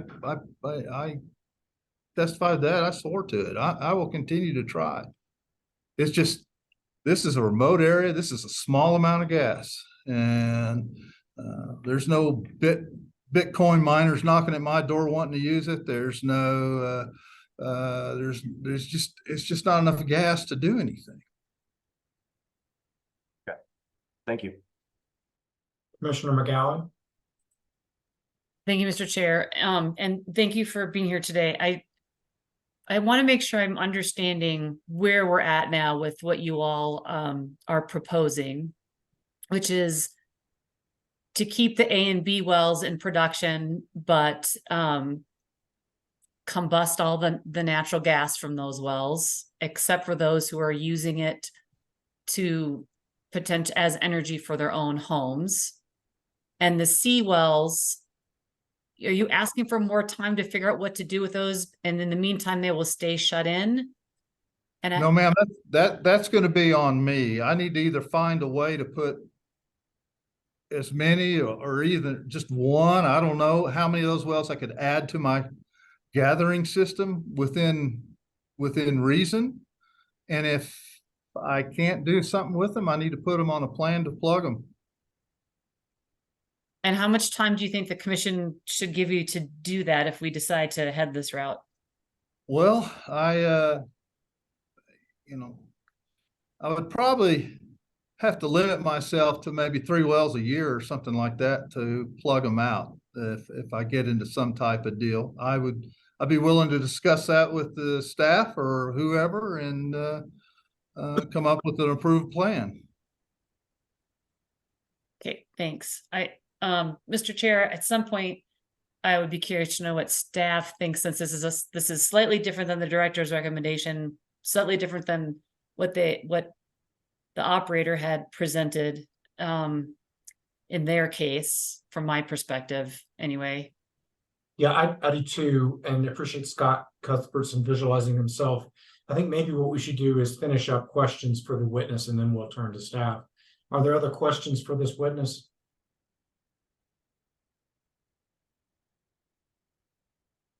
All right, go ahead, Commissioner Ackerman. Thank you. I had heard, I think in your presentation, a couple of options that you had pursued. And then you also mentioned that there's no crypto folks knocking on your door. The options I heard that you'd pursued were hydroponics, but don't have enough water to run the system. And then also it sounds like you're using some of that gas for field use, although you're converting away from that with some electrics. I had hoped today to hear a detailed analysis, systematic analysis of all the steps that you had taken and the avenues that you pursued, and a detailed analysis of why those weren't viable. Were there other options that you pursued besides these? And if you said some others and missed them, or said some others, I may have missed them.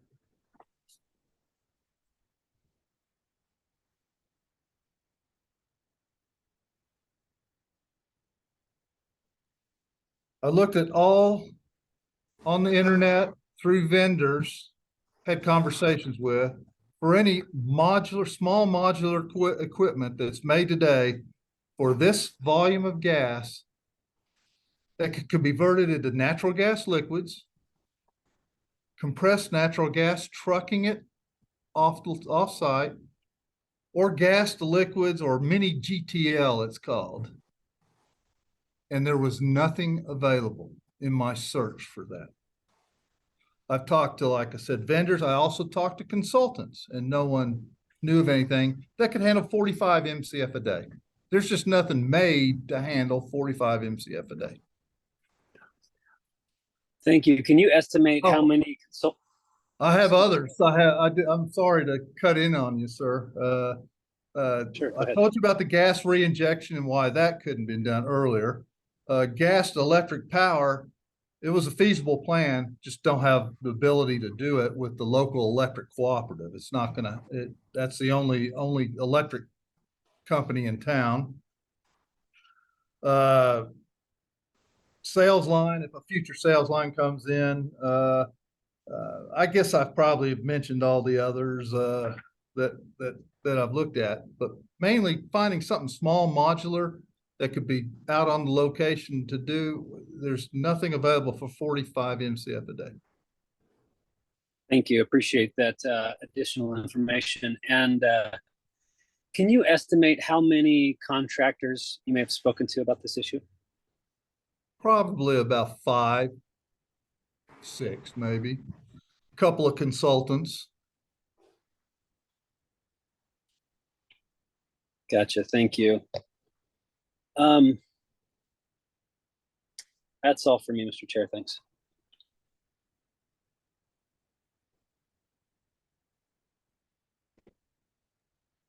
Further questions? If not, Deputy Director Cuthbertson, could you provide us some perspective?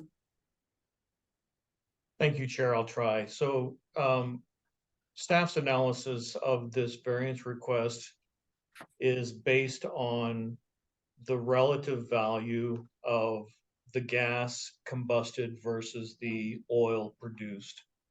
It's a technical analysis, not a not based on any other foundation except that the variance is a stranded asset. The gas is being combusted in the most effective way possible from staff's perspective.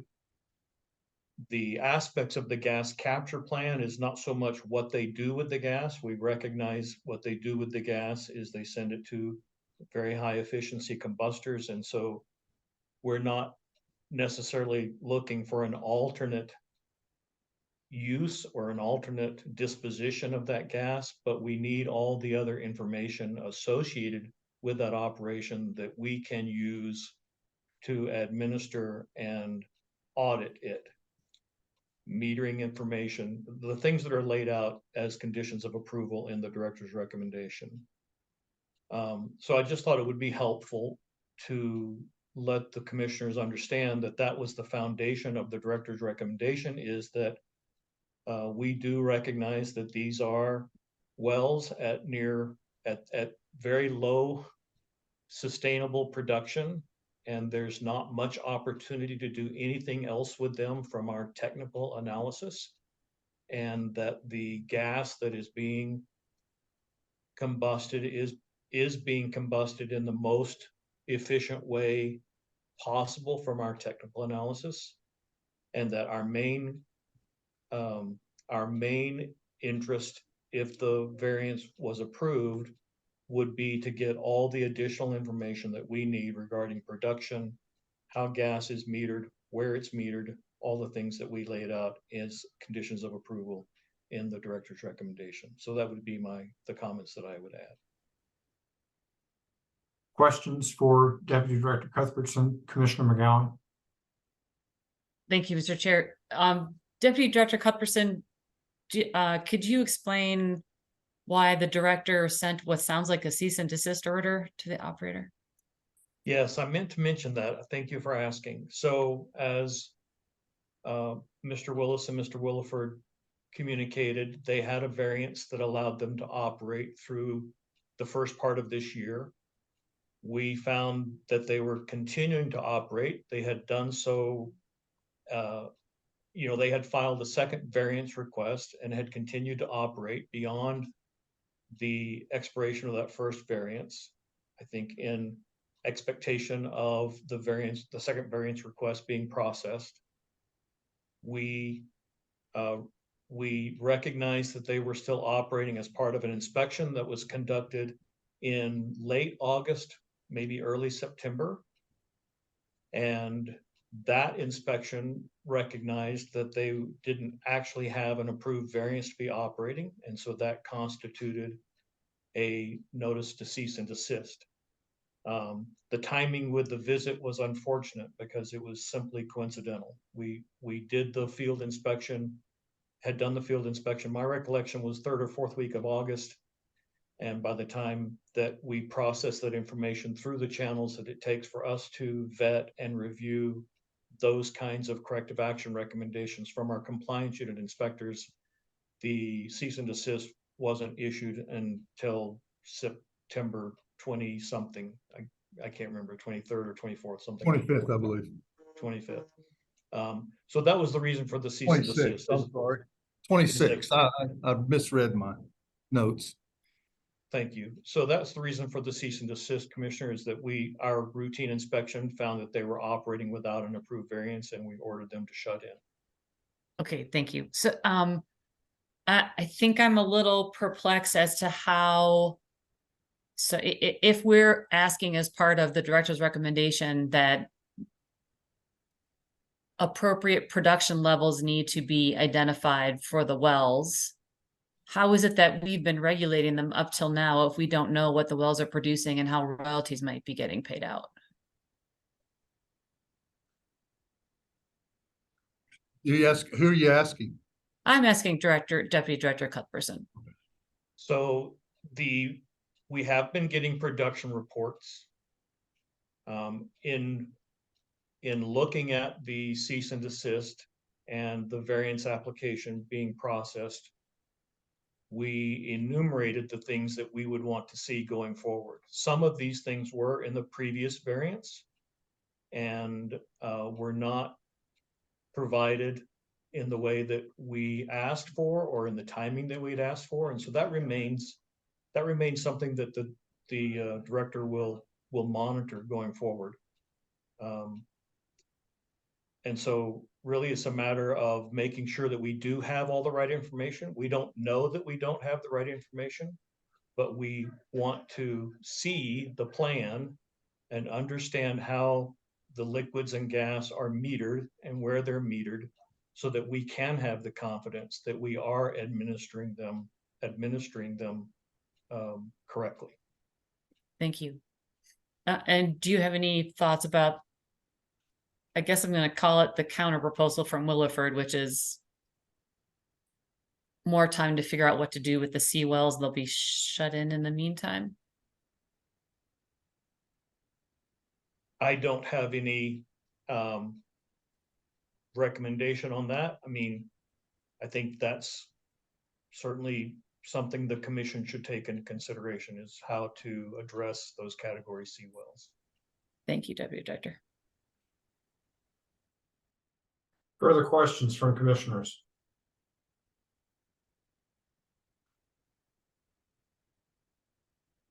All right, well, seeing no further questions, we move into deliberations. Does anybody desire to initiate deliberations?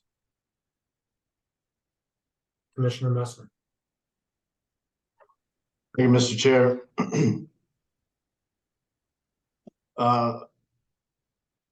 So in my review of the rules and my of both the variance and the 903 rules in preparation for this, you know, I've applied the arguments that were made by the applicant to the rules, and I actually find that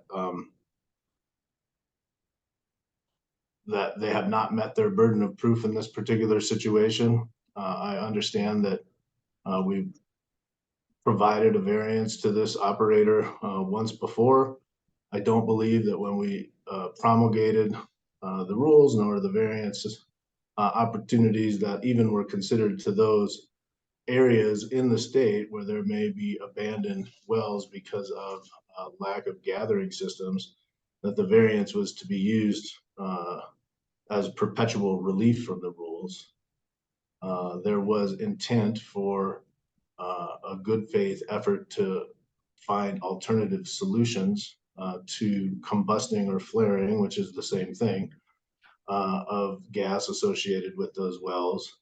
I'm not sure there's been a good faith effort applied in this particular situation to find alternative mechanisms for that. In addition, the application did not provide, adequate information regarding a gas capture plan or clearly laid out plans to be able to determine how this fugitive gas was going to be dealt with. And I don't believe that relative value, as indicated by Deputy Director Cuthbertson, is an appropriate analysis in this particular situation. I would not be able to find that anywhere in the rules. In fact, I do believe that the rules and the act specifically indicate that technical and financial feasibility is not a consideration in our determination of the application of the rules. And so from this commissioner's standpoint, I would be in favor of denial of this particular variance.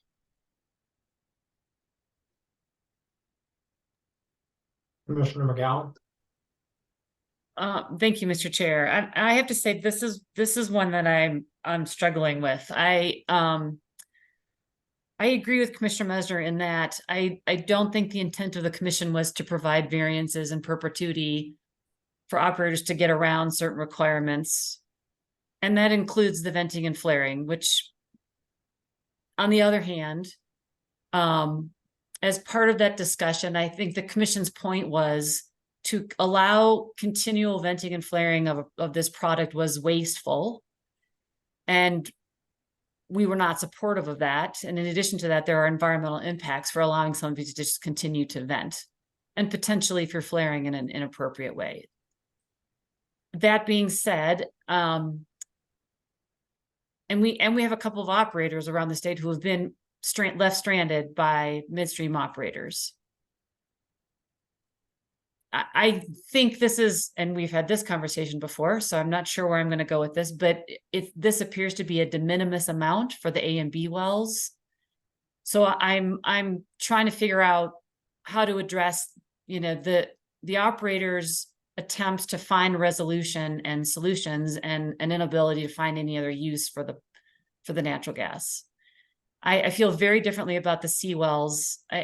The C wells, it sounds to me like it's going to be really hard for them to be hooked into the gathering line. And if we were to offer up some sort of time frame in which to figure out what to do with the C wells, it's got to be a very defined timeline. And then they need to be plugged if you can't get them connected, if we were to decide to go that way. So that's kind of what I'm thinking. And I would look forward to hearing what other commissioners are thinking. Commissioner Ackerman, and then Commissioner Cross. Thank you, Mr. Chair. I'm in agreement. I think it bears recognizing that this is a remote location, and I do believe that it's a tight spot. That said, I also agree that I don't believe the purpose of a variance is to be utilized annually in perpetuity, and I also don't feel that this is a very strong application in support of the facts associated with the variance. I think maybe one could be made. I don't necessarily feel like one has been made here. Commissioner Cross. Thank you, Mr. Chair. I also am having a hard time with this. I'll be honest. I think when it comes to the category C wells,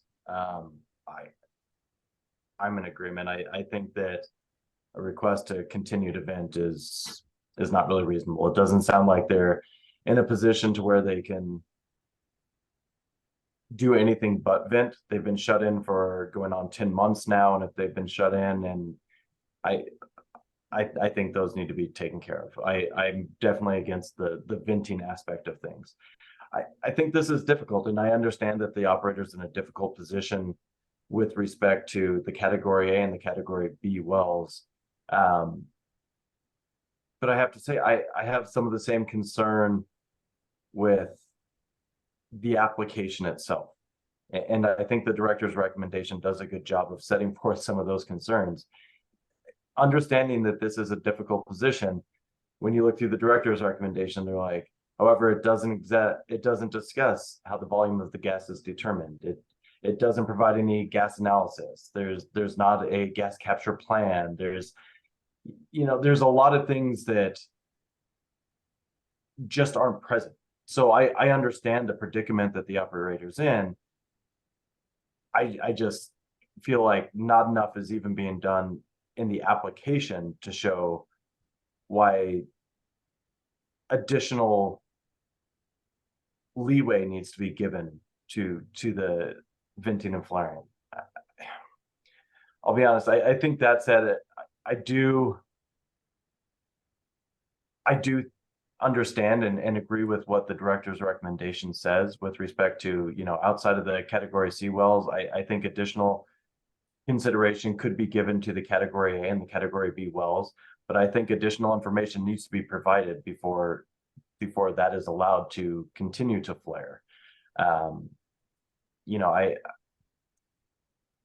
As Commissioner McGowan said, I think that the argument of the de minimis here is notable as well, but I don't even feel that there's enough information to fully determine whether it is de minimis. I think it's sort of taking everything at the word given thus far, and so I do have some concerns with that. But at this point in time, I think I'd be leaning towards, as the director's recommendation says, no on the category C, but potentially with a category A and B if additional work is actually done and provided to staff. What do folks think about the idea of accepting the director's recommendation, not granting this as to C, requiring additional information on A and B, and then rescheduling this for another hearing for us sometime before a year? That might try to close the information gap. Commissioner Ackerman? Thanks, Mr. Chair. I think that's a reasonable suggestion. I do have some concern with that timeline. I think that maybe that would be the equivalent of granting another year's worth of variance, and I'm in agreement with that approach. I don't know the amount of time it would take to compile the information needed here, but would hope to do it in a bit of a more expeditious manner if possible.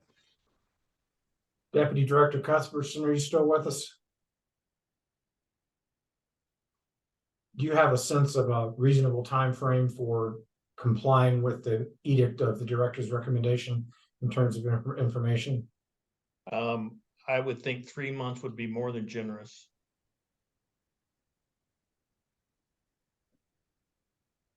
Commissioner Messner?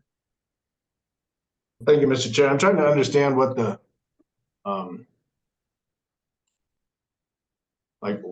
what the anticipated outcome is for additional information. I think we've heard from the applicant pretty clearly that the intent is business as usual, and in order to receive additional information as per the director's recommendation, we would be basing our decision on the fact that if they provided additional information, then we're okay with applying relative value concept to this particular application. And I guess I'm not seeing anything in the rules that would allow that, to be honest with you.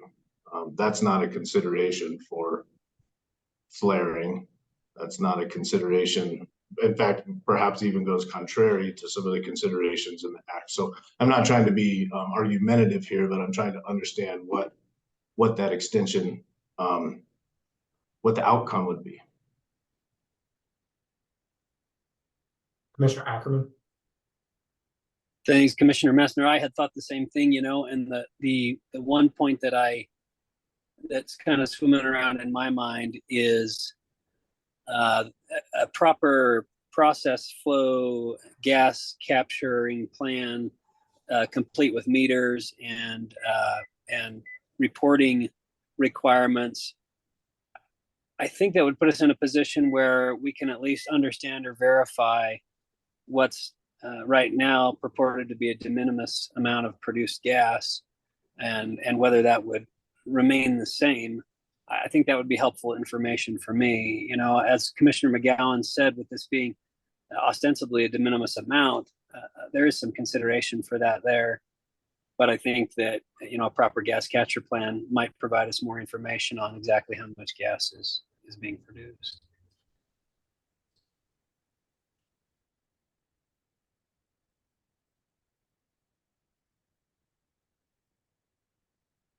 Commissioner Messmer? So again, I mean, I'm not sure that I'm sold on what the ultimate outcome is, but I can be okay with a 3-month extension if they're if other commissioners want additional information included in a gas capture plan in order to better inform ultimately our decision on this particular variance request. I don't want it to be couched as a pre-approval process, but rather additional information needed to make the determination. Commissioner Ackerman, and then Commissioner McGowan. Thank you, and I appreciate that. I agree with that wholeheartedly, and I would emphasize that I agree with Commissioner Messner that in no way denotes potential approval 3 months from now. It just creates an opportunity to be able to make a case, which in my opinion should have been made in this application. I would also include a more elaborate discussion, particularly on the specifics of the outreach for potential beneficial use of the gas. And I would expect it to be a detailed and potentially expertly backed up and witness testified application that demonstrates that every avenue had been pursued diligently and professionally, and that indeed there are no beneficial use alternatives for this gas. You want to make a motion, Commissioner Ackerman? Oh, Commissioner McGowan. I would, sorry. but I think, yeah. Thank you, Mr. Chair. I would like to make sure that I am understanding the point that Commissioner Messner is trying to make, which sorry, I'm not trying to, I'm going to put words in your mouth. You can tell me if I'm wrong. I think what I hear you saying is you don't think our rules allow a variance from the venting flaring rule. Not just this operator didn't meet the requirements to ask for a variance. Is that what you're saying? I think when we promulgated the rules, particularly around flaring, we anticipated that there was going to be situations around the state where there was midstream abandonment that was going to strand some wells. And I think it was anticipated that there may be opportunities for operators to request short-term variances, 1 year, 2 years at most, in order to be able to develop gas capture plans and strategies for beneficial use or alternative ways to deal with the gas associated with their production. It was never, in my mind, designed to be a perpetual variance process that would enable operators to operate while flaring their gas indefinitely. And so from my perspective, without seeing any evidence of significant efforts towards, looking at alternatives to this gas. In fact, testimony specifically saying that the intent of this operator is to continue business as usual into perpetuity. I don't see any particular value in being able to provide this operator an additional variance. Okay, thanks.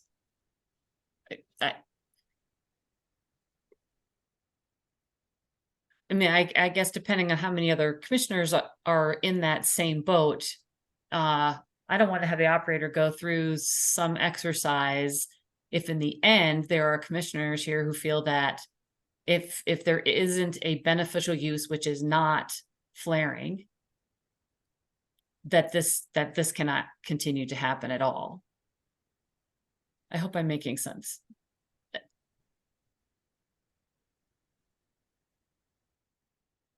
Commissioner Ackerman.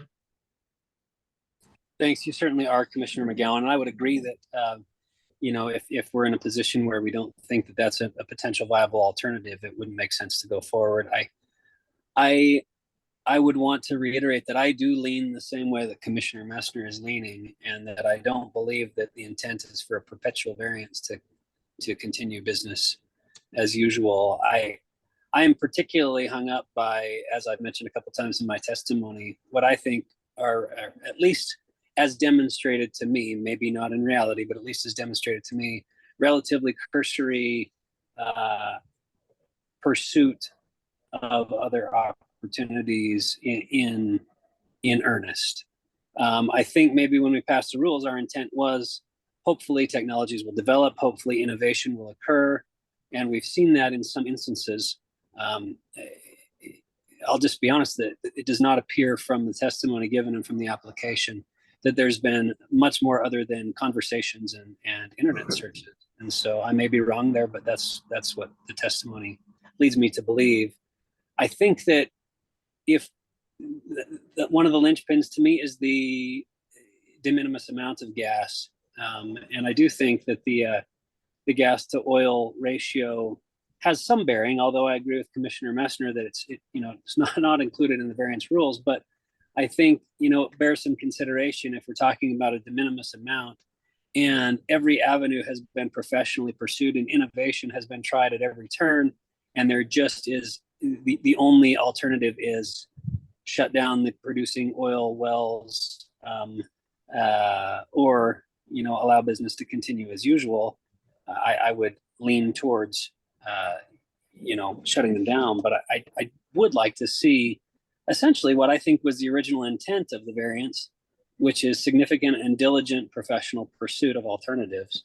And in the event that those alternatives aren't achieved, I think we still have this discussion, and I do think we still have a determination as to whether or not there is an avenue for perpetual variances, and I would lean towards no. So your point's well taken, and I think it's a very uphill climb for this operator.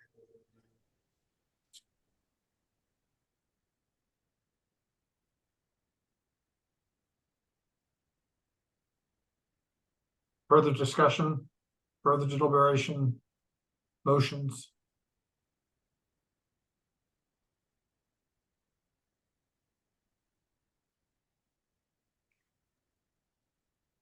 I will.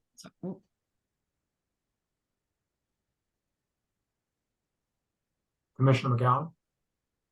I will move for the operator to come back to us in 3 months with better justification for the search for beneficial use. I'm trying to think of what else it is that we were requiring here. And information that was required or requested in the director's recommendation, or the operator's ability to show us that he can or cannot meet those requirements. I will say it, I'm doing this hesitantly because I'm worried that we're going to go through this exercise, and in the end, we should just be having the conversation now of whether or not this variance is even actually allowable in our rules. I'll stop there. And that's a motion. Commissioner Ackerman? Thanks, Mr. Chair. I just wanted to state I certainly am willing to have this discussion now, and would reiterate that, it is an opportunity for this operator to do, in my opinion, what really should have been done since the beginning of the variance process in earnest. And so if perhaps we ask the operator if he believes that there is further discussion that or evidence or development that he could bring, and that would help inform whether or not we move forward and have that discussion right now or later.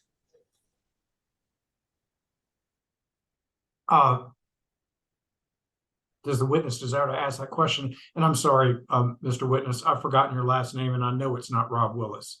It's Hearn Williford. Hearn Williford. Mr. Williford, did you want to try to answer Commissioner Ackerman's question? I'd like to ask him to restate it. I'm kind of in, I would like just a couple minutes to expound here if I can. I know you've got a schedule, and I don't want to take up your valuable time, but we have conducted a search. It may not be a professional search. I didn't go hire a consultant. I'm quite capable as a petroleum engineer to do the search myself. And I did it, and I just didn't come today prepared, well, obviously with enough information for you, and I apologize. We are willing to, I believe under the staff's recommendations, we will come up with a Form 4 after the hearing, if I read it right, to come back and address the issues they had under their recommendation. And so I said, I can't do that until after we have the hearing. But we already meter the gas. We also have check meters that were there when we sold the gas. I still have the ability to meter gas out there, and willing to do that, and willing to do it the way the staff recommended. I was trying to look at the other. Applicant provides ECMC's complete gas capture plan. That was after the hearing, if I read this right. A process flow diagram. We have no problem with that, showing where the gas meters and check meters are, combustors are, the individual wells are, protocol and how the meters are maintained. We certify all the meters that we use. They're certified. Applicant will submit a Form 4 documenting the variance relief to all effective locations. All this was to be done after this hearing. If I remember, we had to get one passed by the staff and maybe you all, I don't know. After we've met all that, then we could talk about turning the wells back on as far as the A and B wells were concerned. Maybe my comments addressing perpetual, I was willing to come back every 12 months and then report up what we're doing or what we're not doing or anything. This operation makes money. Makes money for me. It makes money for the mineral owners. Makes money for the state of Colorado. And just to shut it in, well, that's up to y'all. And I appreciate your time, and I'll cut it short. Can you give me just a second to confer? Mr. Willis, you desire to confer with your client? Can I confer with my client for just a second, please? Yeah, why don't you mute yourself and unvisualize yourself and confer, and let's return in 5 minutes at 2:46. Thank you.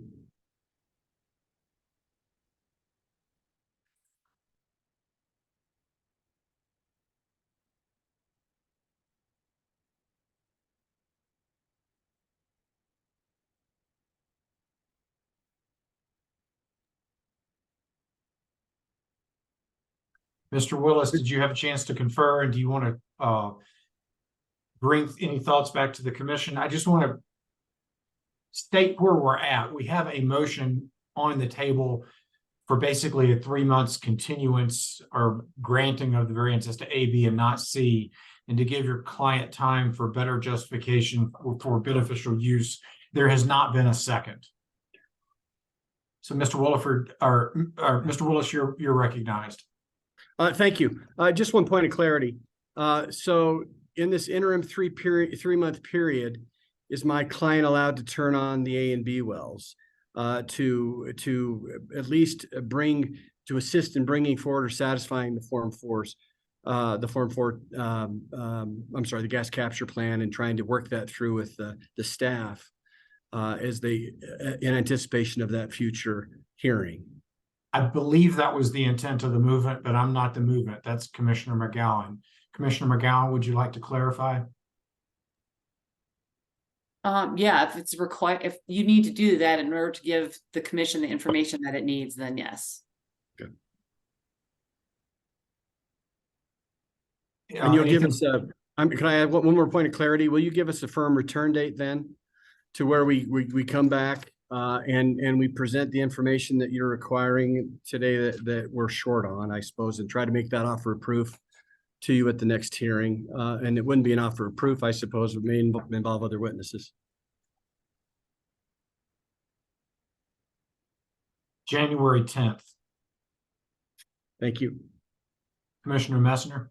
Yeah, so Mr. Chair, I gotta ask a question here because it's clear in the director's recommendation that the wells will remain shut in until such time as the ECMC director confirms to the applicant by approval of the submitted Form 4 that these conditions of approval have been met, which includes all the stuff above that, including, you know, the metering and everything like that. So at least from the director's recommendation, it's not indicating that any well should be shut off, should be turned on. And so I don't think it's appropriate to allow this operator to not keep their wells shut in over the next 3 months as they develop this information for the application. And that may be an accurate summation of the director's recommendation. I think what we're hearing from the applicant is that the information cannot be developed absent the A and B wells being turned on. I don't know if that's right, wrong, or otherwise. Mr. Willis? You know, I think my client would like to have the opportunity to assess whether that, I assume from an engineering perspective, he may want to have those turned on to see whether or not he can measure the gas in accordance with the staff's requirements. So, you know, because it's such low pressure, low amount. And I think that would be, you know, part of the equation and useful as he moves forward. And then lastly, it gives certainly these individuals, these domestic users that are adversely affected by this, by the shut-in wells, an opportunity to at least rely on maybe this alternate resources they arrange for other accommodation. Deputy Director Cuthbertson, are you still with us? Do you have an opinion as to the question that we are debating? I can understand how an operating system would be easier to make sure the meters are working properly. I'm not sure that it's absolutely necessary, but I can understand that argument.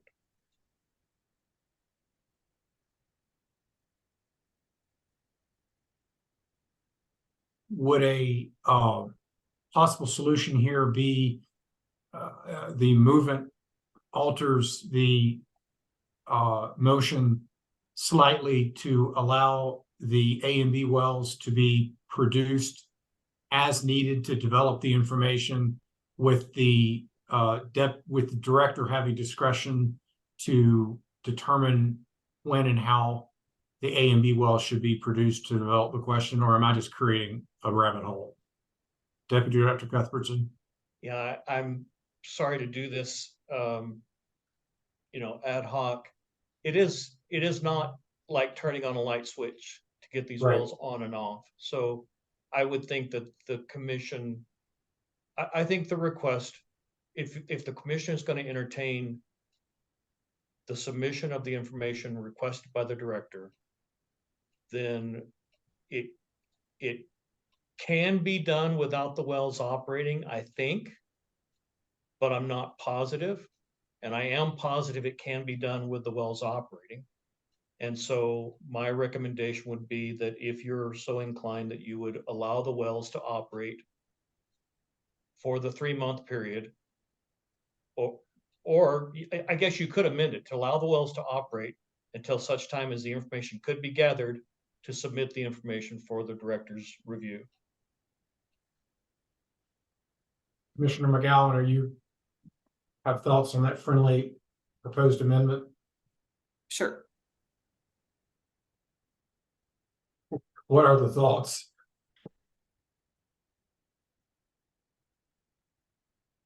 I mean, are you in agreement with Deputy Director's proposed amendment? Yes. I think we're making it convoluted. I think we either let him run them or don't. And if he's saying he needs to run them in order to get information, if we're going to give everybody the benefit of that doubt and the expectation is to rise to the occasion and provide all the information that's necessary, then I'm okay with letting them, you know, run the A and B wells. Commissioner Cross?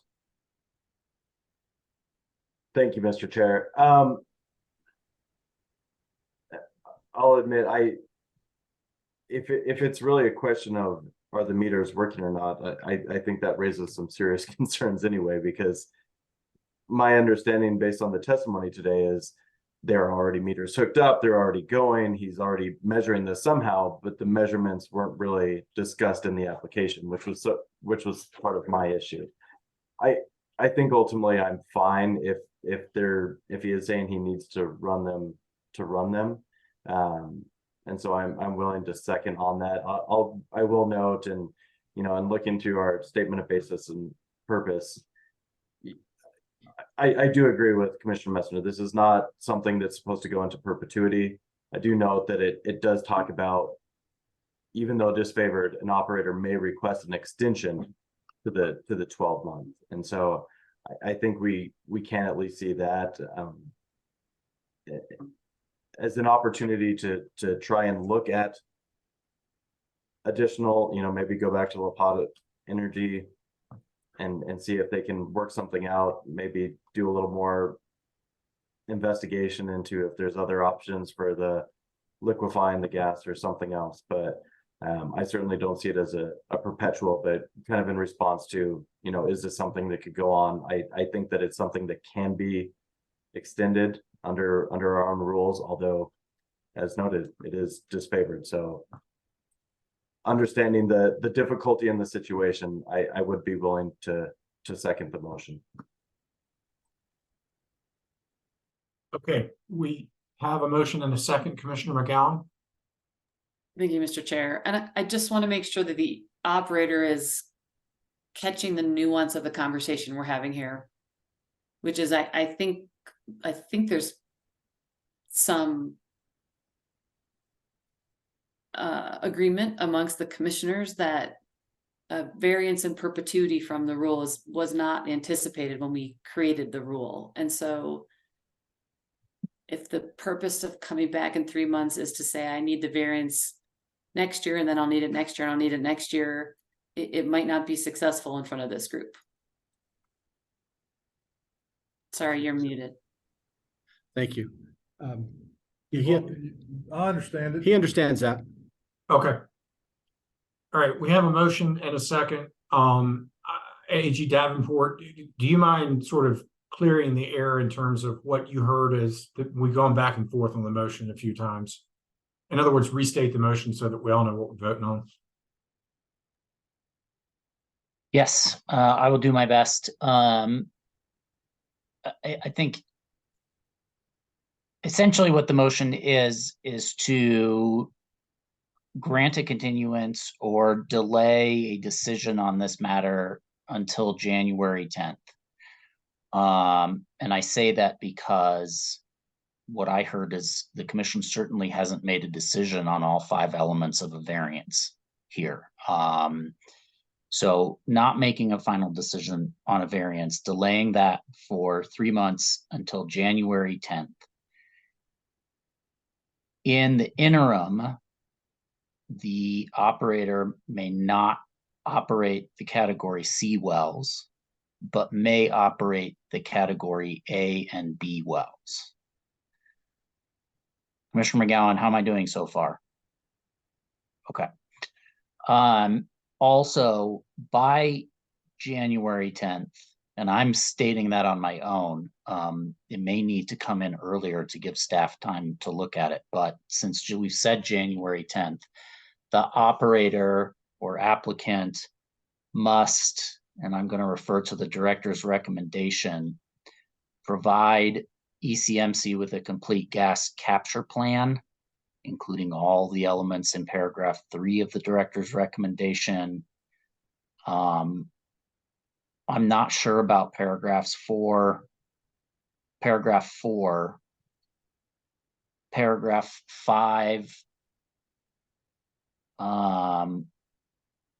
I don't think we need that, but correct me if I'm wrong. And paragraphs 6 and 7 are inapplicable at this time. The motion is also intended, or the delay / continuance is also intended to give the operator time to come up with the data necessary to provide the commission to make a decision on production emissions from this well, these category A and B wells. And also, as I understood from Commissioner Ackerman, to provide a more detailed summary of what attempts were made to connect to a gathering line or find a beneficial use, as well as any attempts between now and January 10th. So that's the intent that I heard. That's the motion that I heard.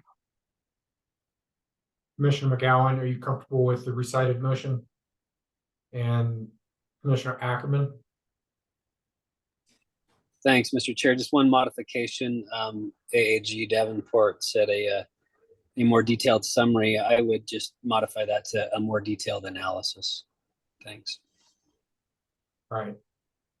We have a motion. I believe it's been seconded. It's been recited and it's been understood by the applicant. Further discussion on the motion? Commissioner Ackerman?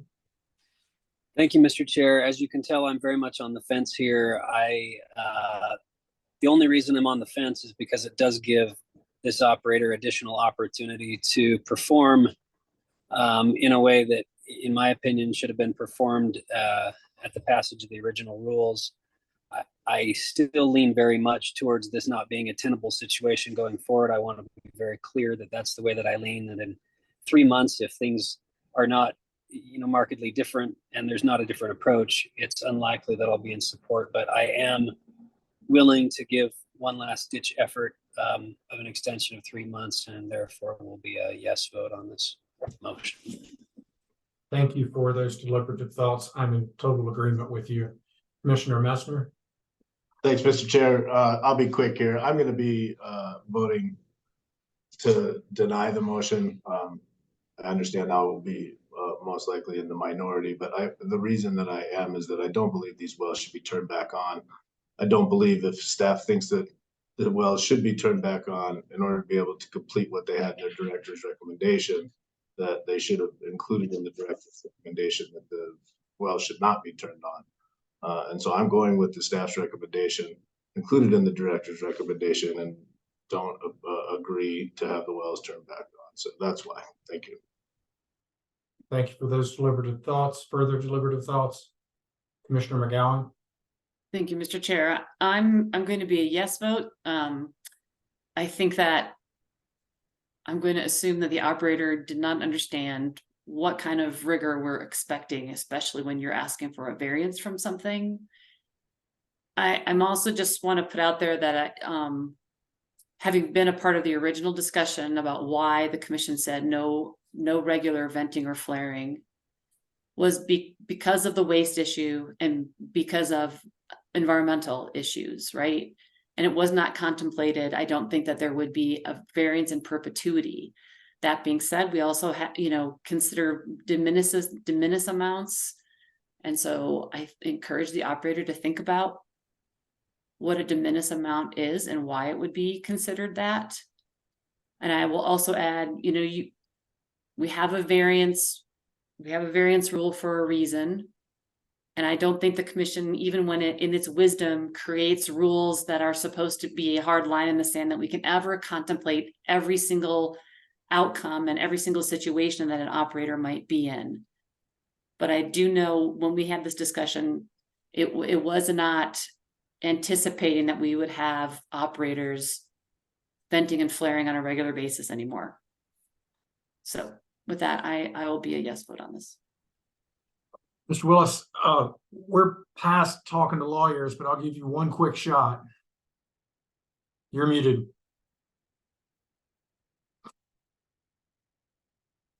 We can't hear you, Mr. Willis. My client pointed out that the calendar, he would like the opportunity to be looking at this issue and providing information at the next hearing for a full 3 months. And he's indicated, and the calendar, I think, is right, that it's short on January 10th. So he would request the full 90 days. Well, that would require a change in the motion. Commissioner McGowan, do you want to change your motion? So we're just changing the date? Yes. What date is that? Who's got a calendar?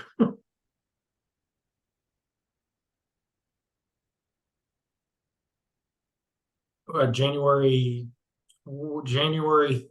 31st would be 90 days plus 6. All right, January 31st. I think my seconder would need to second it. Who was your seconder? It was me. I will second. All those in favor of the motion signify by saying aye. Aye. Aye. All those opposed signify by saying nay. Nay.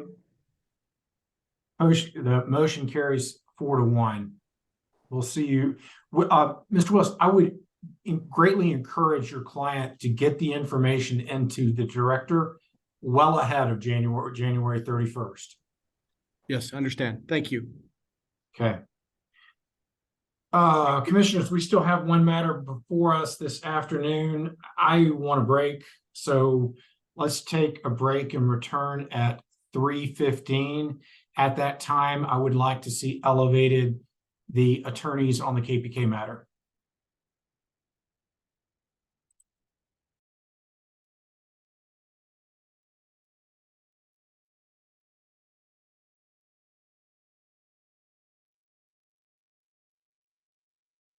All right, this is the Colorado Energy Carbon Management Commission. It is still Wednesday, October 25th, and it is 3:15. We are going to take up docket 230400117, the KPK Financial Assurance Plan. Commissioners and attorneys, I would like to have a procedural discussion with all 9 of you. If you've been listening to us, we've had a long, fun day dealing with a lot of matters. We have allocated at this point between now and 4:45, because we've got some commissioner hard stops. That's not a ton of time today. The commissioners have also all blocked our calendars tomorrow for a full day hearing starting at 10. Council, you're not aware of that. I'm informing you of that at this moment. We can start up the KPK trial or hearing again this afternoon and start with Frederick to see if we can get through one or both of the community presentations. And then tomorrow, assuming you guys have your witnesses available, we could get into rebuttal. I do not think there is any way that we're going to get through the entire case today. Alternatively, we can not take up the case today and just set aside tomorrow 10 until close of business to wrap up the KPK matter. I am somewhat agnostic. If I'm lying, if I'm telling the truth, I would rather start up tomorrow. But I understand that there's a lot of different people's calendars are involved here, and I can certainly plow through another hour and 30 minutes this afternoon.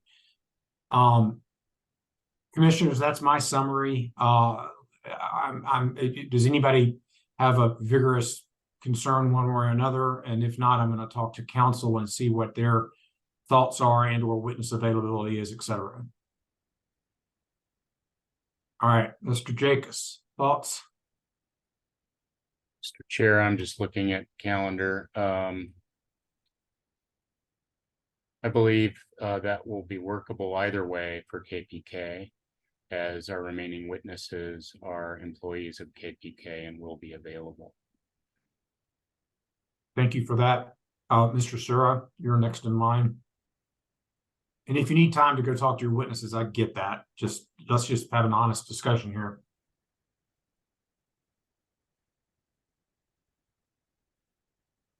I would be available until 2 o'clock tomorrow. So all morning until 2 o'clock. I haven't talked to my witnesses, so I would need to have an opportunity to do so. All right, what about you, Mr. Boudreau? It looks like we're all available, although we can't start before 9, I believe. But I don't think that would be a problem for the commission. Okay. Mr. Lewis Prescott? I did just confirm with my witnesses, we're all available at 10 o'clock tomorrow. What about 9 o'clock tomorrow? And the reason I say that is if Mr. Sura has a hard stop at 2, I'd probably rather start at 9 just to give us that extra hour. And that's an open question for all 4 of you. 9 is fine for staff, Mr. Chair. Also for KPK,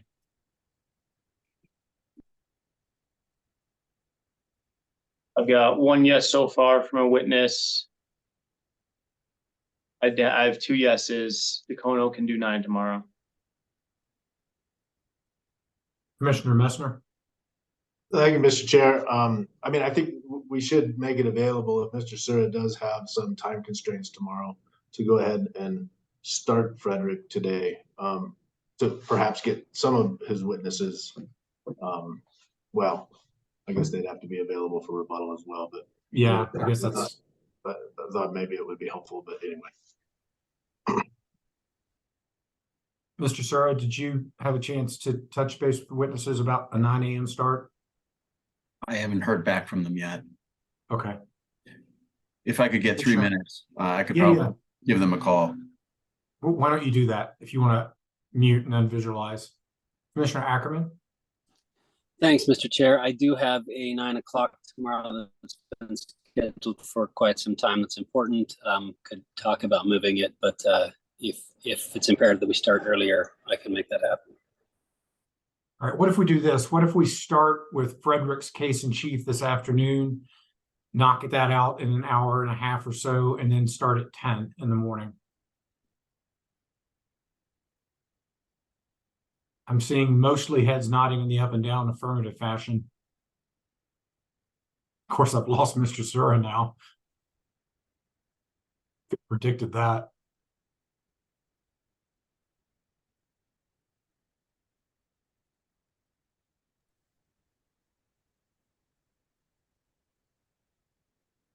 Mr. Sura? Yeah, I would anticipate that if we were to start now, that we would be able to get through our case entirely. We don't expect to use all 70 minutes that we have remaining, and depending on the amount of questions, we may be able to finish Frederick entirely today. Okay, then I'm going to suggest, or I'm going to order that let's start this afternoon. Next on the agenda is Town of Frederick, and we will hard stop at 4:45, and then we will take up the remainder case of Mr. Lewis Prescott.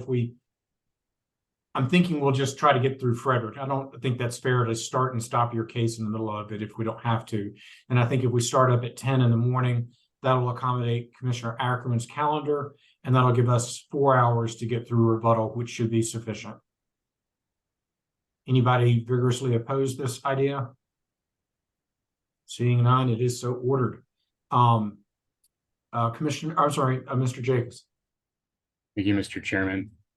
I do have a procedural matter to take up before we get started with the Town of Frederick's direct testimony.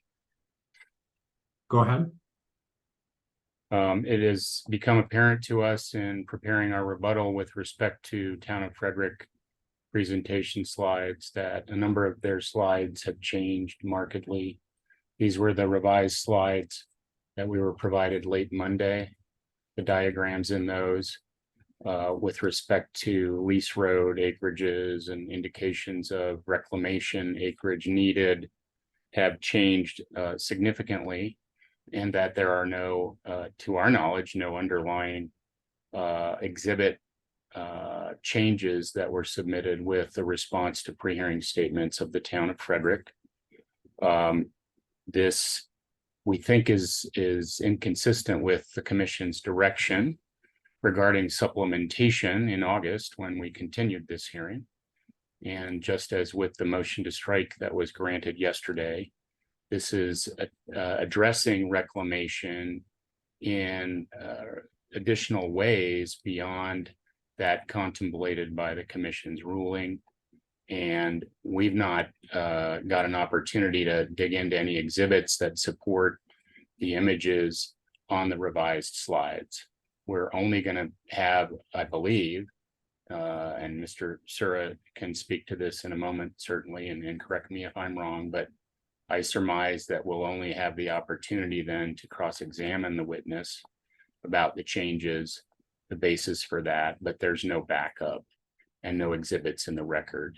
And those slides are not in and of themselves evidence. So I object. I would request that those revised slides be stricken consistent with your granting of the motion to strike yesterday. Mr. Sarah, do you desire to respond to the motion and the objection? Yeah, I do. The motion to strike was specific to our response.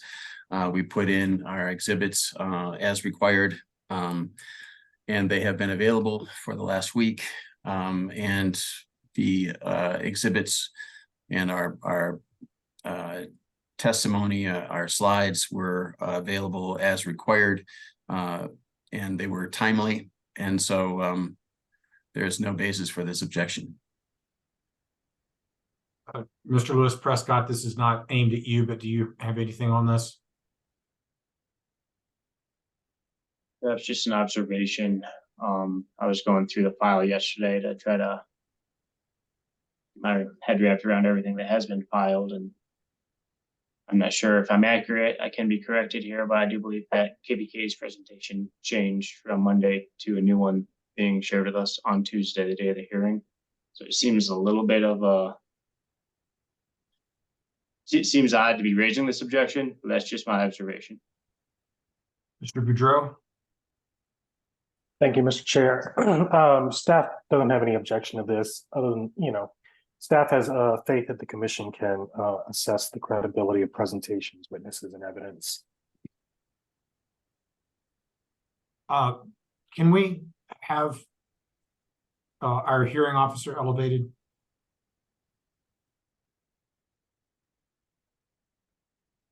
Hearing Officer Berman is is already elevated, Mr. Chair. Hearing Officer Berman, are you able to visualize yourself? Yes, just give me 1 minute, Chair.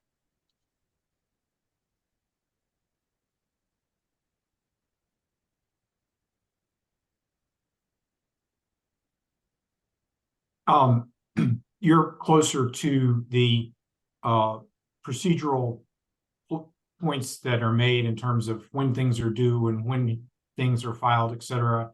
Can you provide me any perspective on this issue? I can look at the case management order, Chair. Beyond that, I don't think I have any particular insight in this area. All right, Mr. Jacobs, did you want to respond, having heard from the other lawyers? Yes, thank you, Mr. Chair. If Mr. Sura can identify the timely filed exhibits to which the altered images in his revised presentation relate as we go through his presentation, then I would consider withdrawing my objection and we could proceed on that basis. I'm not trying, and I'm raising this now so I don't interrupt his presentation. Mr. Sura, is that something you believe you'll be able to do as you go through your case in chief? Well, he hasn't even identified, what he's concerned about. I assume, and we've had some discussion about this before, that we did revise Exhibit T, and that was due to the fact that instead of just 66 locations within the town of Frederick, my expert, Dr. Rich Allward, had taken considerable time and expense for Frederick to look at each and every well within the town of Frederick, all 108. And as a result of that, determined that the earlier estimate of $83,000 per location for reclamation costs was an overestimate based on the fact that we found a number of very, very small locations that would be less, and that estimate went down to $55,000. This is something that Mr. Jacobs and I have discussed. He previously stated that he understood that there was no prejudice based on the fact that we're actually lowering it 37%. And this is kind of what I expected today, and I expect that Mr. Jacobs will interrupt us, and we're ready to proceed, recognizing that that's going to happen. All right, then I'm going to table the motion at this point. Let's proceed into the merits. And Mr. Jacobs, if you feel a need to legitimately object at certain times, object if you feel it's necessary. Yes, and as I indicated, Mr. Chair, I appreciate that. Not to be obstructionist or interfere with testimony, but just simply to ask that certain images that have changed be identified by their timely filed exhibit number, or excuse me, letter for the town of Frederick. Thank you. All right, Mr. Sir, are you ready to proceed? I am. I would ask to elevate my witnesses, and those include Ryan Johnson, Louis Conrad, Rich Allward. I believe that John Lee may or may not join us today, but if he's there, please elevate him as well.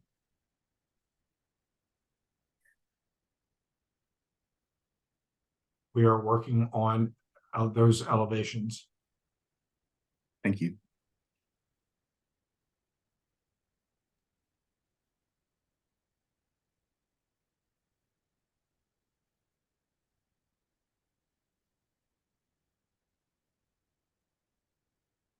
I see Dr. Rich Allward. I see Ryan Johnson. We're now looking for Louis Conrad.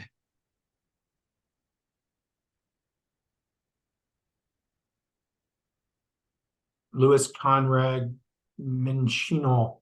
Yeah, is that's in correct. the panel, is in Okay. the attendee list. Excellent.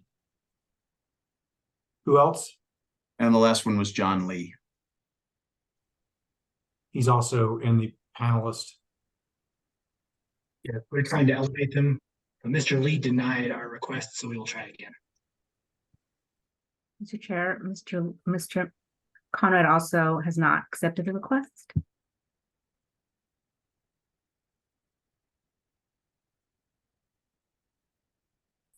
If you wouldn't mind trying again, I'm sure that was in error.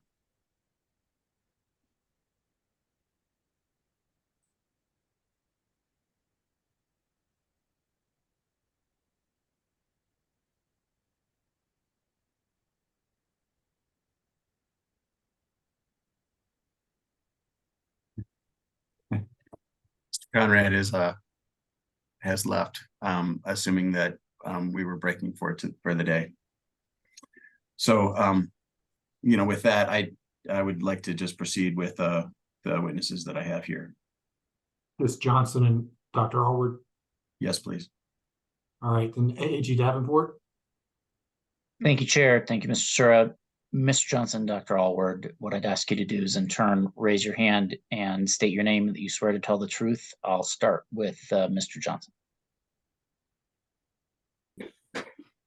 There we go. I, Go Ryan ahead, sir. Johnson, swear to tell the truth. Thank you. And Dr. Allward, it's nice to see you. Please go ahead. Seeing you again. So, Richard Allward, and I swear to tell the truth. Thank you. Your witnesses, Mr. Sura. Thank you. This is Matt Sura, Special Counsel for the town of Frederick. I'd like to, Mr. Johnson, just to give a quick outline of the presentation. We're going to be hearing from Ryan Johnson, the Assistant Town Manager for the town of Frederick. Then possibly tomorrow or we may miss speaking to John Lee or Louis Conrad, and then Rich Allward is going to be our final witness today. So good afternoon, Mr. Johnson. Would you please state your name and title? Yes, my name is Ryan Johnson. I'm the Assistant Town Manager for the town of Frederick. I also sit as the Deputy Executive Director for the Frederick Urban Renewal Authority. And how long have you been with the town of Frederick? Just shy of 3 years. And where did you work prior to Frederick? Recently, prior to Frederick, I worked for the city of Brighton in a similar role in the city manager's office, also engaged with economic development and planning and oil and gas activities. And do you see that map in front of you? I do. Where did that map come from? This map came from our annual community profile that we publish each year. This was updated this past summer to reflect the geographic location of Frederick relative to other communities in the Denver metro area. And would you please introduce the commission to the town of Frederick through for this community profile? Sure.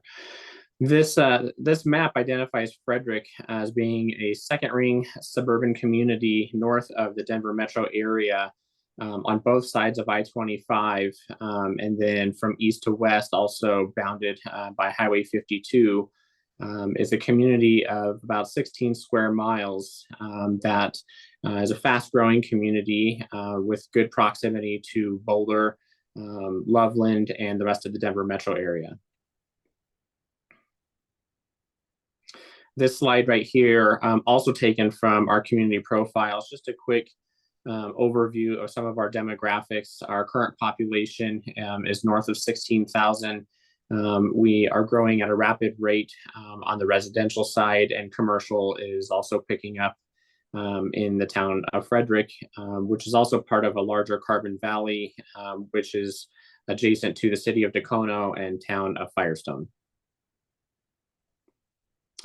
Again, another set of tables taken from that community profile, just to give a little bit of a flavor in terms of the types of employers that we have here. These are our top 10 largest private employers. This is important to note because Frederick really is a community that's made up of a good mix of industries, construction-related industries, blue-collar jobs, but also high-tech companies as well. This is a map that comes from the ECMC. Can you tell us how the town is affected by oil and gas development? The town is affected by oil and gas development in a pretty significant manner.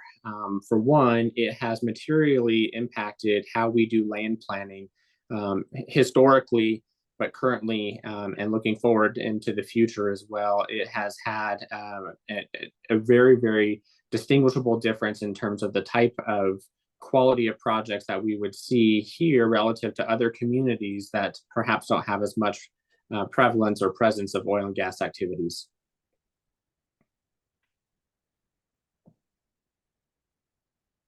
And this slide, what does this indicate? At one point, Frederick had north of 600 wells within the town, which is amazing to me to think about, given our relatively small size being just 16 square miles. This map is an indication of about half of those that have already been plugged and abandoned, which still leaves north of 300 that are still remaining in operation in some form today in Frederick.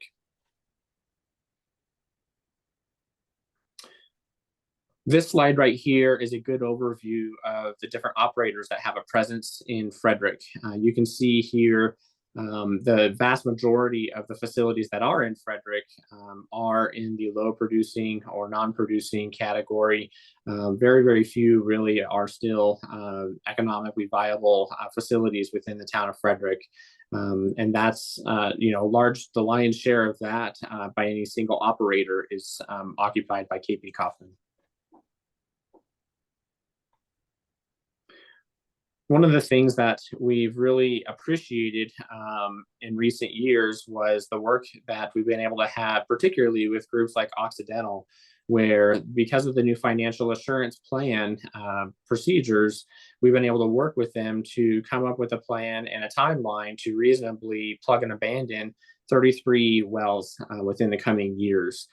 That's something that we're very appreciative of, that opportunity to do that. And I think speaks to the spirit and intent of the rulemaking that's occurred and come out of the ECMC previously.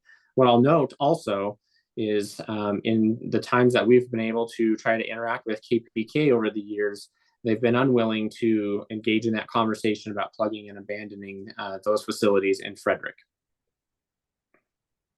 What is this map? Who created this map?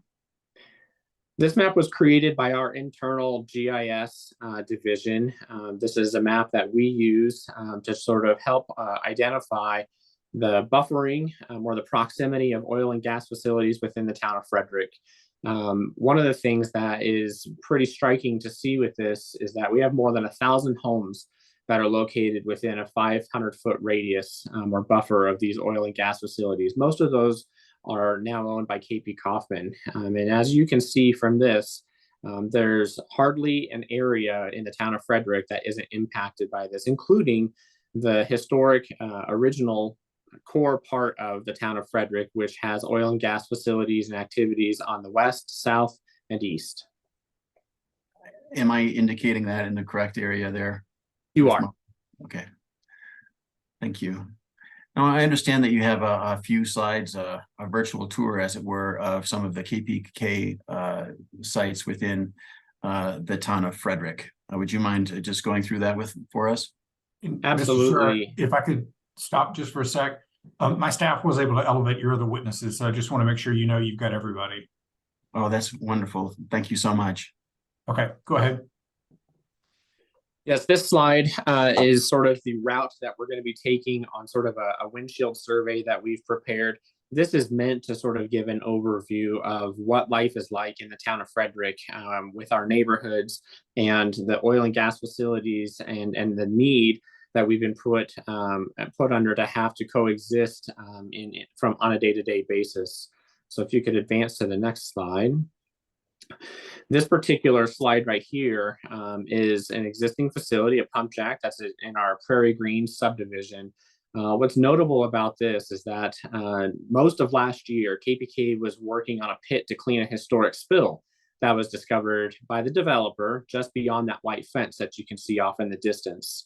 And that's something that you'll see as a resounding theme, is that these are things that are oftentimes reported by either residents, town employees, or a landowner, rarely ever reported by KPK themselves.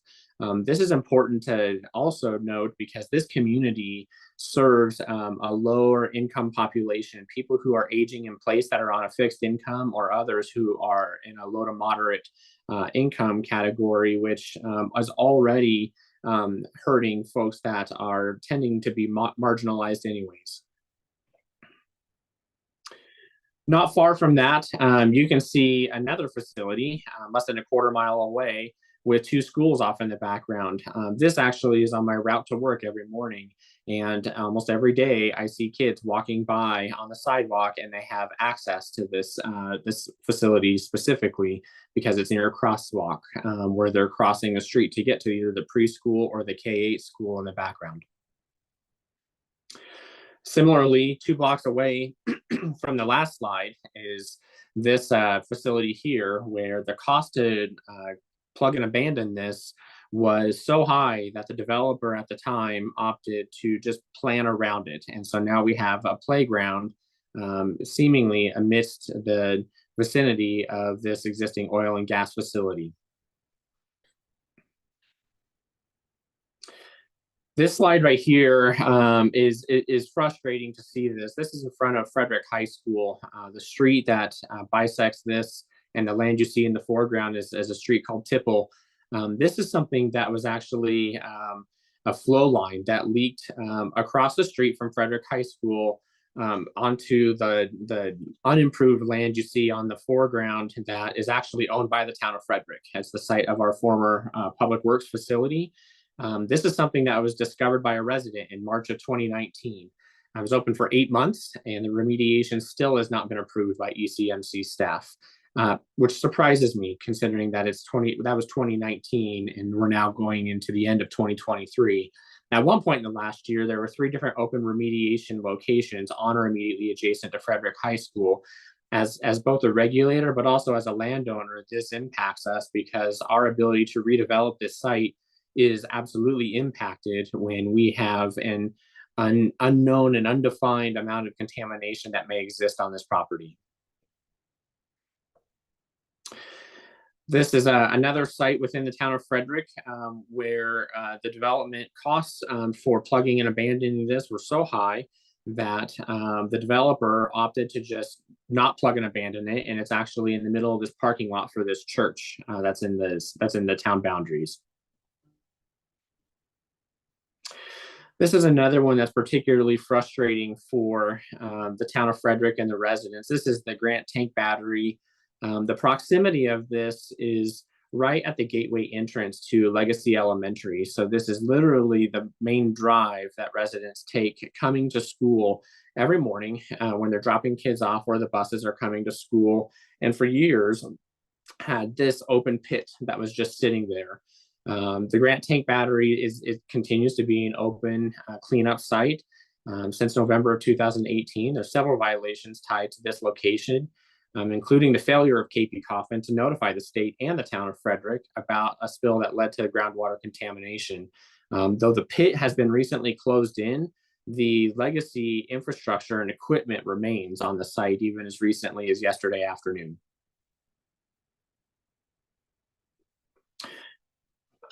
Just a different view of the same school, Legacy Elementary. You can see this is also part of the Grant Tank Battery. This is grant number 4, just 180 feet away from the school property.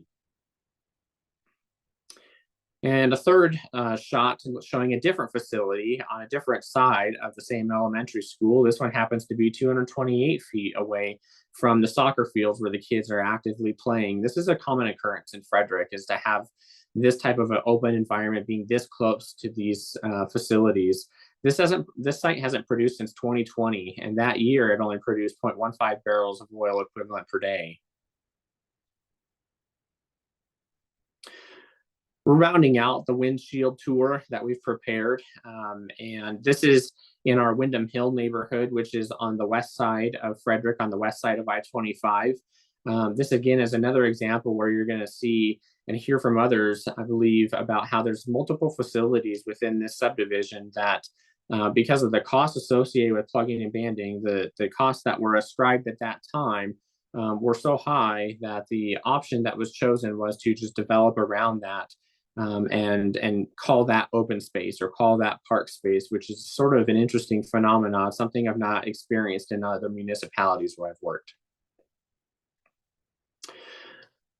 Like I mentioned in the previous slide, this is also in the Windham Hill neighborhood, and just another example of existing facilities that are low or non-producing within this neighborhood that's developed out. It's a brand new subdivision with still many filings yet to build out, and this is what those residents get to enjoy as their view, perhaps in perpetuity, I don't know. Well, thanks for that review. Are you involved in land use planning? I am. One of the disciplines that I oversee is the planning division for the town of Frederick.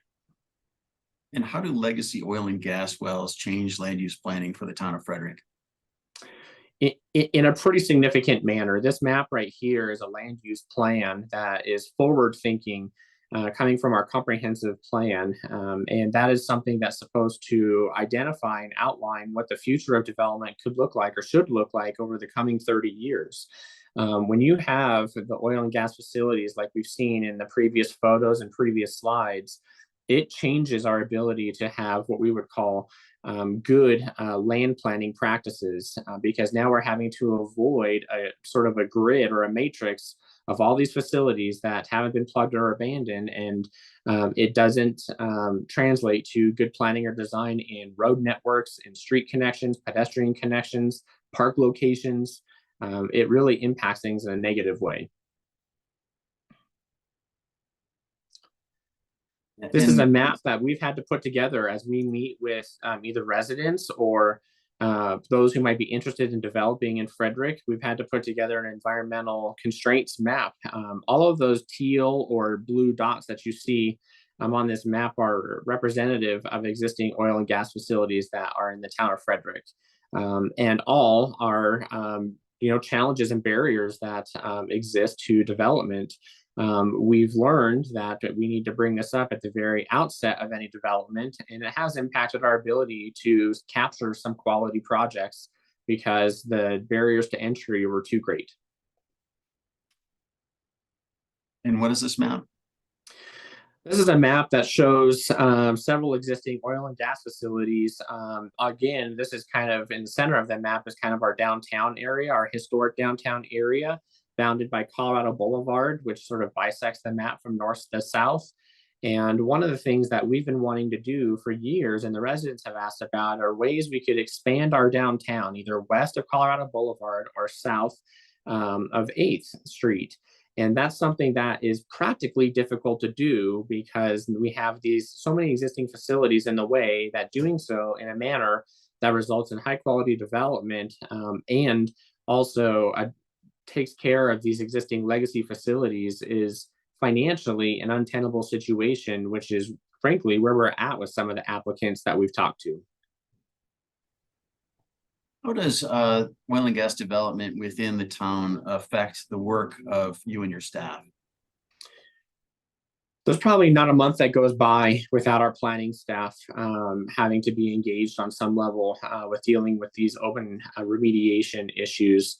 You know, this slide here shows we have 17 open issues that are in Frederick, and that's something that requires a fair amount of time from staff to be able to dig into this and research everything that comes out, because again, it's not being reported generally by KPK.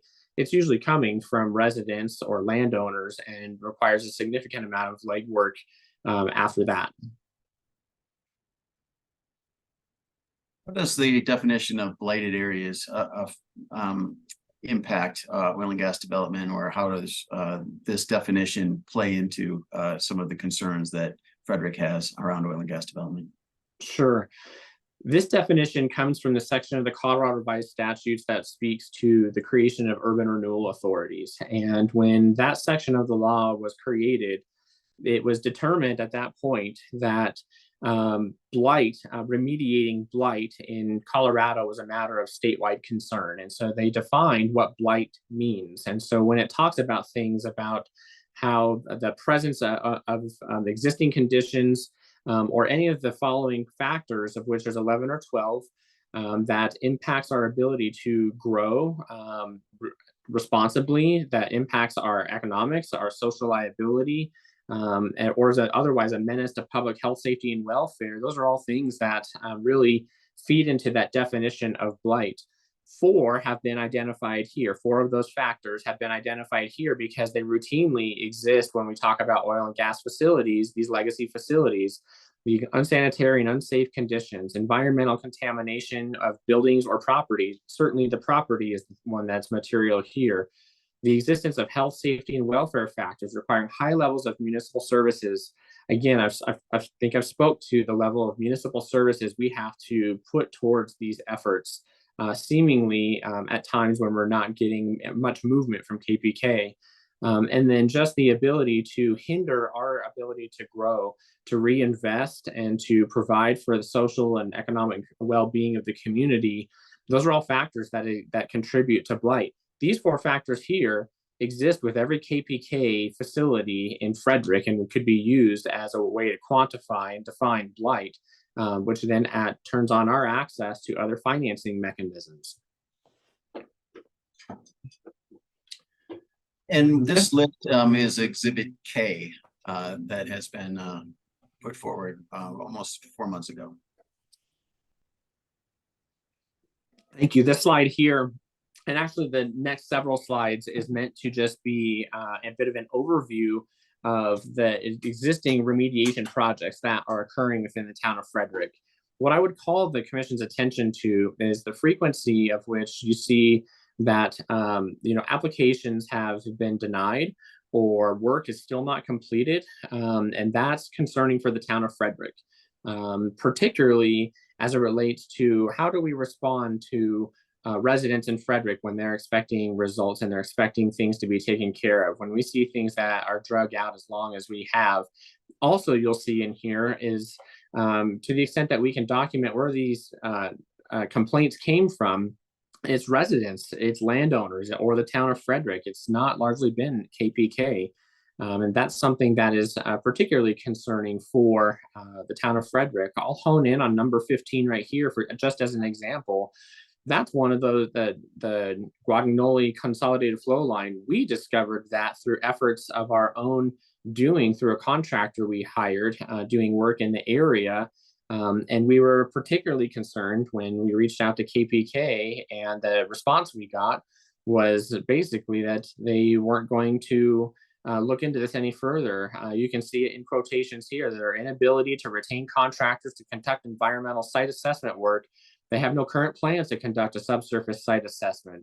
That's pretty concerning because this is really close to that Frederick High School. And were you watching or aware of the testimony yesterday about the Guadagnoli location?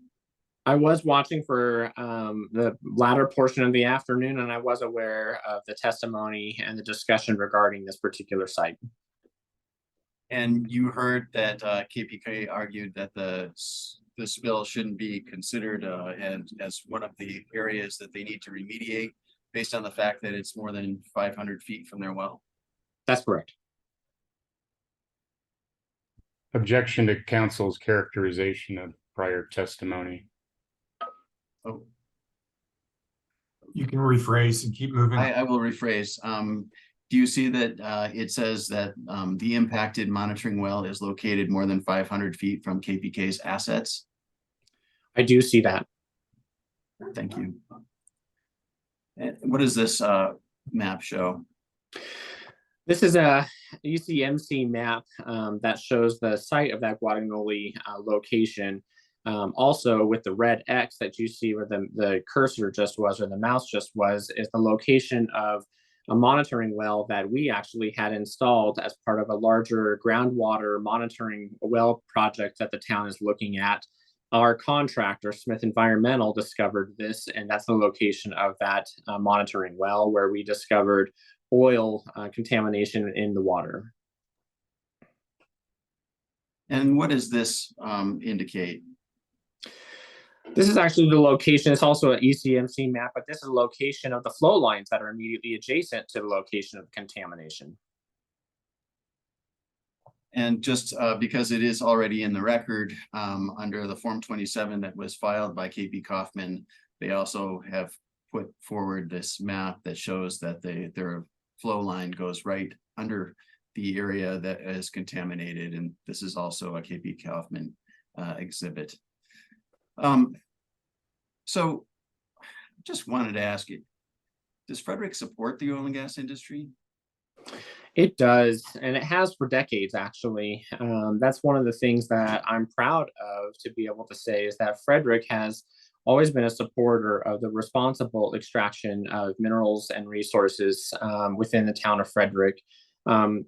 Make no mistake, though, that Frederick has always been a proponent of the responsible extraction of those minerals and resources, and that as operators wind down operations, we have always been steadfast in making sure that that is done in the most safe and expeditious manner possible. And we are fortunate to have been able to work with other operators like Occidental to create a plan for how to wind down those operations. And what is the overall effect that KPK has had on the town of Frederick? Frankly, negative. Nearly every time we get a resident that calls in to an elected official or to staff, it's regarding a KPK site. It's something that we routinely hear from the development community as well as frustrations working with KPK. And even some of the other operators that we've worked with have indicated frustrations working with KPK in the same industry and in the same space. So I wish it were better. I do. That's not been my experience since being in Frederick. Okay, well, thank you for your testimony. I have no further questions for this witness.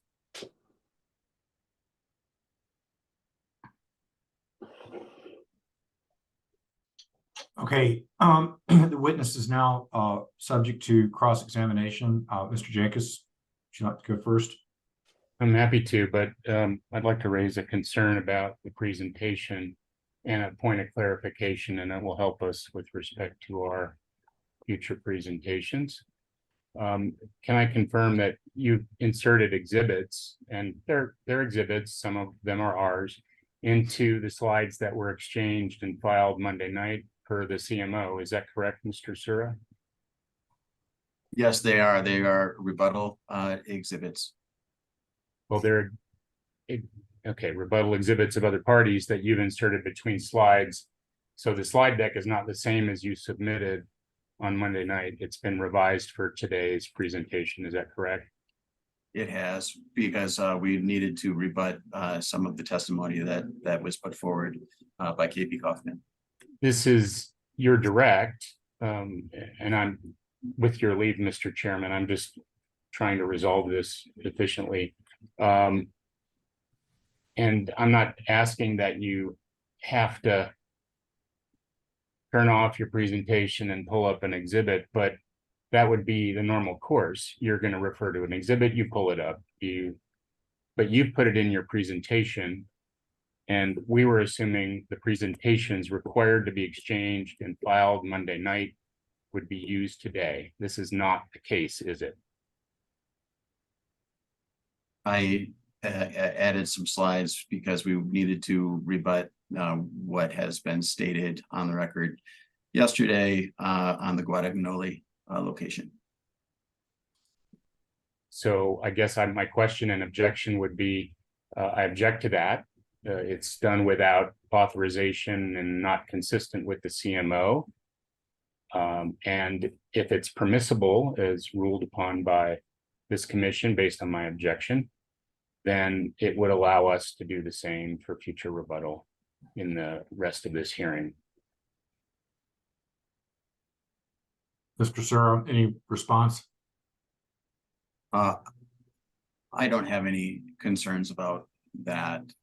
Changing slides to allow for some rebuttal is how I assume that this was going to take place. Yeah, I think I'm okay with it as well. And I think if it's good for the goose, it's good for the gander. Mr. Jacobs will have an opportunity to change slides, but we're all need to be working off of documents that are part of things that have been shared previously. Is that fair all the way around? I think that's fine. One last comment though, and this will be my last concerning the slides. I think they're not paginated. It makes it extremely difficult to refer to slides, go back to slides. Just want to state that for the record. I think it's tough on the commissioners as well. I find that point to be fair as well, and perhaps we can make sure they're paginated before they're given to us. We're still at that part of the process where Mr. Johnson is subject to cross-examine from you, Mr. Jacobs. Thank you. I do have some questions for Mr. Johnson. Mr. Johnson, good afternoon. Thank you for your testimony. I have a few questions about some of your testimony this afternoon.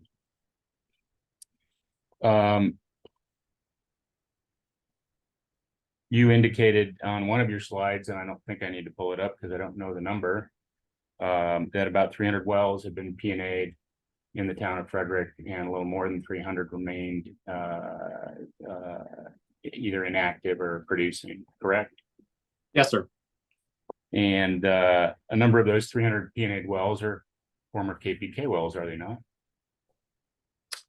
I don't believe I have a breakdown of the ones that have been plugged and abandoned, so I can't speak to that. You believe that none of them are KPK wells?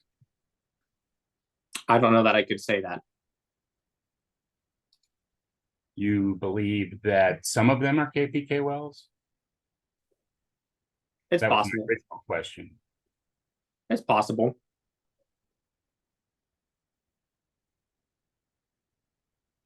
You also, I believe, used the phrase the lion's share in talking about low producing wells, but I believe that the combination of PDC and Civitas on that slide, not numbered, so we won't be pulling it up, was more than 150 producing wells in the town.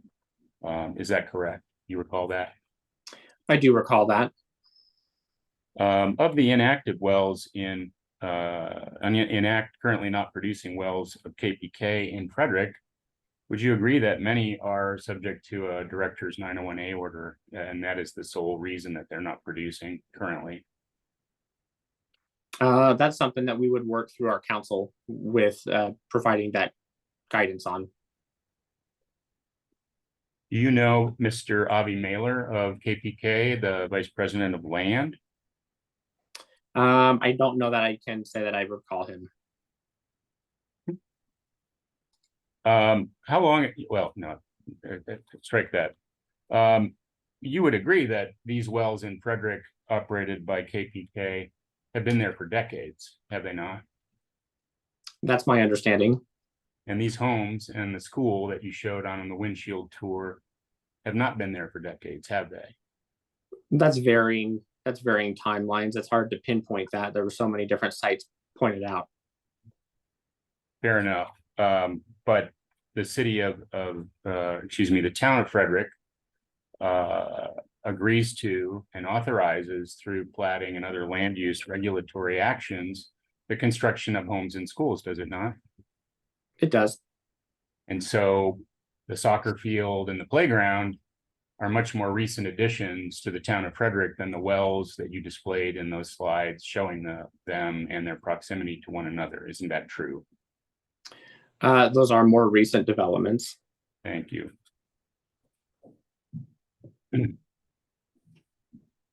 And the picture of the Uper 42 Pan Am AE2, I think you showed that excavation's been backfilled currently, hasn't it? You're talking about the Grant tank battery? I'm not, can you clarify Uper maybe? 42 Pan Am AE2, I believe. No, it was the Grant tank battery. That's been backfilled, correct? That has been backfilled, and I think I testified to that. Thank you.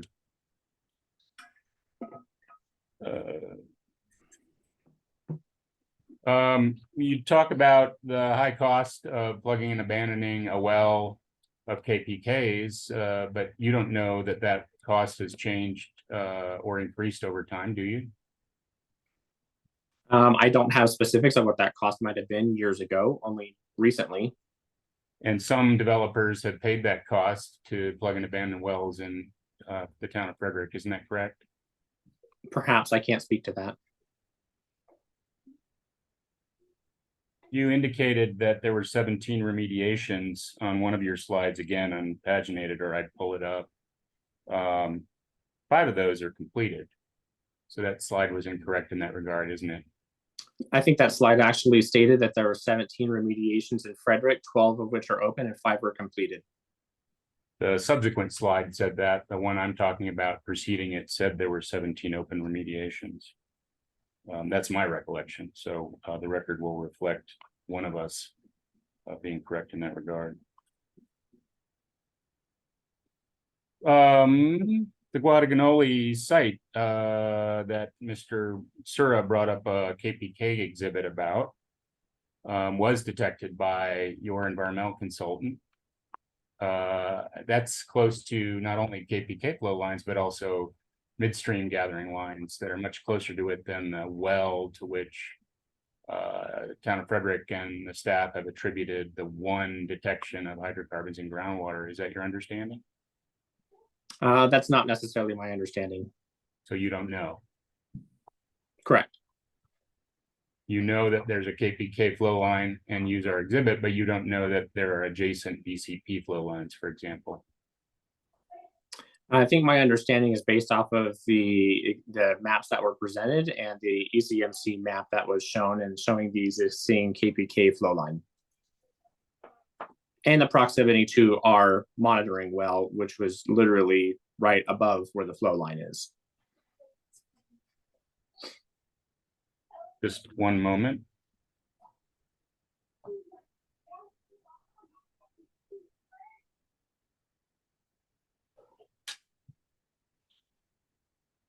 I think that concludes my cross-examination questions. Thank you for your time, Mr. Johnson. I do appreciate your answers to the best of your ability.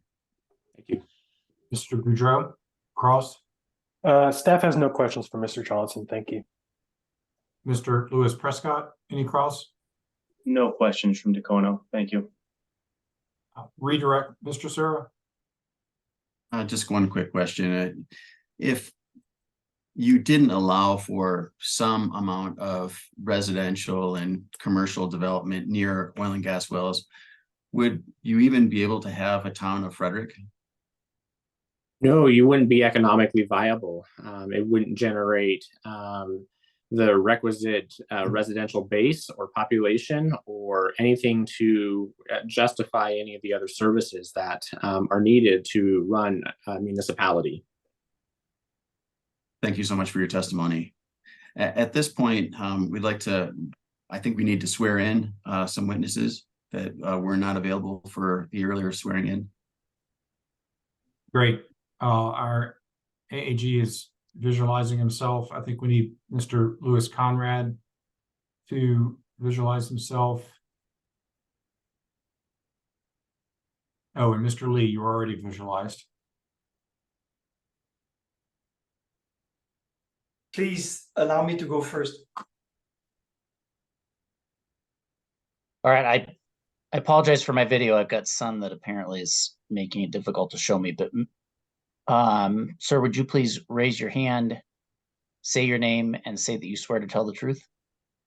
My name is Louis Conrad Mignot, and I swear to tell the truth. Thank you.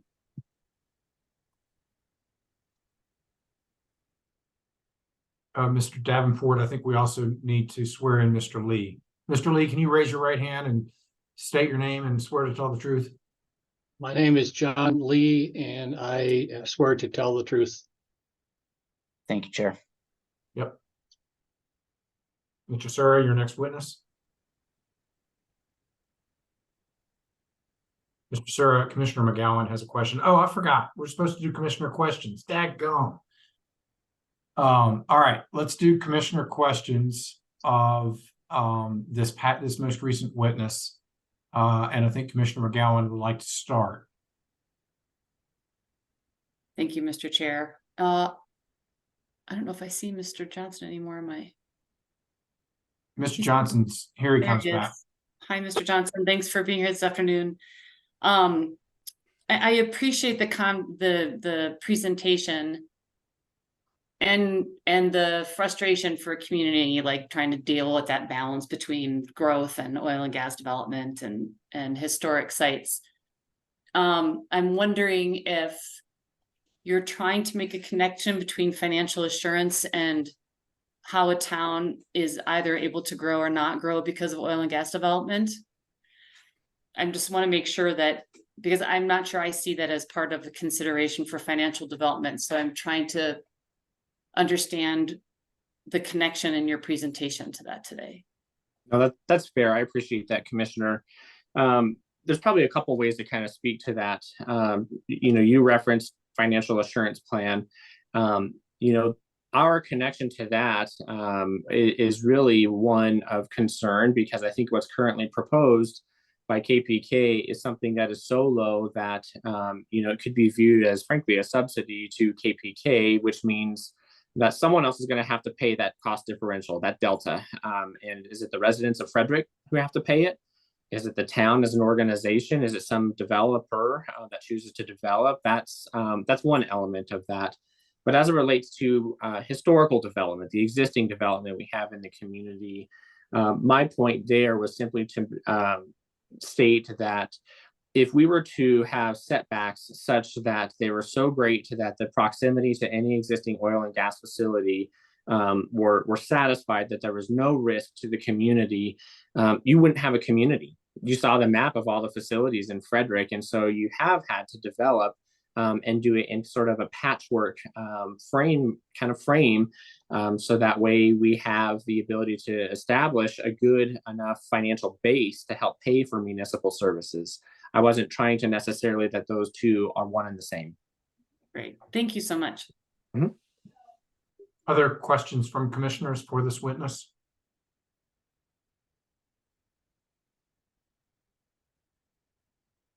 Any redirect following that question, Mr. Sura? No, thank you. Okay, then you can move on to your next witness. Okay, I'll call Mr. John Lee. And I assume that you can see my slides. Yes. Great. Yes. Mr. Lee, would you please state your name and title? My name is John Lee, and I'm the Executive Vice President of Community Development Group. And I'll just call it CDG. Does CDG have experience in developing land on the Front Range? Yes, we do. We've completed or are in the process of completing 14 master plan communities with approximately 20,000 units, residential units among them, and about 1,100 acres of commercial.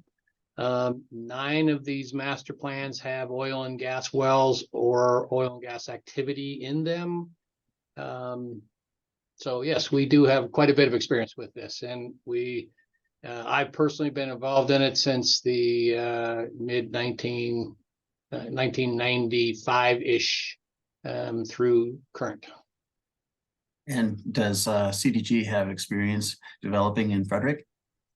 Yes, we do. We have 2 master plan communities with approximately 3,810 residential units and 185 acres of commercial. One is called Windham Hill, which is on the west side of I-25. The other is called Silverstone, which is on the east side, right up against Old Town Frederick. This is a map from ECMC, oil and gas map. Can you tell us what area this is depicting? That is a portion of Windham Hill. It is the portion that was originally developed beginning about 2006 through 2014.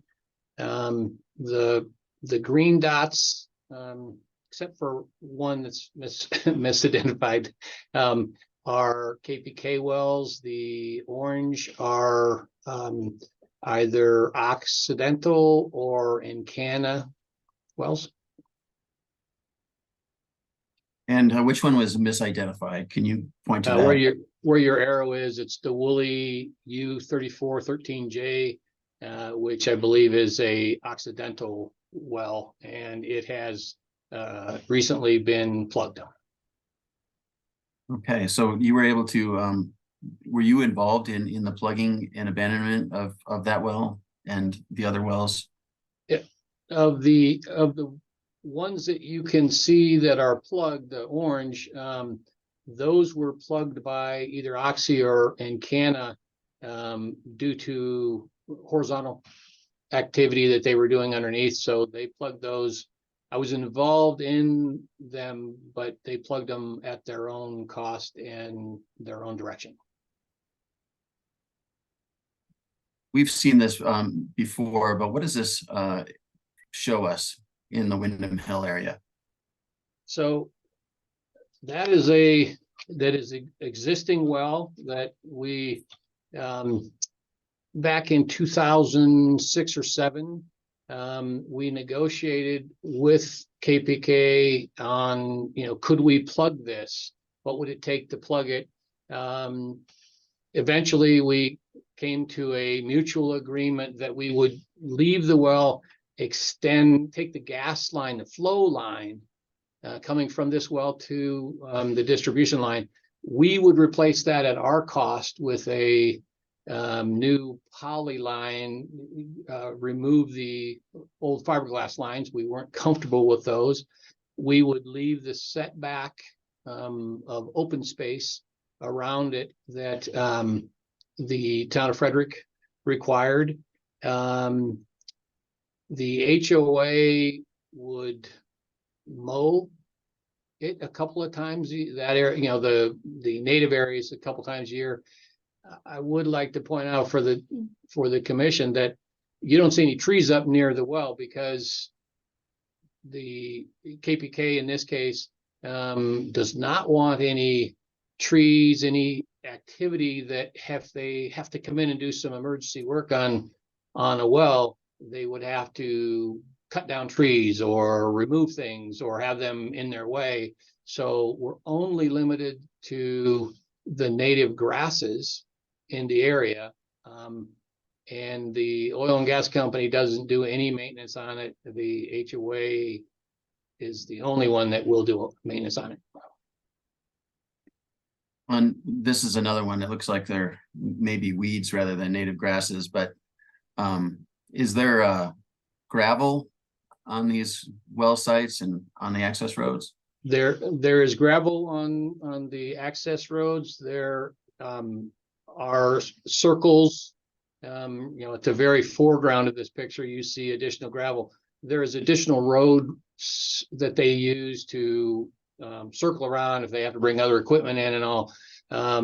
So we don't spend a lot of effort trying to put seed down, trying to make it look better, because it just gets destroyed by them in their process of maintaining their wells. I would like to point out that you notice in the Wyndham ones, they have that brown slatting in all of the fencing.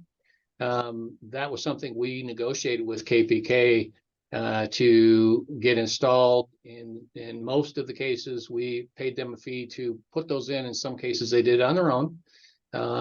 We did that to try and soften the view from the nearby homes. And who owns this property now? So we put that in the it's held by the Metro District with an agreement from the HOA to do the mowing a couple times a season. So if this well was plugged, who would be responsible for reclaiming that area? I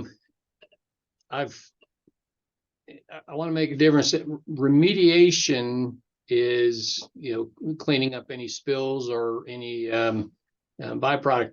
The KPK, if KPK plugged this well, they would still remain responsible for the remediation.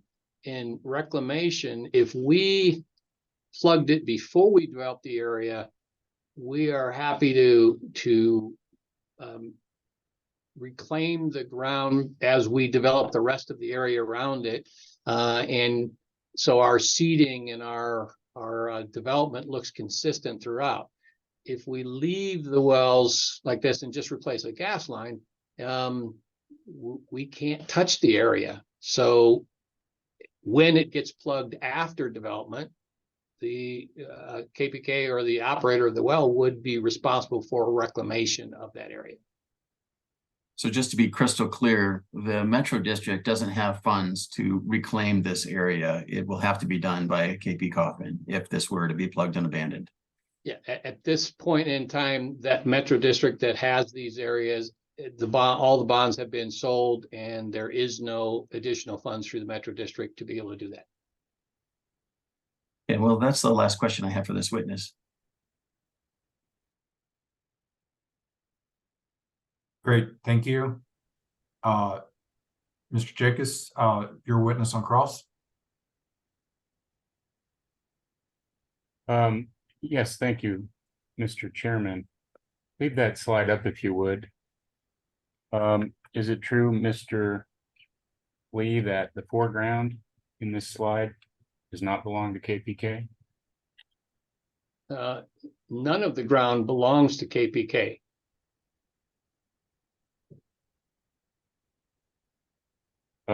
I'd like to refer also back to your slide, if Mr. Sura could oblige, the one with the green and orange dots.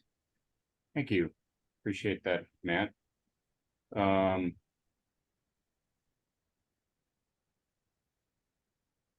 The Champlin Amoco B6 is on here. I believe that was plugged by KPK. Isn't that true? Not to my knowledge. Well, I confirm that. haven't looked at that for a long time, but we have reached agreement with KPK to close a number of wells in this project, as well as Silverstone and the others outside of Frederick. We did not ever reach an agreement on that one. Apologies for talking over you. I didn't intend to. We'll clarify that through one of our rebuttal witnesses.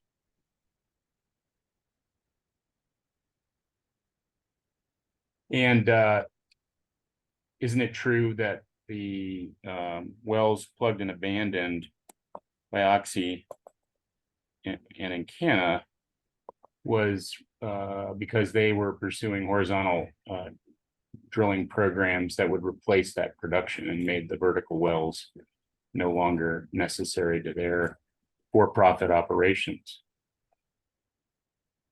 Yeah, I know that they plugged the wells during that time. I don't know exactly why they would have done that, but yes, it was at that time.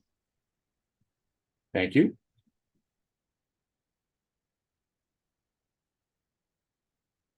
I have no further questions for this witness on cross. Mr. Boudreau? Nothing from staff, Mr. Chair. Mr. Lewis Prescott? Nothing from Dacono. Thank you. Commissioners, questions?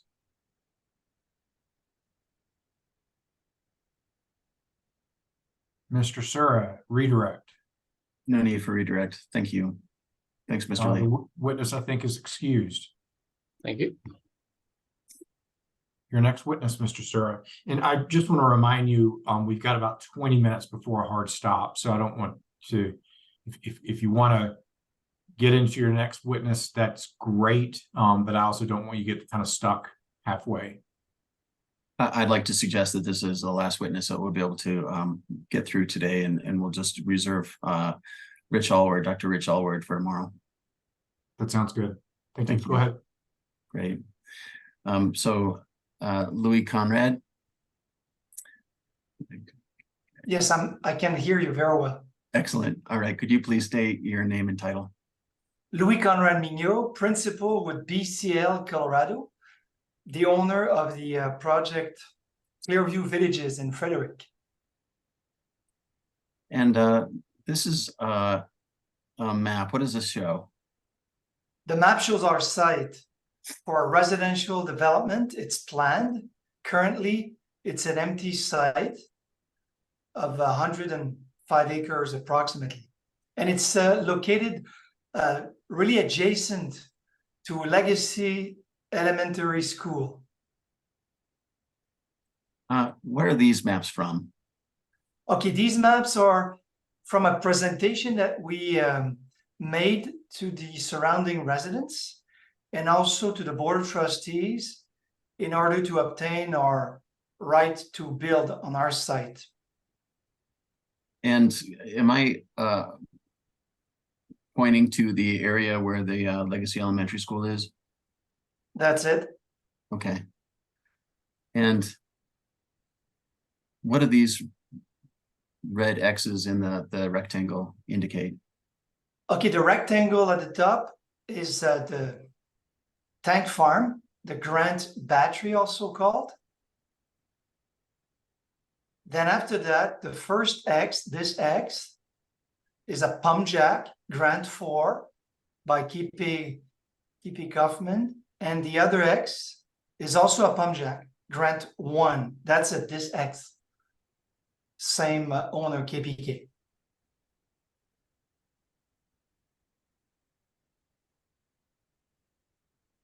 This is a picture of... who took this photo first? It's our land mowing company, Lawn Doctors. Okay. And what does this depict? It's the installation on the tank battery. So as of yesterday, finally, after months of asking, this door was shut and locked, the door open that you see right now. It's the only thing that has changed on this picture, yes. And what is this photo? This photo shows where there was a backfill. Earlier, Ryan Johnson showed us that there was a big hole with water during some type of remediation that got stopped, and then COGCC at the time allowed for backfilling. So that's why you see some more fresher dirt. But it's on the site of the Grant Battery. And these pipes coming from? Yes, same thing on the Grant Battery site after backfilling. And do you know what these are? What these are to? What these are for? These pipes? No, but if you want me to take a guess, I can tell you that it could be part of a stalled process to remedy the site, you know, during the remediation. And the remediation has changed because it was supposed to be the removal of the dirt. And I will refer myself to an email in August 2020 from Russ Watsman from KPK. He wrote that KPK does indeed plan on excavating below the water table as necessary as part of the remediation plan.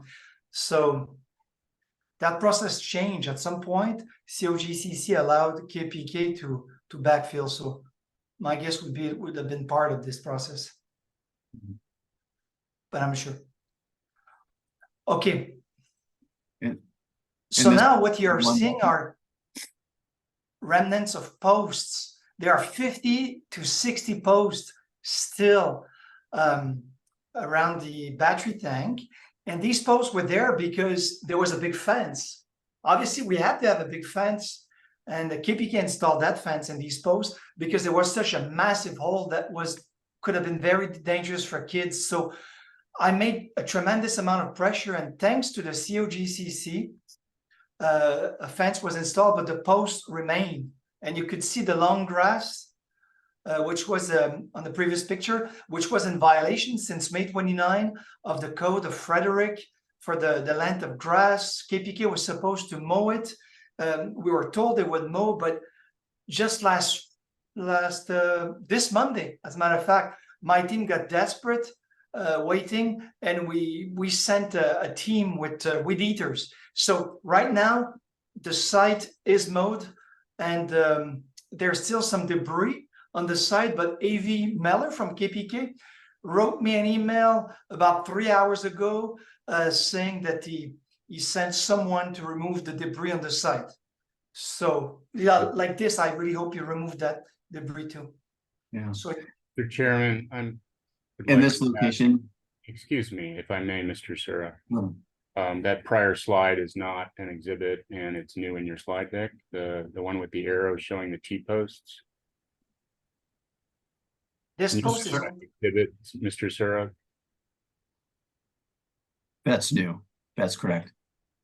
And it's not in the exhibits that were required to be filed with your response to pre-hearing statements, correct? And I'm happy to have this slide struck. All right, Can consider you this strike anything else that's new? I don't believe so. This was just sent to me yesterday. All right. Let's keep moving. The slide is struck, as is the accompanying testimony. We can keep moving, Mr. Sura. Thank you. Thank you. And what does this indicate? Where is this in relationship to your development? okay. So it is still on our site, and it's Grant 4 of KPK, just north of the elementary school, and it's shut in, but not plugged and abandoned, obviously.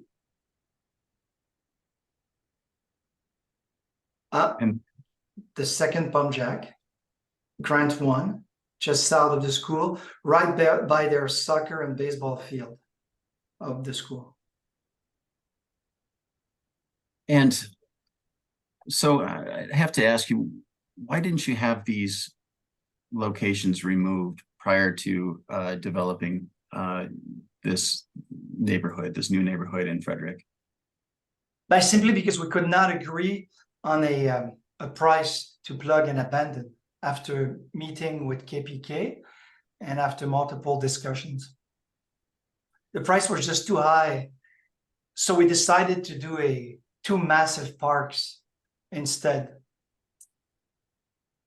And there are others that seem to have been plugged and abandoned. Is that true? Yes. Crestone Peak Resources, now called Civitas, as soon as we told them we would develop the project, told us that they would plug and abandon and remove all the flow lines without us asking for it. And we did go and ask KPK. We had a meeting downtown with Mr. Kaufman himself, his son, and engineers, attorney. So the meeting was very cordial. I maintain a good relationship with KPK, and it was explained to us that Civitas has a model and they have a different one, and they are entitled to exploit their pump jacks and their tank farm. And yes, it's true. And they're entitled to ask developers for some money in order to plug and abandon the site. And I want to point out, before we purchased the site, we knew about KPK. So we knew that they had pump jacks, the Grant 1 and 4. We knew they had the tank farm. So for me, I'm not here today to say, hey, I would like KPK to go. If they can legally stay at our site, we need to accommodate them, and we want to respect our contract or the surface use agreement that KPK has. My challenge is that if they're spilling, and we've noticed spilling, our first complaint at COGCC at the time was October 2018, and it's in the tank farm. If they're spilling, then a company, I believe, has got to act responsibly and clean. And now we're in 2023. This is exactly 5 years, and it's still not clean. And the process was dragging and dragging when you saw that very big hole at the tank farm. And we were asking Avi Meller, who's a nice gentleman who responds to all of our email, but we're asking, when are you going to complete? And each deadline he could not meet. I guess they're too busy. So that I have a challenge with. You know, I'm willing to respect the SUA, but if you spill, you've got to clean in a quick manner. You also have to mow your lawn. We've been in infraction at the town of Frederick for 5 months. That's another thing that has to be respected. So, in terms of negotiations to get these plugged and abandoned, how much did KP Kaufman request to plug and abandon this well? The first discussion was in person, $500,000 per well. But then you discuss, you show how many more homes you'll be able to build, and then they, with weeks after that, they can go down to $250,000 per well, and then we maintain very good communication. And at the end, we told them we're not bluffing here. The maximum amount we can give you was something like 100,000, and we had a deadline by which we needed to present our master plan to the Board of Trustees. And by this deadline, we cannot change the site plan. And this deadline was met. And the last offer was $150,000 to plug the well that you're currently showing, which was too late because the deadline was missed. So it's a long process of negotiation. And I want to point out to you that I find the model, and I told Mr. Kaufman himself when I met him, I found the business model pretty bright in a sense that you see the circles around the X. That's the region where we cannot have a lot of a home. Consequently, it means that with, let's say, 5,000, 10,000 square feet of land on which KPK has a SUA, well, that 5,000 to 10,000 square feet of land now becomes kind of a hold of 100,000 square feet of land where we cannot build home. That's why you see negotiation starting at $500,000, because KPK says you are going to be able to build more homes, Louis. And they're right. They're right. If they plug and abandon, it means more income for the developer. So that's why there's a leverage, a very strong leverage of negotiation, because there could be potentially more profit for the developer. It looks much better on the site plan to not have rusting pump jacks. It looks safer. It feels safer.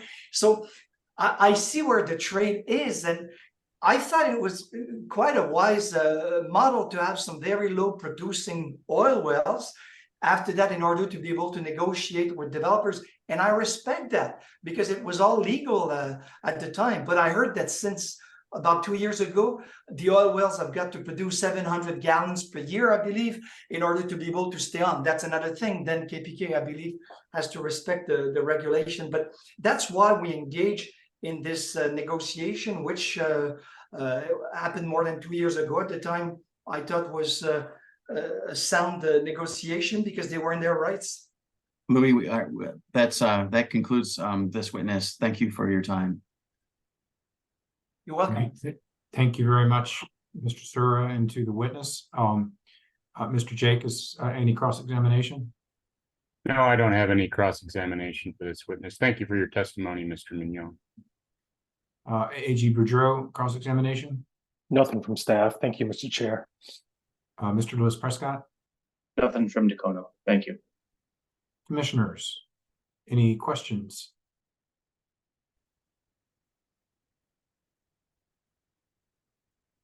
Well, you did a very good job of answering all the questions because no one has any additional questions. So thank you very much.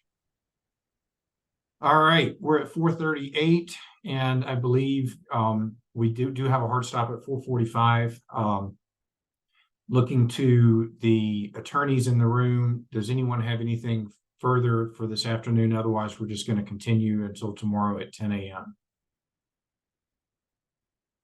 I see nothing. No one has anything. Thumbs up. So we will look to continue docket 2304-00117 to 10 a.m. tomorrow. I will so move. Do we have a second? Second. Motion and a second. All those in favor signify by saying aye. Aye. Aye. Aye. Any motion carries because there's no opposition. Motion to adjourn. So moved. Second. Motion and a second to adjourn. All those in favor signify by saying aye. Aye. Aye. Any opposed? Great. Thank you all very much, and we'll look forward to starting tomorrow morning at 10 a.m. with Dr. Allward.